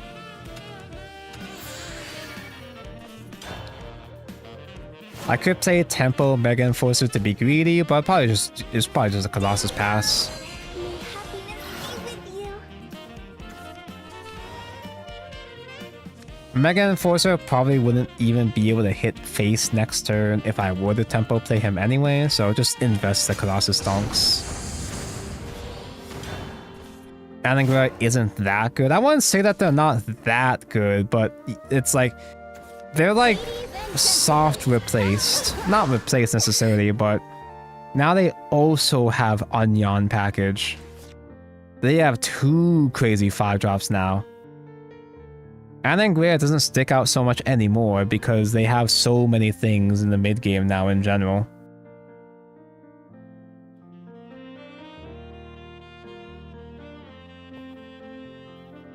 Onion, Net, Rune, Cut, Insight, and Miranda. That's not the reason why you dropped Miranda. I mean, that's part of the reason, but you cut Miranda because you played Dirt 2-drops instead. That's the reason why Miranda's gone. But yeah, you don't need the extra spell boost. The fact that we're playing a fucking spell boost deck without Insight and it's only set 1. And they've already kicked out Insight is fucking crazy to me. Insight's still being played, but it's not as popular anymore. I wouldn't go so far as to say it's not optimal, but like it's very optional now, which is fucking crazy to me since Insight is typically the backbone of spell boosts. This is not a warning. Destroying target. In Shadows 1, it's auto-include. I mean, there were times where you would outgrow the need for Insight. Yeah, sure, but that was like late era Shadowverse. The fact that it's only set 2, and we already have a package that nullifies the need for Insight in fucking set 2 is insane to me.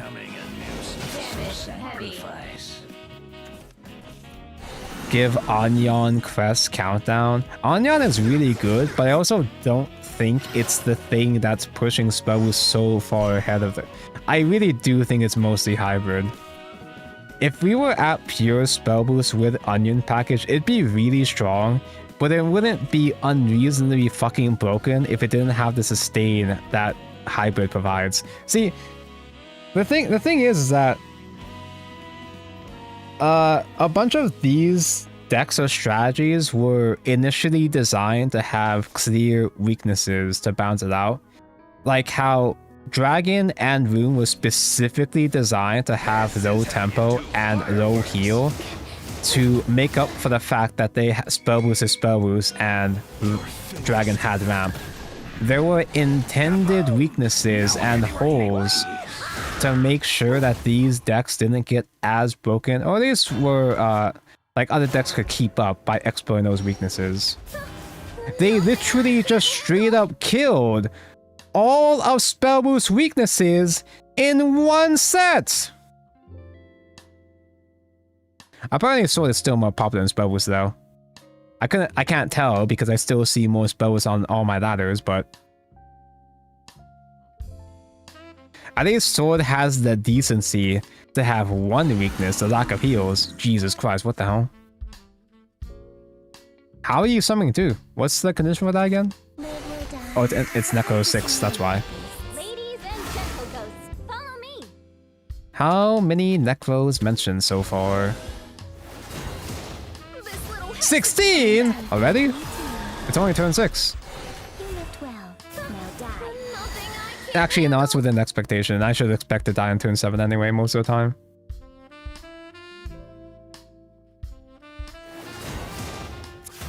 Damn rain. Rune's going to have those tools for months. Like, how the fuck are they going to keep... Because... and I'm just kind of assuming. I probably shouldn't just... I probably shouldn't necessarily assume that the devs literally had no idea hybrid would be a thing. They didn't account for it.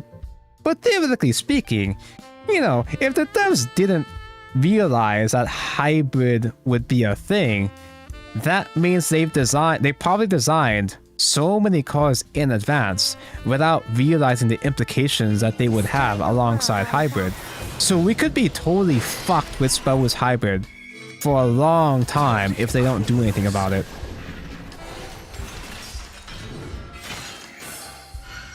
But that's just me being negative. That's just me being doomer. I'm sure devs know better, right? Did the devs even play test? They already have their own client. Their own beta client. They said this in an interview recently, but they used to test cards by physically printing them, and that's cute, I guess, but they have a whole digital client that has all the actual cards with the actual effects that they're testing. Fuck me right in the ass. I think Shadowverse 1's Spellboost didn't even have this much healing. I've said this before, I'll say it again. Shadowverse 1 in general, in the whole history of Shadowverse 1, didn't have the heals that Worlds Beyond Spellboost has. You had big, massive heal cards like Zelganea, like Gilnadis, but those are heal 5s, heal 6s. You had heal Haven decks that would only heal one at a time. There wasn't really a deck in Shadowverse Classic that would casually heal 8 in one turn, unless if you got a specific combo with drains and shit. Like, there wasn't heals with effectively no setup with so much burst heal the way that Spell Boost has.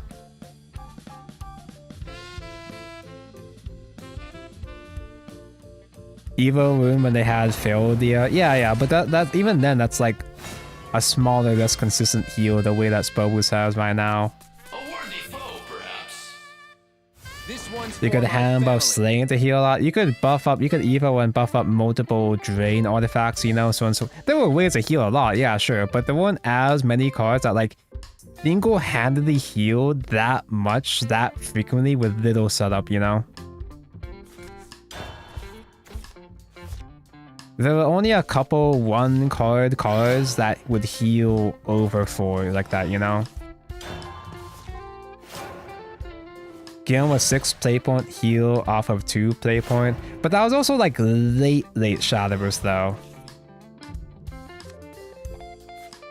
Do not seek what is not Like it took what, like 6 years for Classic to reach the point of having a generic tall heal like that? We're in set 2! We're in fucking set 2! And we're already dealing with this shit, bro. Are you kidding me?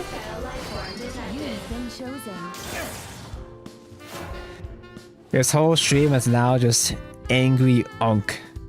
Complaining at the cloud, yelling at the clouds about the newfangled Shadowverse. It's not back in my day. Back in my day, we had to work to heal 10.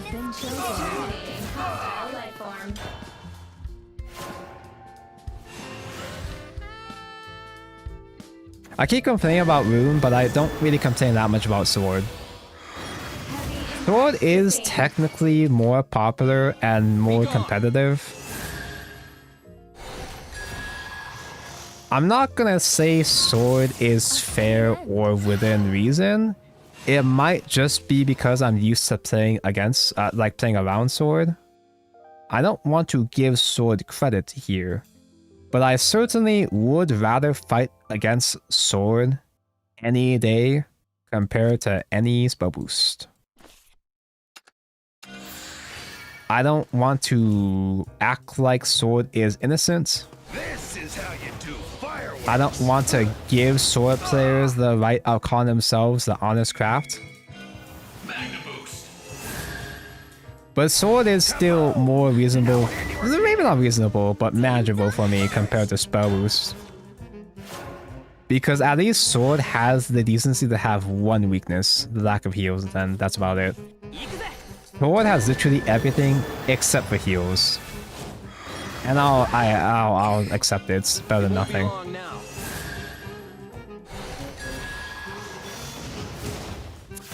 Damn rain.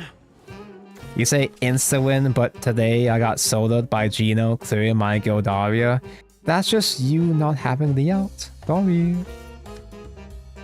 Aisha is 6. I can do a Mega Enforcer, recover.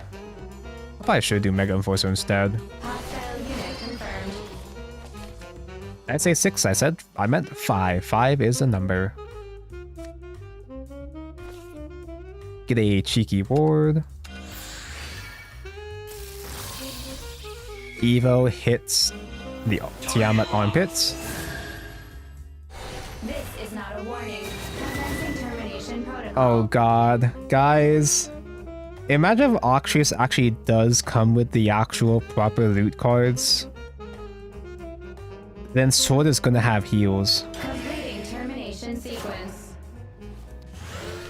I wanna say it's too early for the actual loot package, but if Sword actually gets the gilded heals, it's so over. Shadowverse 1 Runecraft was fun. It was...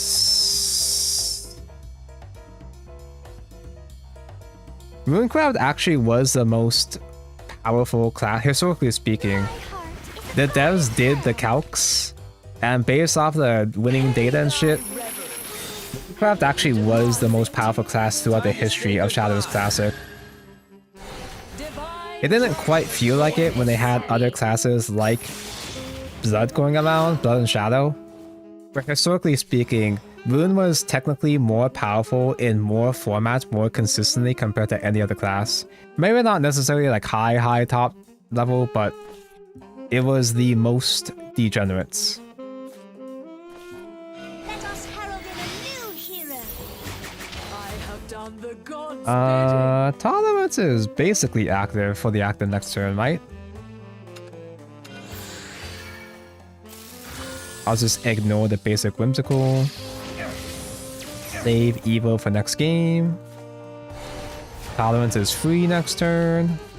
This is merely the beginning.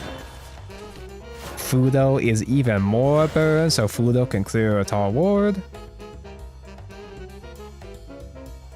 There were metas where Rune was but very actual dog shit. I'd say that there was a fair amount of formats where Rune was basically unplayable. But usually it was at least tier 2 minimum. Rune has had plenty of dogshit, but typically didn't stay dogshit for that long. OG Machina Rune. Yeah, but then Rune became technically top. It didn't feel like it, but it's gonna feel weird to say, but Rune technically did rise back up to tier 1 with the mini expansion with fucking Solomon. Solomon was he wasn't insanely broken or anything, but it was just enough to bring Rune back at the time. So Rune was really only bad for 2 months at that point. You're a solid fighter. And then after that, Rune was bad during Vengeance format, but then it got good again with Machina Rune and Rebirth of Glory after the nerfs. Like, even when Rune was bad, it didn't stay long. It didn't stay bad for that long. You might not be impressed by Solomon Rune or Machina Rune, but they technically did function and compete well enough. At least for a time.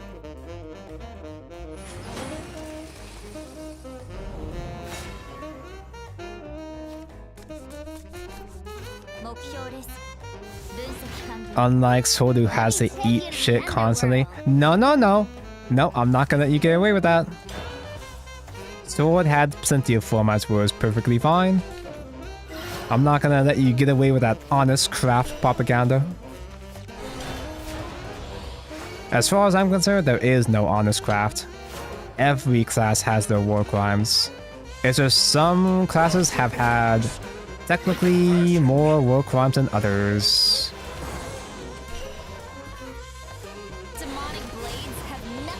I would say the most innocent class was portalcraft. No. I can't even finish that joke with a straight face.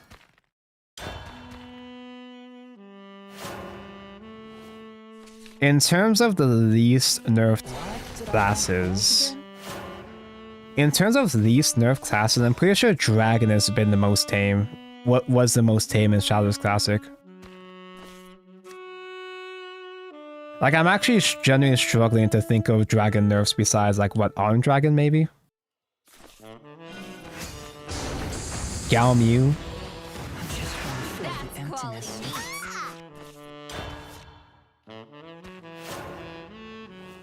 Discord Dragon?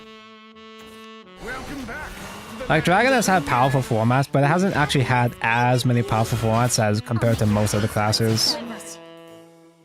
The formats where Dragon are strong, the formats where Dragon was strong, they felt really, really strong, but it didn't actually happen as frequently as you might expect. Do I do AoE? No, I say for food though, surely, right?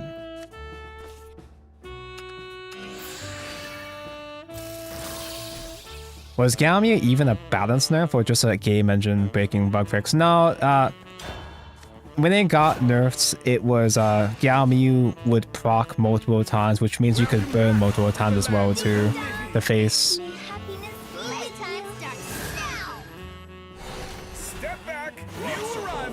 Like, there were other cards that were nerfed just because mechanically they were buggy, but Galmia was nerfed because of power, but I think she never got... I think it's more accurate to say she was never really unnerfed because of the game engine. Because she broke the game engine in Unlimited, apparently. Okay, we can do Fusroda. This is how you do fireworks.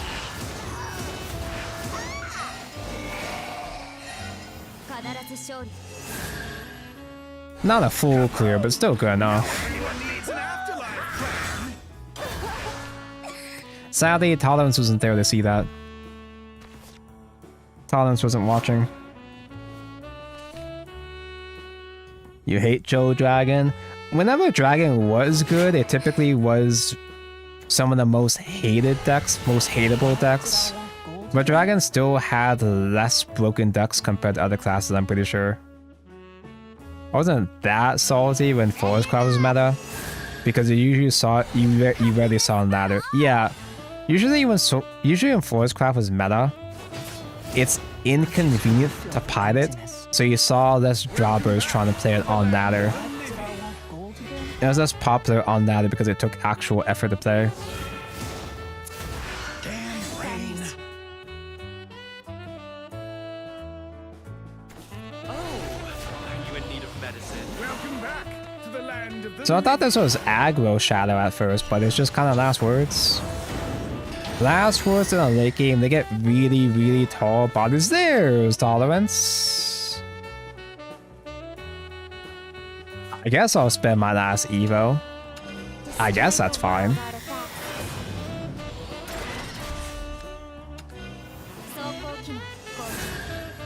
Worlds Beyond needs more spicy meme cards. The thing with spicy meme cards though is that because pulling legendaries is so much more valuable in Worlds Beyond, by extension pulling bad legendaries is so much more tilting in Worlds Beyond too. All the people that got pissed off pulling Amatars in set 1 for example, if they printed more meme legendaries, people would get more mad about them. Taking up legendary slots and also pulling them as well too. You don't get to just melt the bad meme cards anymore after all. I would like for them to develop Rose Queen into a real deck, but eh. Step back. New arrival incoming. The problem with meme legendaries is you can't just fire them anymore. The problem with meme legendaries is that they're too good actually. Yeah. It's the guy. That's what the guy does. Funny Sunder man with a funny Sunder plan. I can try to keep myself alive with Nefarious. It's not quite a full clear though.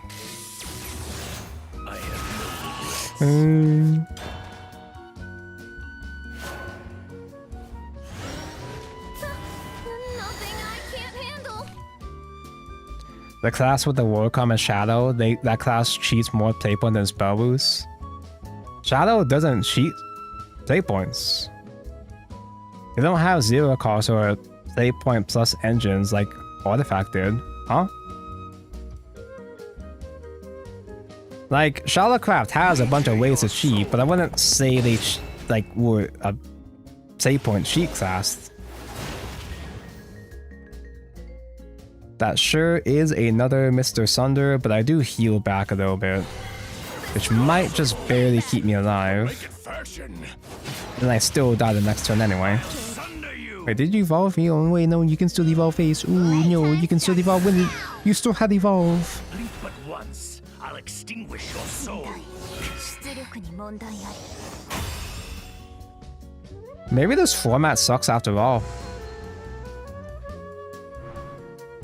I mean, obviously, I'm not exactly playing a tier 1 deck anyway. I'm pretty sure Portal was just about tier 2 anyway, but I did say I'd rather fight against Rentator compared to Avia, at least in this format, so... This sucks, but it's still not as bad as Spell Wismet at least. Sucks less than Worlds Beyond exactly, right? Remember old Condemned Last Words with the 6/6 Chrono? Didn't we just fought against that recently? Test your skills. Maybe I'm thinking of Tactician Cup. Yeah, Tactician Cup had the Chronos. I don't remember if they were... I think they were nerfed though. I don't remember, but I think they were nerfed.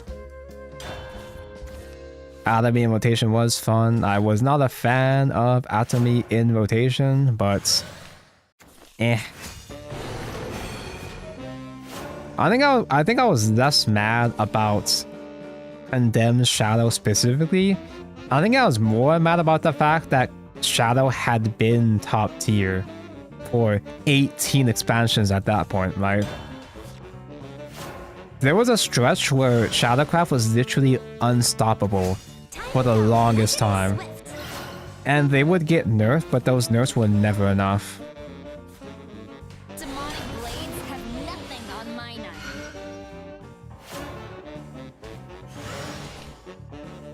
By the way, it's almost midnight. I stated that this stream shouldn't be that long because I'm gonna stream early tomorrow. or SVO. A nice breeze today. I also gotta do my laundry. It's probably too late to even bother doing my laundry. It's almost midnight. I guess I could have Mega Enforcer and Value Trade. He's gonna play the funny forehead. This is Amulet Haven. He's gonna play forehead to reduce the cost of the countdown of all these guys on turn 5. Hostile unit confirmed. Quality meat. My prayers. But I might just get huge tempo here, maybe. Time to go. Lickety swift. You might get lucky. He might just be bad and not even have forehead next turn. Dude, if I had a trade target, this would go so hard. If I had enough Moxes in hand, I could evolve Ramiel Do not seek what is and not. recover EP here, but I'm bad. Oh well. Silence, criminal. Awaken, for the end is near. Hostile life form detected. Quality meat. So he plays all these countdown amulets, and he has a card that can reduce the countdown of all of these by 4. And then they have a 7-drop later on that does a fuckload of burn, a fuckload of heal, From the gods. bunch of banish, and reanimate guys. Depending on how many countdowns, depending on how many amulets have been cracked. I shall guide thee to eternity. He can't get Onvolt out yet, so it's not a full clear at least. So, Fus Rodar? This is how you do fireworks. So bad this game, but I guess I can trade Enforcer now. Terminating.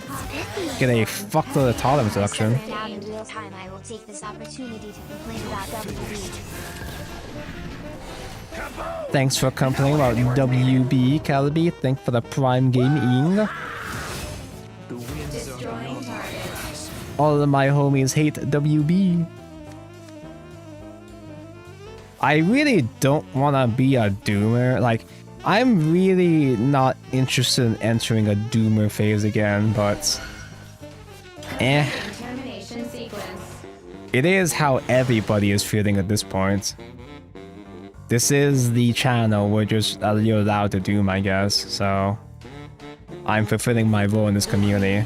Rig! Its light shines on. Wind is a blessing from the gods. Evolve, he heals, and Onvolt AoE procs here. How wretched. I could do Fudo again. Damage heavy.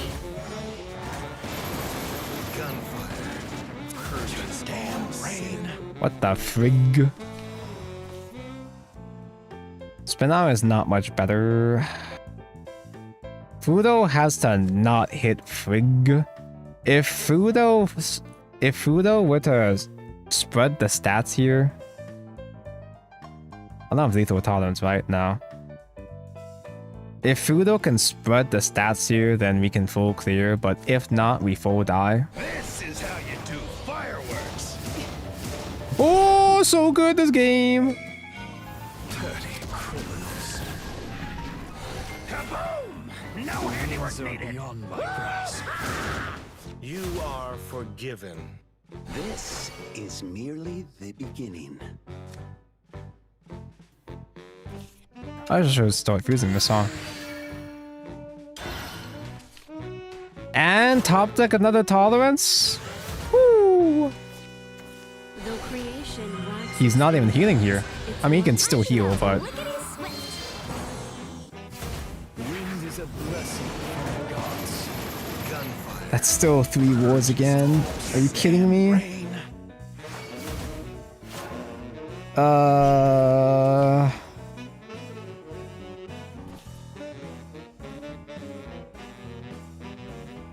Hey,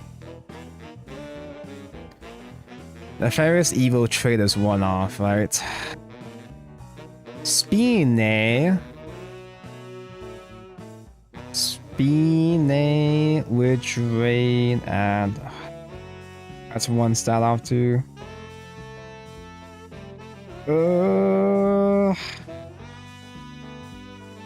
As long as they don't Yatsulan. They probably have Yatsulan next turn, I'm sure.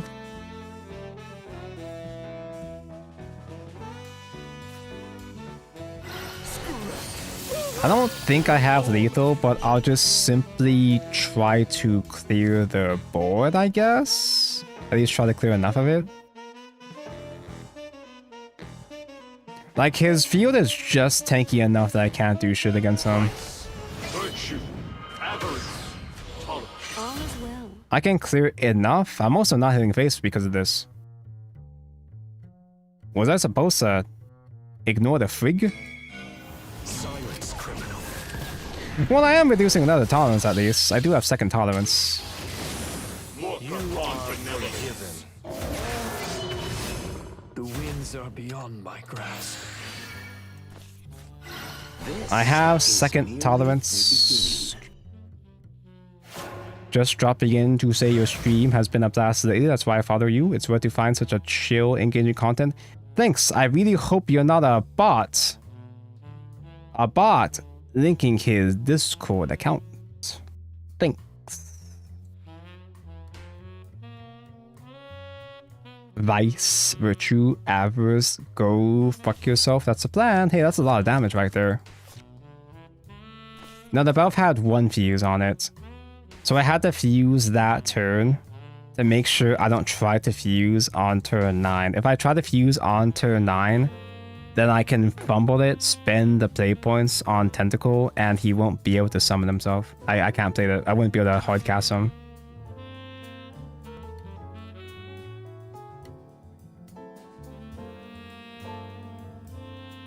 I think you should have waited. I should not have waited because it had one fusion already. Rage quits. Oh. Just one Yatsulan ruins my career here. Surely he has it, right? Surely he wouldn't rage quit because he has the card, right? Surely he plays Yatsulan for billion burn, billion heal, billion banish, right? I think this is pre-nerfed Yatsulan 2. So it does scale up.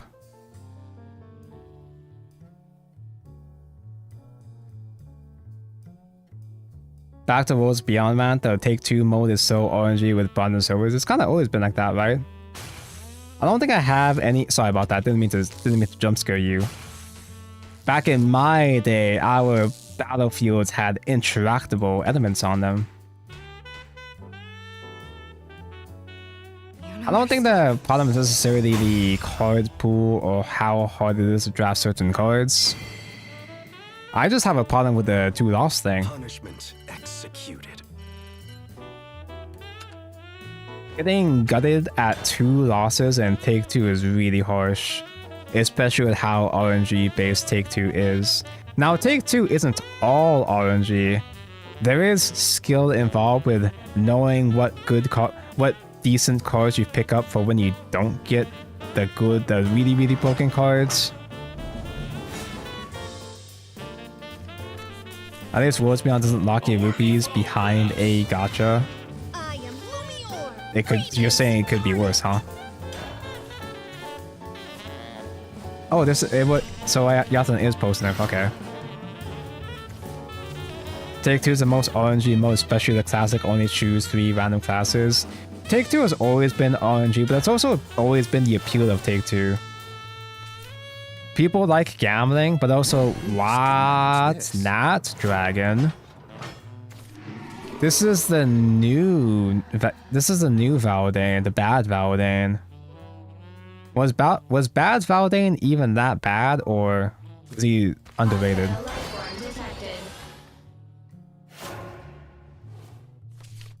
Take-Two has always been RNG, yeah, but that's always been the appeal because people like gambling, and also, especially new or casual players, have a way to play without having a developed card pool with Take-Two. Now, Take-Two is more skill intensive compared to that, I'd say, because it's really hard to, you know, pick the right cards and make the best of a shitty draft. But at least Take-Two puts players at an even playing field because both players are restricted and can get cut by RNG. Terminating hostile life. But when you add Merely the beginning. a fucking... I should have kept that Calamity. I keep forgetting. Well, I guess Enforcer's gonna die, so he's gonna give me a spell for food though. When you put a harsh drop cutoff at 2 losses in an RNG mode, it makes an otherwise decently casual, friendly enough format into a super duper cutthroat sweaty meta. Why does Take Two have to be so sweaty? Why does everything in this fucking game, not this game, this is a good game, Shadowverse Classic is a good game. Why does everything in Shadowverse Classic have to be so fucking sweaty, man? This is how you do fireworks. Every mission, every game mode is so win dependent. The only casual chill shit we got is Park, but that only goes so far. Scouting's my middle name. Like, I can see how so many new players are falling off of Worlds Beyond. It's a real shame. Maybe it didn't have to be this way. Dude, the worst part is that you can't even play. He drains next turn, right? He gets big drain with Valdain, right? Hey, Tolerance. Destroy the world artifacts. I think 3 losses would be acceptable enough, yeah, but the worst part is that you can't even play Take-Two outside of Take-Two. You can't play private matches with Take-Two. You can't even play Take-Two for fun. How is Take-Two rank only? How did they make Take-Two exclusively a competitive ranked format? Isn't Grand Prix less sweaty now? Grand Prix is technically less sweaty. Grand Prix is not as cutthroat compared to Take-Two, ironically. But on the other hand, Grand Prix doesn't give you as much free entries though. You have less free opportunities to play. You only get 1 free entry per round, and you don't get that many Grand Prix tickets. You don't get free entries every day the way that you did in Classic. Why does everything in Worlds Beyond has like a catch or an asterisk to it? Oh, hey, you can choose classes directly in Take-Two now, and you can see 2 cards guaranteed for each class that you pick. But you lose at 2 games. You get kicked out after 2 losses. Oh, hey, chests are a bit easier to grind for now, because you don't have to grind as many wins, and you can generate some chests on losses now too. But also the rewards are way shittier. Oh, hey, private matches are a lot easier to do in Shadowverse Park, so Rupees Galore is so much easier because of Shadowverse Park. But the chests from Rupees Galore fucking suck ass. Everything in Worlds Beyond, every single little part of Worlds Beyond has something wrong with it. Why can't anything just be good, right? Everything has to have a catch. Everything has to be a little bit scuffed, just a little bit annoying. We can't have anything that's just good.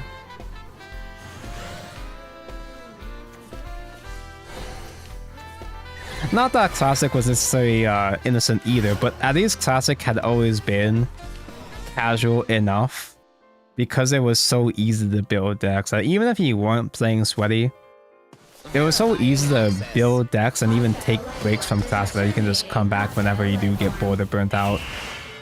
I am overdrawing. That's cool. We are getting more events with the Splatfest thing. I can't wait to see how they fuck up the Splatfest thing. There's always gotta be something wrong. So I can't wait to see how they fuck this up too.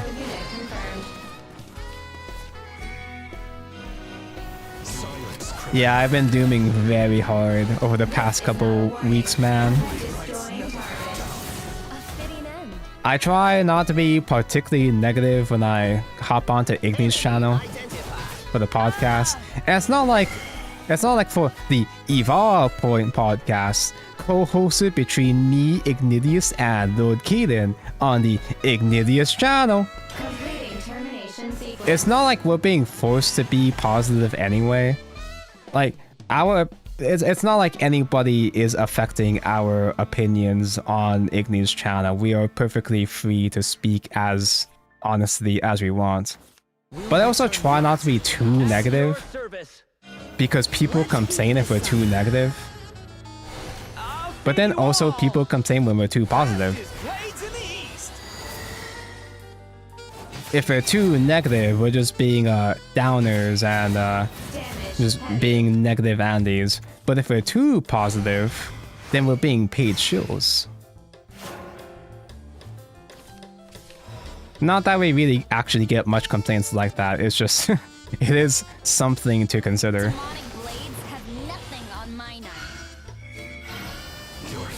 I've turned this into from a Worlds Beyond rant to a rant about my job. No, just kidding. The blade rights never back down. Verifying access. So far, Sword isn't doing shit, but they're at Rally 8. They can invoke Michael soon. Ooh, evolves. Those are free evolves. My loyalty is ironclad. I'll make your taste buds quiver. Maybe we shouldn't have rebooted. No. I think there were enough reasons to reboot that I think we kind of need the reboot still.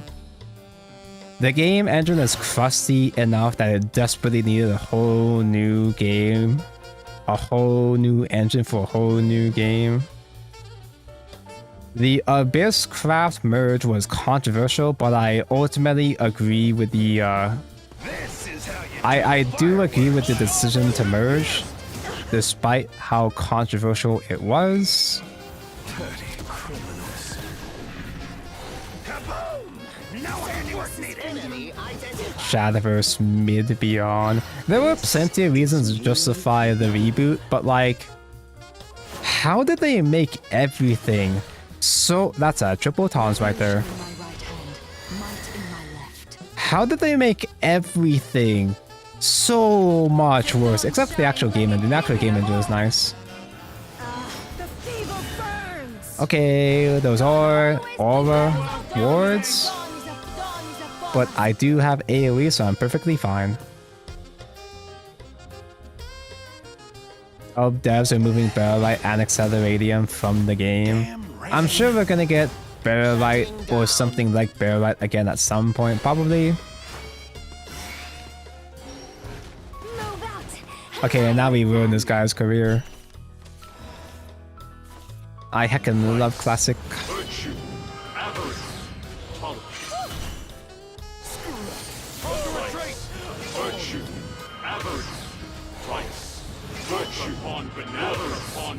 Like, I don't want to be overly negative to like ruin. I don't mean to sully anybody's opinion on Worlds Beyond. I don't want to be a downer, but I'm also not the only one that's feeling this way. I'm not alone on this matter, at least. I'm permitting myself to be the channel for people to vent their frustrations as I vent my own. As someone who had 2.5k Blood Wins and less than 300 Shadow Wins, big disagree on Abyss. Do I really want to go through my Abyss discussion again? It kinda has been a while. But I'm also getting tired and hungry, so I won't be able to formulate my thoughts well enough to create a substantial argument. But the vague TLDR, don't take this too seriously because I'm not backing up my points here with concrete evidence the way that I normally do. But TLDR, Bloodcraft was basically useless as a craft by the end of Classic. Bloodcraft lost its identity, it lost its sauce so hard, it became just Wrath. And there was little else separating it by the end of Classic. Like making a whole separate class for Bloodcraft kinda was what's the word I'm looking for? Do I have a word I'm looking for? Terminating hostile life form. Choke points? Was it a choke point? That's not the word I'm looking for, but it's close. May happiness be with Under 10 was thing, it was happened. So Bloodcraft was intended to be the sacrifice class, but they kind of just stopped doing anything with sacrifice mechanics, anything useful or innovative with sacrifice. They just kept doing Wrath over and over and over again. And whenever they did do interesting other mechanics or ideas like Under 10, it was too late. In the case of Under 10, it was too late, or it just wasn't powerful enough to separate itself from Wrath, or just... By the end of Classic, it just became Wrath Pile. Yeah, Vengeance was there, but only because you put yourself in Vengeance with Wrath.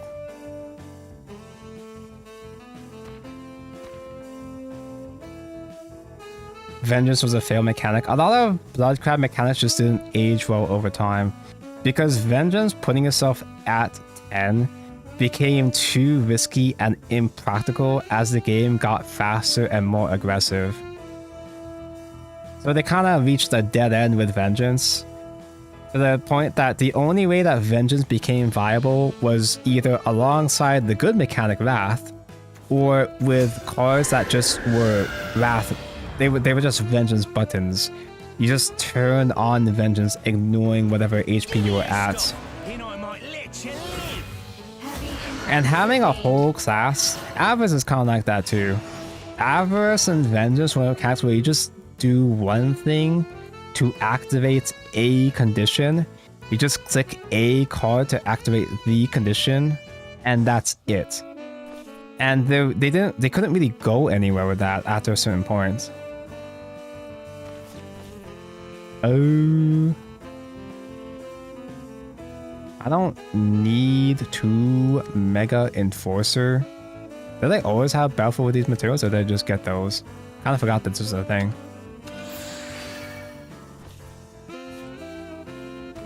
Avarice is the most nothing mechanic. Avarice is only Bloodcraft coded because they named it after one of the funny sins. That's it. That's the only reason why it's in Bloodcraft. And Avarice was just their excuse to make more mid-range cards, but they had to slap in some kind of condition on top of it.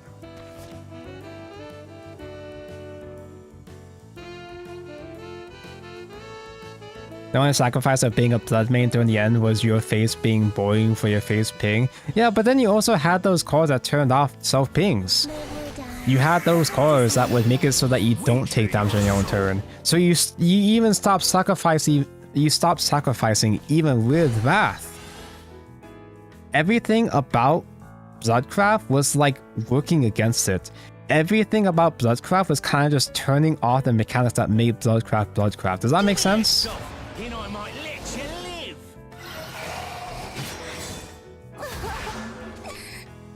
Dingus Dongus got Bane, that's unfortunate, but oh well.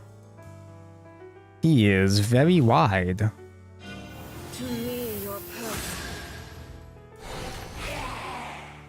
Blood and Late Shadows healed so much that it didn't matter anymore. Yeah, although, to be fair, healing to make up for sacrifice is valid. That is a valid way to design a sacrifice deck / class. But everything else is just button to completely remove the entire point of it, though, you know?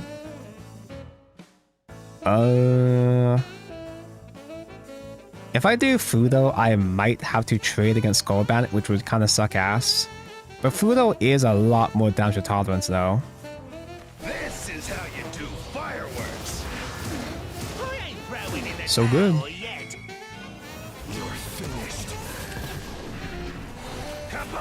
I remember climbing Infinite with Academy Vengeance. Was Academy Vengeance with Wrath? I think it was actually pure Vengeance, technically. But it was kind of just because it was just, you know, aggro in general.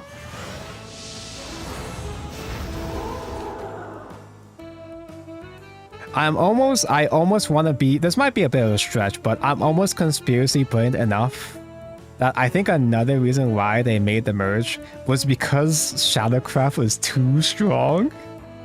Shadowcraft with reanimate mechanics and necromancy was too strong, so they put it with Bloodcraft to make it worse. What game is this? It's so classic. It is the Shadowverse classic. How did you know? The hunt is on, my beasts. Like, this shit is too powerful, so they had to put it with Bloodcraft. They had to put dead weight on top of it to balance it out. This game has Mahjong. I fucking wish it did. Worlds Beyond. That's another thing! That's another thing! Worlds Beyond sucks ass because they didn't put Mahjong in it. Nothing I can't handle. Damn rain. If only they nerfed Rune 2 by making it blood. They should have nerfed Rune by merging it with Portal. That's not like I'm joking, but also they basically kind of merged Portal with Rune anyway in Evolve to an extent. I'm pretty sure Mega Enforcer is better than doing Spinalia here. Maybe not. I was just too lazy to figure out how to get the best play with Spinalia.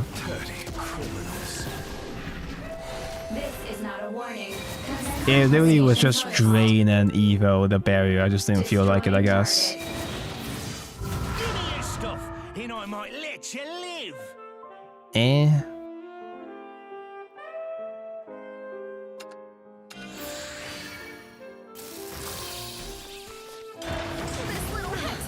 Okay, we got the sussy at least.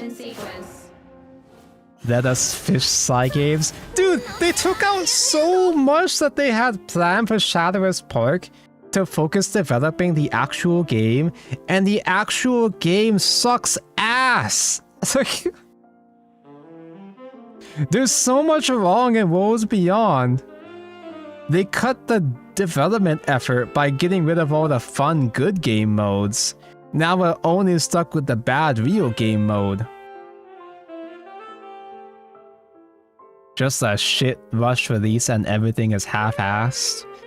They did those delays and it still feels like an unfinished mess. I'm pretty sure they did have actual... I don't have any evidence to support this, I'm just kind of talking on my ass here, but I think they did have genuine, real issues in development. Not just with delay, but just in general. I think they had a lot of trouble behind the scenes, but... why couldn't they just make a game good? Why'd they make a game bad?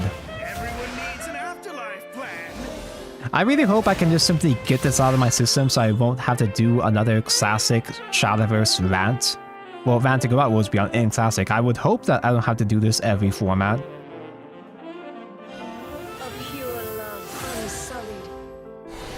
Imagine making good game.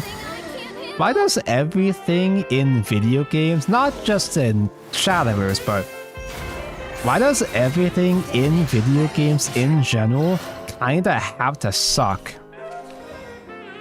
Every single AAA game is an unfinished mess. Every gacha game might start nice but goes to shit eventually. Why can't anything just be good? I didn't even know I had a second tolerance. I genuinely didn't even see I had a second tolerance there. Uma doesn't suck. Uma doesn't suck, but please tell me it stays good. Uma is like my one... No, it's not just Uma. Ironically, it's the lower budget gacha games in general. Uma Musume, Blue Archive, Azur Lane. Those are the games that stay fun. Or at least they're the games that stay harmless at the bare minimum. Like, they still feel like chores to play, yeah, sure, and there's still RNG, yeah, sure, but like, they're relatively harmless in the grand scheme of things.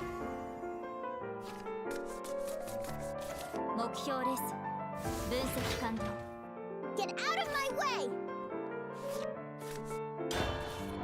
Play Limbus, it stays fun, but Limbus community cringe. Actually, every gacha community sucks anyway, so that's kind of redundant. Walter, Ranger of the Forest. At your service. Even Uma's Western community sucks ass, so it's kind of unavoidable. It's honestly more like I just don't really care for Uma's art style. That might be a bit shallow for me though. Let's play. Maybe that's just a bit too shallow, but what are you gonna do about it, huh? Have nothing on mine. Limbus is fun. I should be playing good games like Limbus, like Arknights. But like that also supports my case here, because Limbus and Arknights are the lower budget gacha games. Ironically, it's the lower budget AA games that stay relatively decent. FGO is a great game. I'm actually shocked that FGO has a ending coming up. It probably won't be an actual real proper full ending, probably. I imagine there's still going to be a part 3, but they're actually setting up a finale for FGO. FGO has a great story, but god, it's so unfun to grind. Despite me saying that so-and-so gacha games have a good story, it's so hard to convince someone that the story is good enough to justify grinding for. Hey Ramp, I'm so good. Do not seek what is not there. Blue Archive has the best story. But then you'd have to play Blue Archive, you know? The gameplay is harmless, but it's still, you know, very basic gacha. You've been chosen. Shadowverse Classic actually has a good story, but you have to sit through the first several arcs first.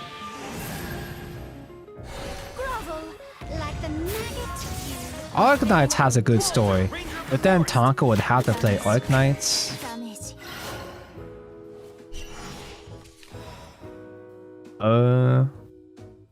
But I think the main takeaway though is that there's a lot of gacha games that's like, oh yeah, it's pretty good for the story and so on and so forth. But I think the main takeaway is that a lot of these gacha games, whether or not the story is actually that amazing is debatable, but a lot of these gacha games with nice stories, they have soul. They have passion, man. They're built different compared to the regular games that we're getting. Unless you're Oz, then you just straight up don't even have a story. Or you have a story, but nobody gives a fuck. Even the die-hard fans don't give a fuck. Hey, no dirty tricks. So, Ami is active. They have a relatively low hand, so I'm assuming they don't have the... What the fuck?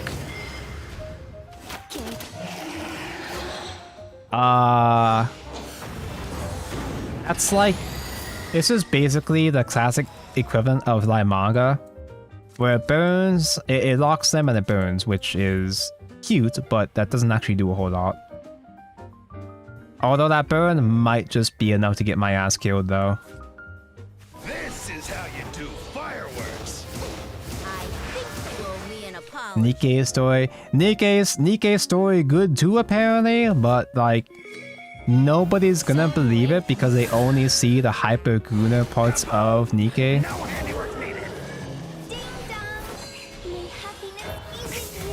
Wait, I could have technically killed that, right? Without evolving? But I didn't have a trade target anyway. I could have saved that evolve for Tolerance himself. Let's get this started. I love Limaga. She's so good at Egg Sword? Reg Sword? Let's get this started. Nikkei models look fucking awful to me. For a while, Nikkei didn't have a single good character design for me. But they make a lot more characters that I do like. I like Egg. I like Egg. Wait, do you actually have 20? Damn rain. No. Yeah. But it's still a lot of damage. Let's get this started. Nikke has a lot more designs that I appreciate. Let's get this started. And I do respect when a gacha game just goes full Gunner without giving a single fuck. But they have decent UO. Not Arknights. Well, does Arknights have UO? Nikke has been doing more UO, and that's more appropriate for my field of interest. Yeah, sure. But like, the live 2D style of Nikke looks really bad to me. I just lose. I literally lose because I fumbled that evolve.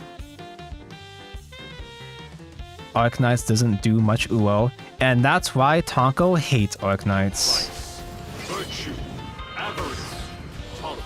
How foolish. Hostile life form detected. Terminating hostile I'm gonna life form. just straight up die because I'm not kidding this fairy here. Look upon benevolence. I have heals. 1, 2, 3.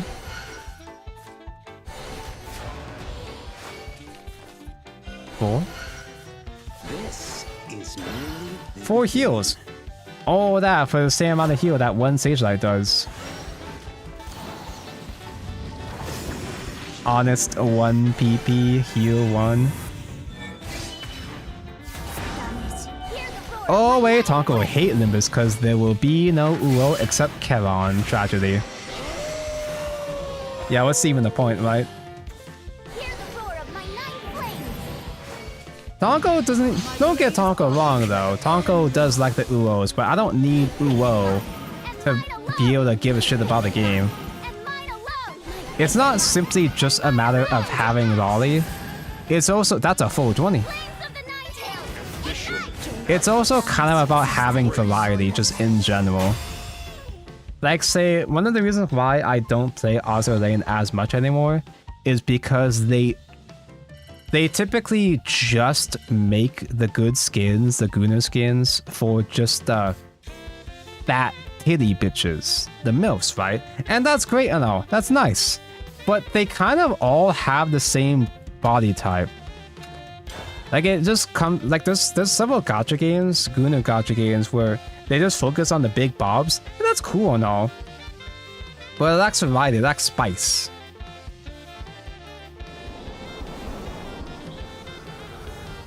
I didn't know you were a variety Gunner enjoyer. I have a wide field of interest.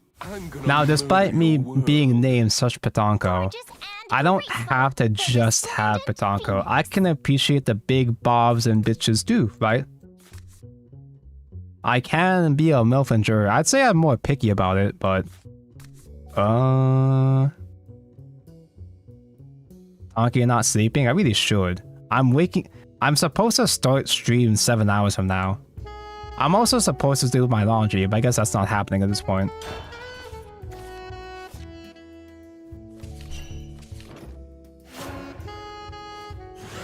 But yeah, I do have a wide enough field. Hey Penny. Whenever someone greets me, I just have to assume that they might be a chat member. That's Lord Belfamit to you. Hey, Tolerance. How do I feel about her? Kinda tickles. She is pretty. She is pretty. And that's about all I can say about it. It's not a character that makes me go, oh man, I gotta pull this. I just think she's neat. A lot of Arknight's characters just feel like they're pretty neat to me, and that's about it. Now, I don't need a character to be full Gunner. I'm not so brain-rotted that I have to have fat thighs and flat bobs in my face to have any interest. There's just something about Arknight's designs where I'm just like, that's neat. And I don't feel anything beyond that. I think he would freak it over Florence and Girls Frontline 2.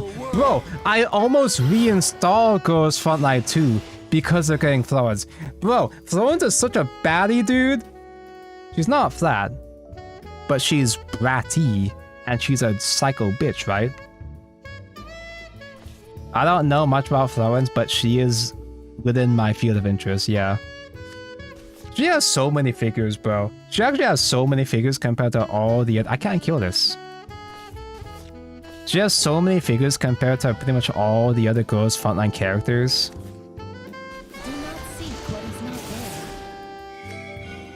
there. Contribute to my She's kind of like the equivalent to how side games will put Cerberus or like Forte in all their games.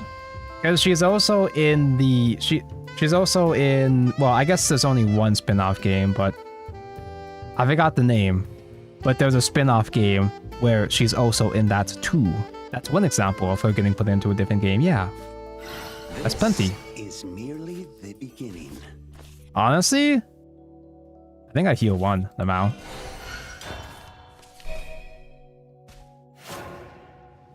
Only mid-budget gacha games are good, like DC Worlds Collide. Yo, that's exactly what I'm saying, yeah!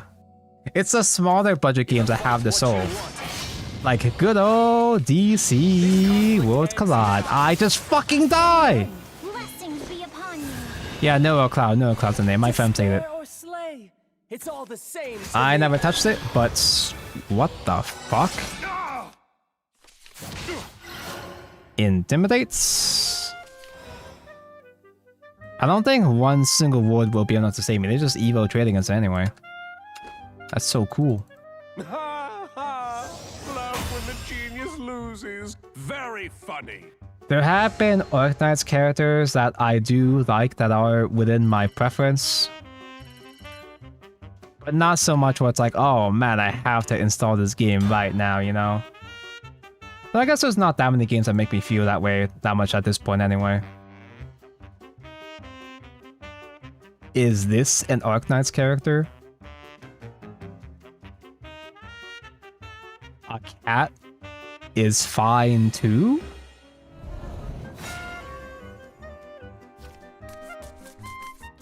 A worthy foe, perhaps. Playable operator? I almost misread that.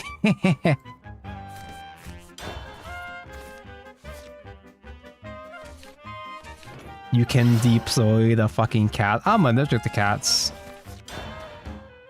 Despite me being a cat person, it is my kryptonite, sadly. 100% street and 0% Crazy how much more performant Roach is when it's not ladder jobbers. Yeah, Roach is still pretty damn good when it has actual good players playing it. Demonic blades have nothing on Puppet? mana. Wait, what does Puppet Portal do in this format? Is it Ratty? Ratty Portal? You guys know Ratty, you've seen Gildaria. Holy shit, I fucking die. There's our puppy again. I think I gotta play Maisha just to kill String Master. Wait, you didn't play the second one? Lamau. This guy's String Master was one of the best puppet cards ever printed. You play one puppet. What the? You play one puppet and you generate two more. I'll make your taste buds quiver. See what I mean? Best puppet card ever printed. Fuck that shit, bro. Get your ass out of here, man. I ain't having that shit. Why is the string so pricey? So he just instantly gets himself into turn 5 invoke.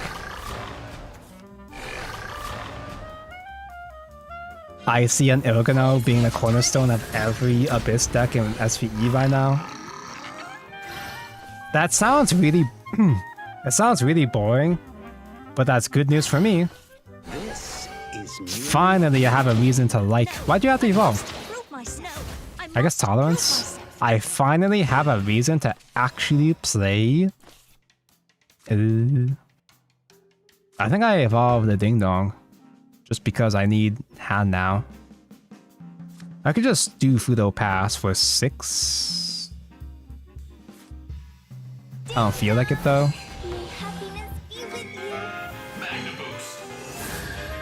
Yeah, I have not had any decks I've actually enjoyed from Abyss, I'd say.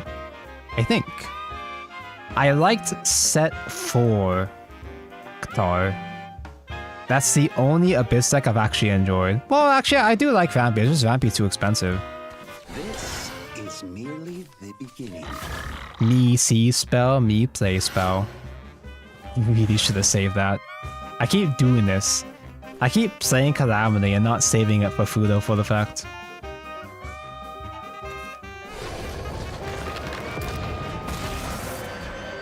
His Calamity gets mentioned.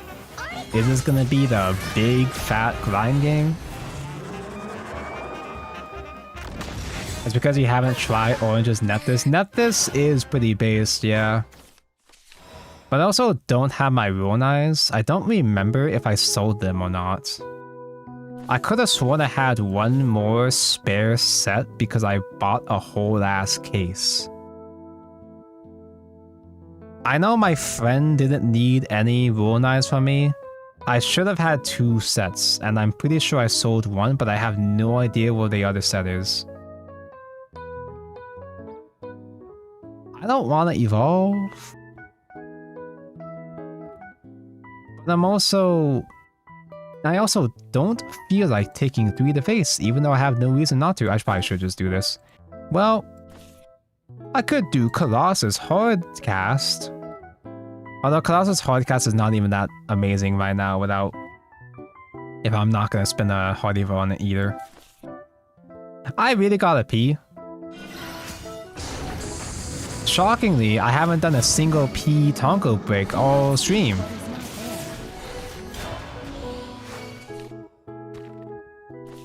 So instead of me going on a pee tank, I probably should just like end stream after this game, huh? Because I really shouldn't be staying up when I intend to wake up early tomorrow. Because in 7-ish hours, I'm gonna do a watch-along stream. Alongside... Wait, can I do that? Am I still allowed to do that? Do I get in trouble for that? I haven't gotten in trouble for watch-along streams in the past, but... I missed Tonko Rant when Colossus was revealed. I hated Colossus when he first got revealed, although...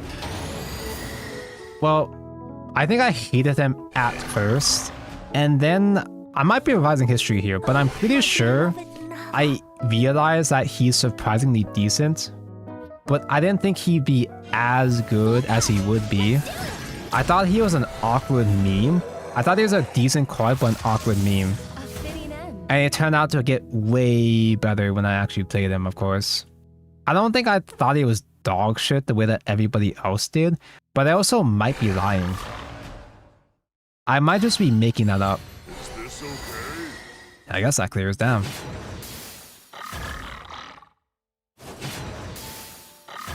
But yeah, I will be waking up tomorrow to stream, watch party stream, the Worlds Beyond, SVO.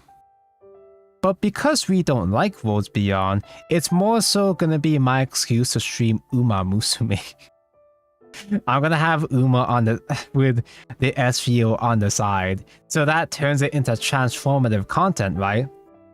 I'm watching and reacting, but the main content, the real reason why you're tuning into the stream is for the Uma Musume grinding. This is how you do fireworks.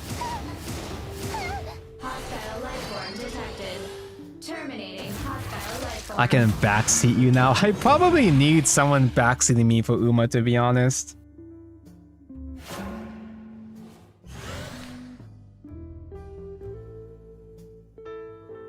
Surely not. I mean, a lot of Shadowverse streamers did watch along Pro League. Yeah, but I'm just wondering, is there some kind of like... Maybe I'm worried there could be like some kind of shift with Worlds Beyond. If they have a policy or if they enforce it harder, maybe. Top 8 only 3 rounds. It is 5. You get the quarters, the semis, and the finals. That's like 7, right? Am I stupid? I watched so many SGOs, but I forget. I do believe we have a That's 7 rounds total, right? Now, normally when I do watch-along streams, I use it as an excuse for me to build and stream myself building Gunpla. But because the stream starts so early, I won't have enough time to set up my Gunpla stream, so I'll just play Uma instead, because I gotta go on Uma anyway. This is how you do fireworks. So is he playing Evo? What is happening here? Target locked. Kaboom! Now I never get a chance Wait. to speak. Top 8 is 3 rounds? Am I stupid?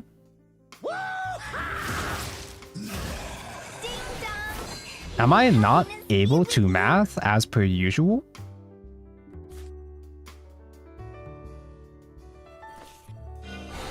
Heal just because, why not?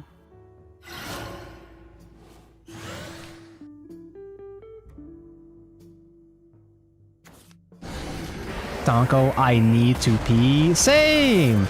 I'm not gonna kill him anytime soon though. And I can't really outgrind him because I don't have Belfo, huh? Not sure they're streaming every game though. It's only top 8. Why wouldn't they stream every game? Quarter. Wait, no, round. Round. Yes, 3 rounds, but I'm talking games, right? It's like 7 matches. It's 3 rounds, 7 matches. We're talking matches here. That's what we're discussing, right? Unless I did that math wrong too, right? Did I? I think I just die. He's just playing my shit? No, he's just simply playing Calamity Tolerance Slop like any other build, huh? You mean best of 3? It's like 7 matches, because it's 4 games in quarterfinals between 8 players, 2 game semis, 1 game final. Except for SGO, some veterans, some names I don't recognize. Wardhaven going 8-0. Wardhaven got 8-0? Huh. Wardhaven 8? Hostile life form detected. Terminating hostile life form. Heavy impact sustained. It's literally impossible for me to outgrind Calamity. Especially because I straight up didn't get my Belphegor. I guess that's how you beat the mirror. Either you get the tolerance first or you just get the calamities.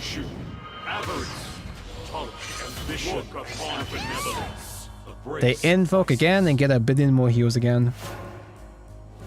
If I don't top deck Belfo next turn, I'm finished.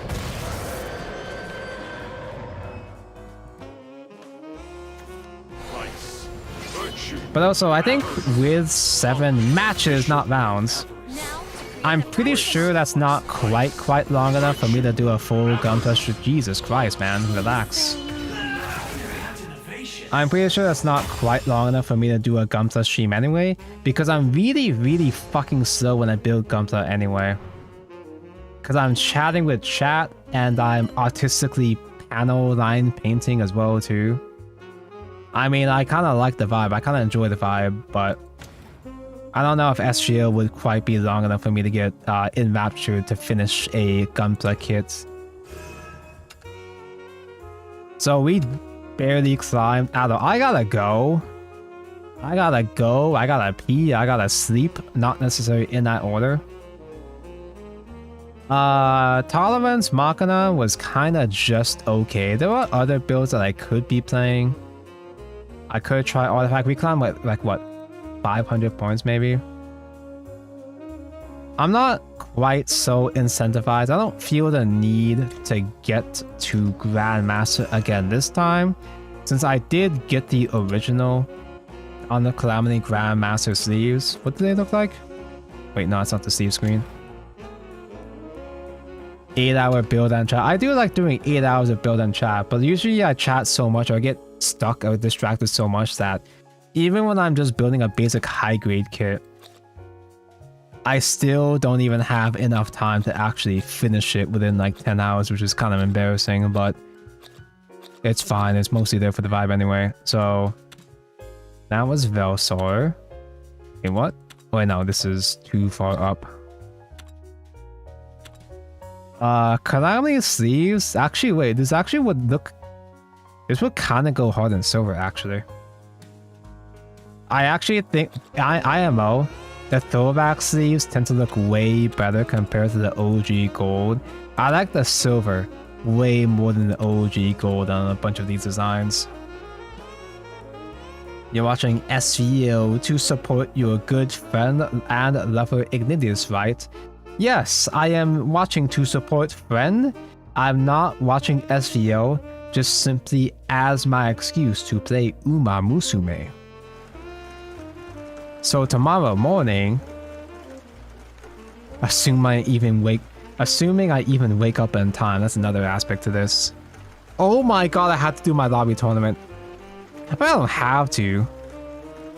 I gotta go back to Worlds Beyond. I don't have to. I'm not gonna win shit anyway. But anyway, I will return in the morning in about 6 hours ish. We're gonna watch the first Worlds Beyond SVO together. That is the big first tournament, official competitive big boy tournament for the global, for the us. Well, by this, we will be playing Uma Musume in the side, which is to say, tomorrow is an Uma stream with a slight flavor of SVO. Now for something completely different. How about, because we didn't stream Shadowverse Worlds Beyond, how about we raid someone that's also not playing Worlds Beyond? Do we dare interact with a whole different TCG?